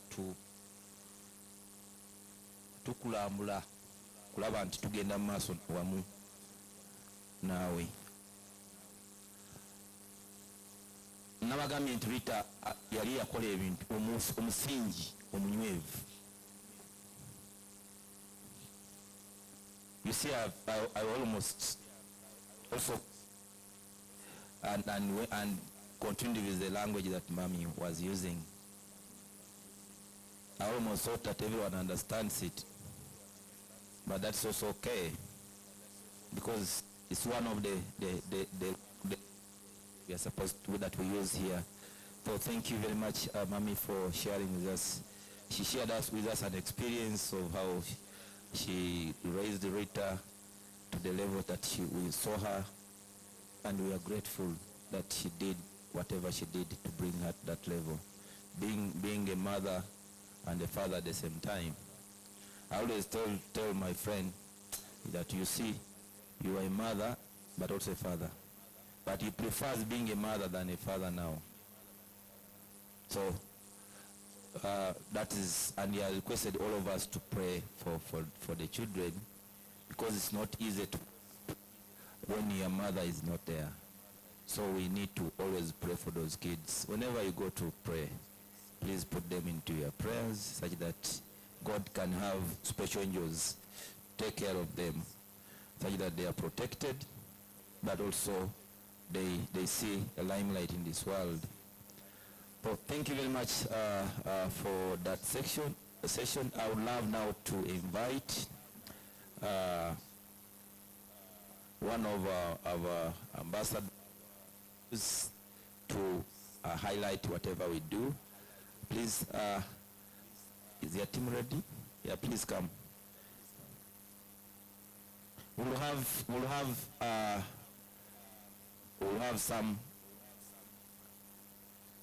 a short break, but with some music. Not just music, but music with a message. They may give you a microphone that still has cells. Okay, just a voice. Okay, fine. If you have a minute to say something. Okay, fine. Before you play the song, let's her say something. Yes, good afternoon, ladies and gentlemen. I applaud you for the great work that you do as humanitarians, and I'm privileged to have been given the privilege of being one of the ambassadors of the girl child in Uganda. And this song, Watoto Wetu, is the song that advocates for that. And thank you, Lord, for giving me the chance to do it. Thank you so much. Thank you very much. We will now listen to the song. We need to see the video. So please restart and make sure that the video comes up.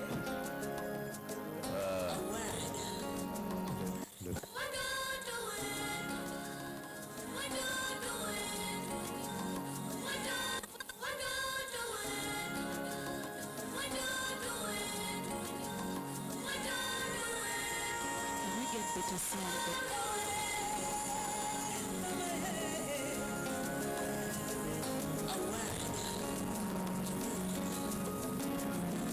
for every little girl in the world,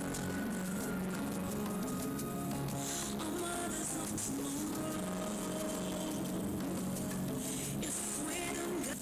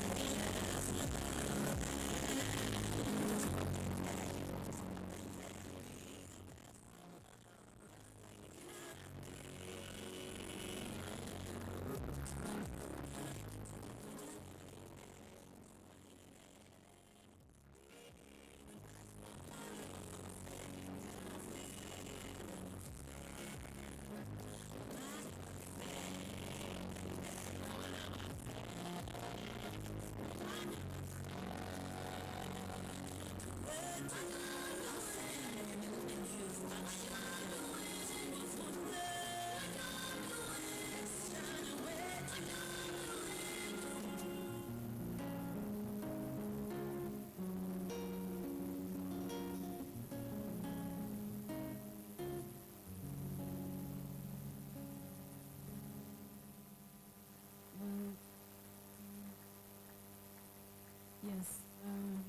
Yes. Hello. Yes, my name is Maureen Karasita. I did not introduce myself in the first place. I have worked with different organizations for the past, I think, 18 years, because my passion is with the girl child, and I have been doing this for a long time. And I was approached by Award to do this song to advocate for the girl child education and protection. And yes, I'm launching this song. Watoto wetu. I pray it does the job for which it has been created. Thank you. Wow. Thank you very much. Yes, you know, being a local organization does not mean that you don't do things. You don't do good things, okay? So we are trying to do, raise the bar to make sure that we achieve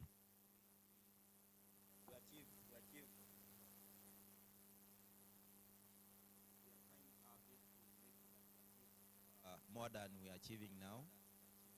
And as we have said, we don't want the legacy of Rita to diminish. We want it to continue growing and growing and growing.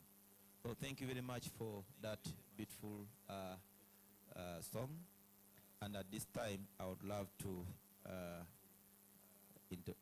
call upon our vice chairperson to come and give a word of thanks, but also the closing remarks for the event.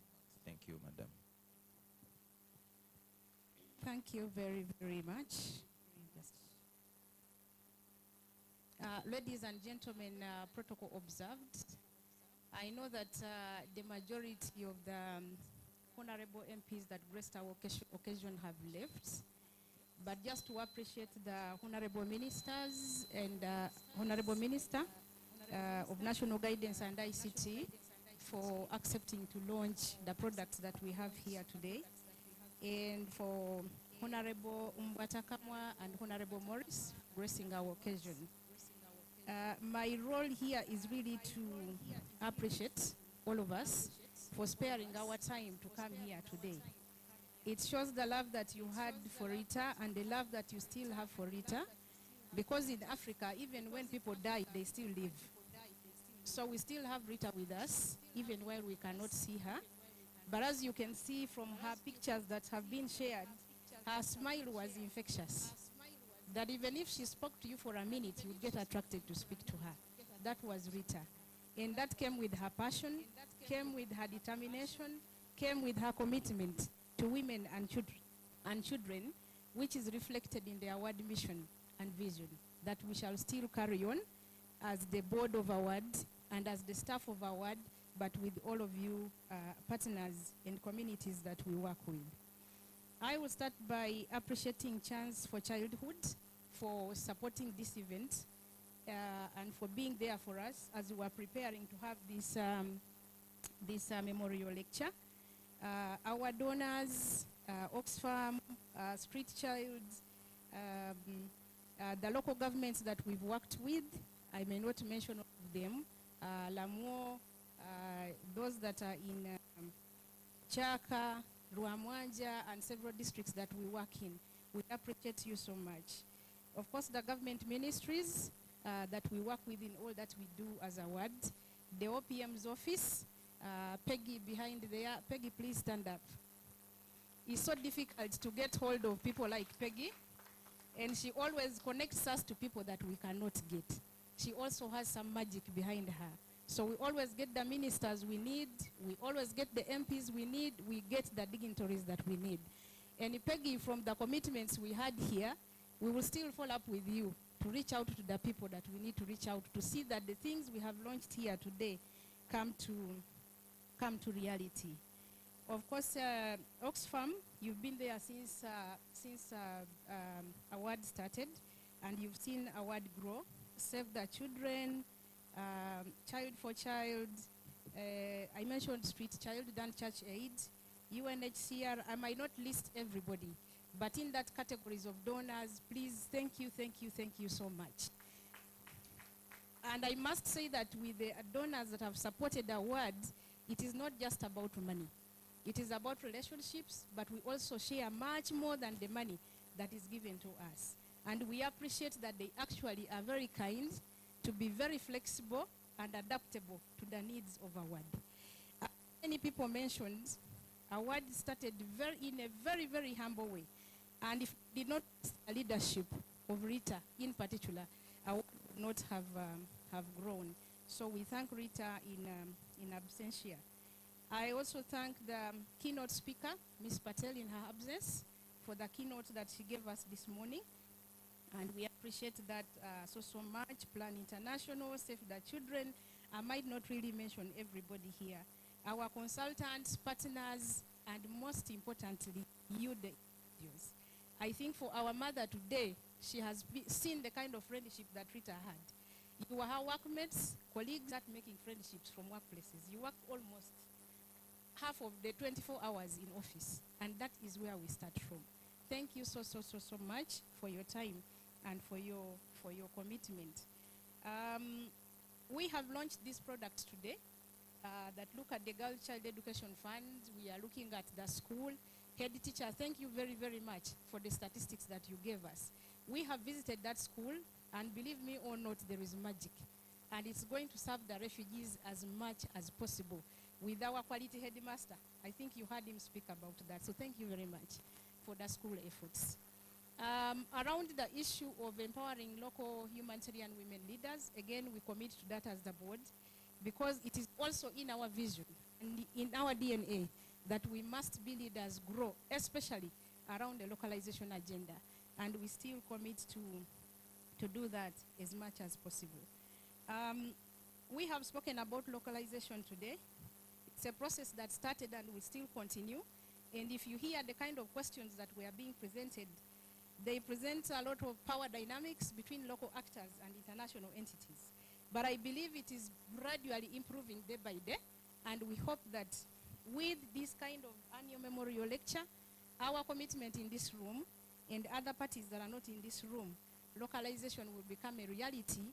And I will assure you that award will still continue to speak about localization and make sure that it happens in Uganda. It remains our commitment. Then, based on our context, we also see that there is an increase in influx of refugees. And so we still have more work to do as actors in this room, because many more people are coming to Uganda, since we are very, very, very generous and can host so many people, but also look after them. So we still have a lot of work for us to do, but most importantly, propel the voices of the local governments that are hosting these refugees. Because we also know that once we get the refugees in these communities, then there is pressure on services. And so we call upon everybody in this room that can put a hand, the governments and the donors, that we actually expand those services to serve the pressure that comes with the increased number of refugees. So as the board, again, of award, we are just the two of us here. The Honorable Morris is another board member, and two others that are not here.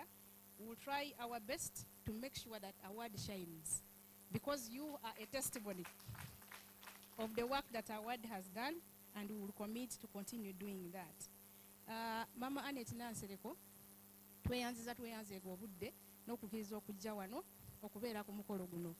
Nga bw'olabye leero abantu abazze wano bonna mikwano gya Rita, abalala tebasobodde kujja. Naye kikulaga omutima Rita gwe yalina, nti yali mukwano gwaffe nnyo, era ayongera okubeera mukwano gwaffe. Nti Rita bye yakola byonna tujja kulaba nti bituukirira ate bigenda mu maaso, tebijja kukoma gye byakoma. Singa byakoma tetwandibadde wano leero. Era webala okukkiriza okujja, n'abeeka batwebalize nti beebale nnyo, beebalire ddala okuza Rita. Naye n'okugumya mu mbeera gy'olimu kati.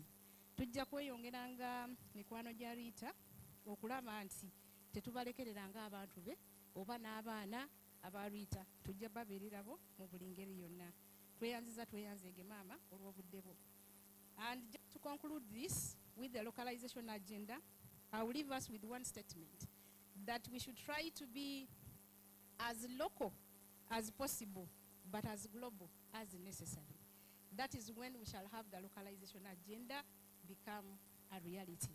So once again, to thank all of you for your time and for your commitment, and please continue loving us, and we will continue loving you as a ward. And again, we pledge the commitment to our ward as the board. Thank you so much, and may God bless you abundantly. And as you get home, journey masses for the day, and a blessed day to all of you. Thank you very much. Thank you very much.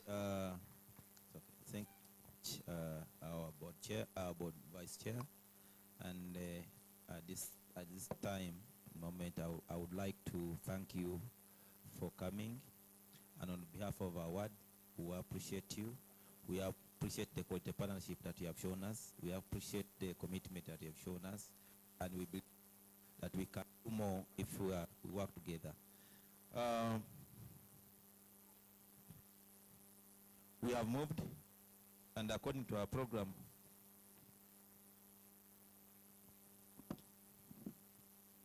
you know, my body is programmed according to this program today, and it's telling me that I'm hungry.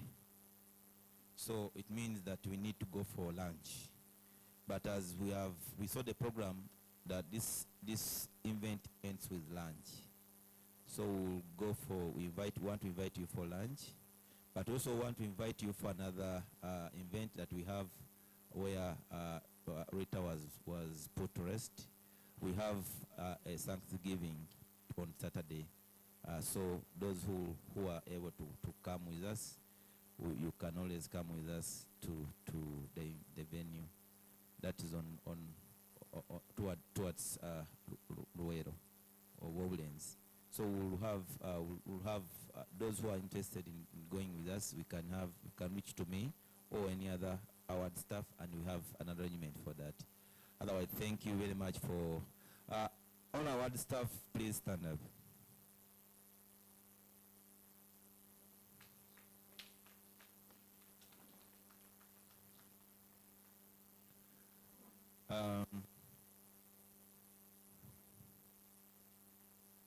We are going to thank these people in a special way for being there for us and coming to grace this occasion. So I'm putting this microphone.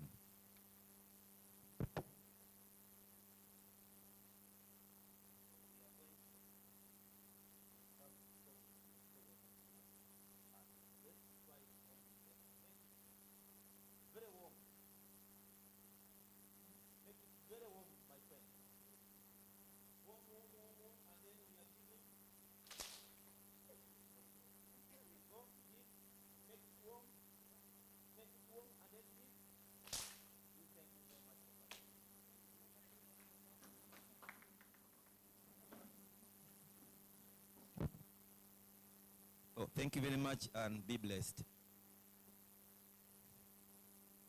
Oh.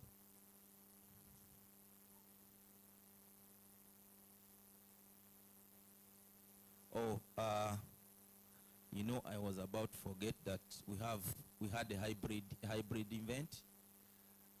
We also want to appreciate the online participants. Please, thank you very much. Even the clapping was also for you. Don't say that we only clapped for those who are in the room.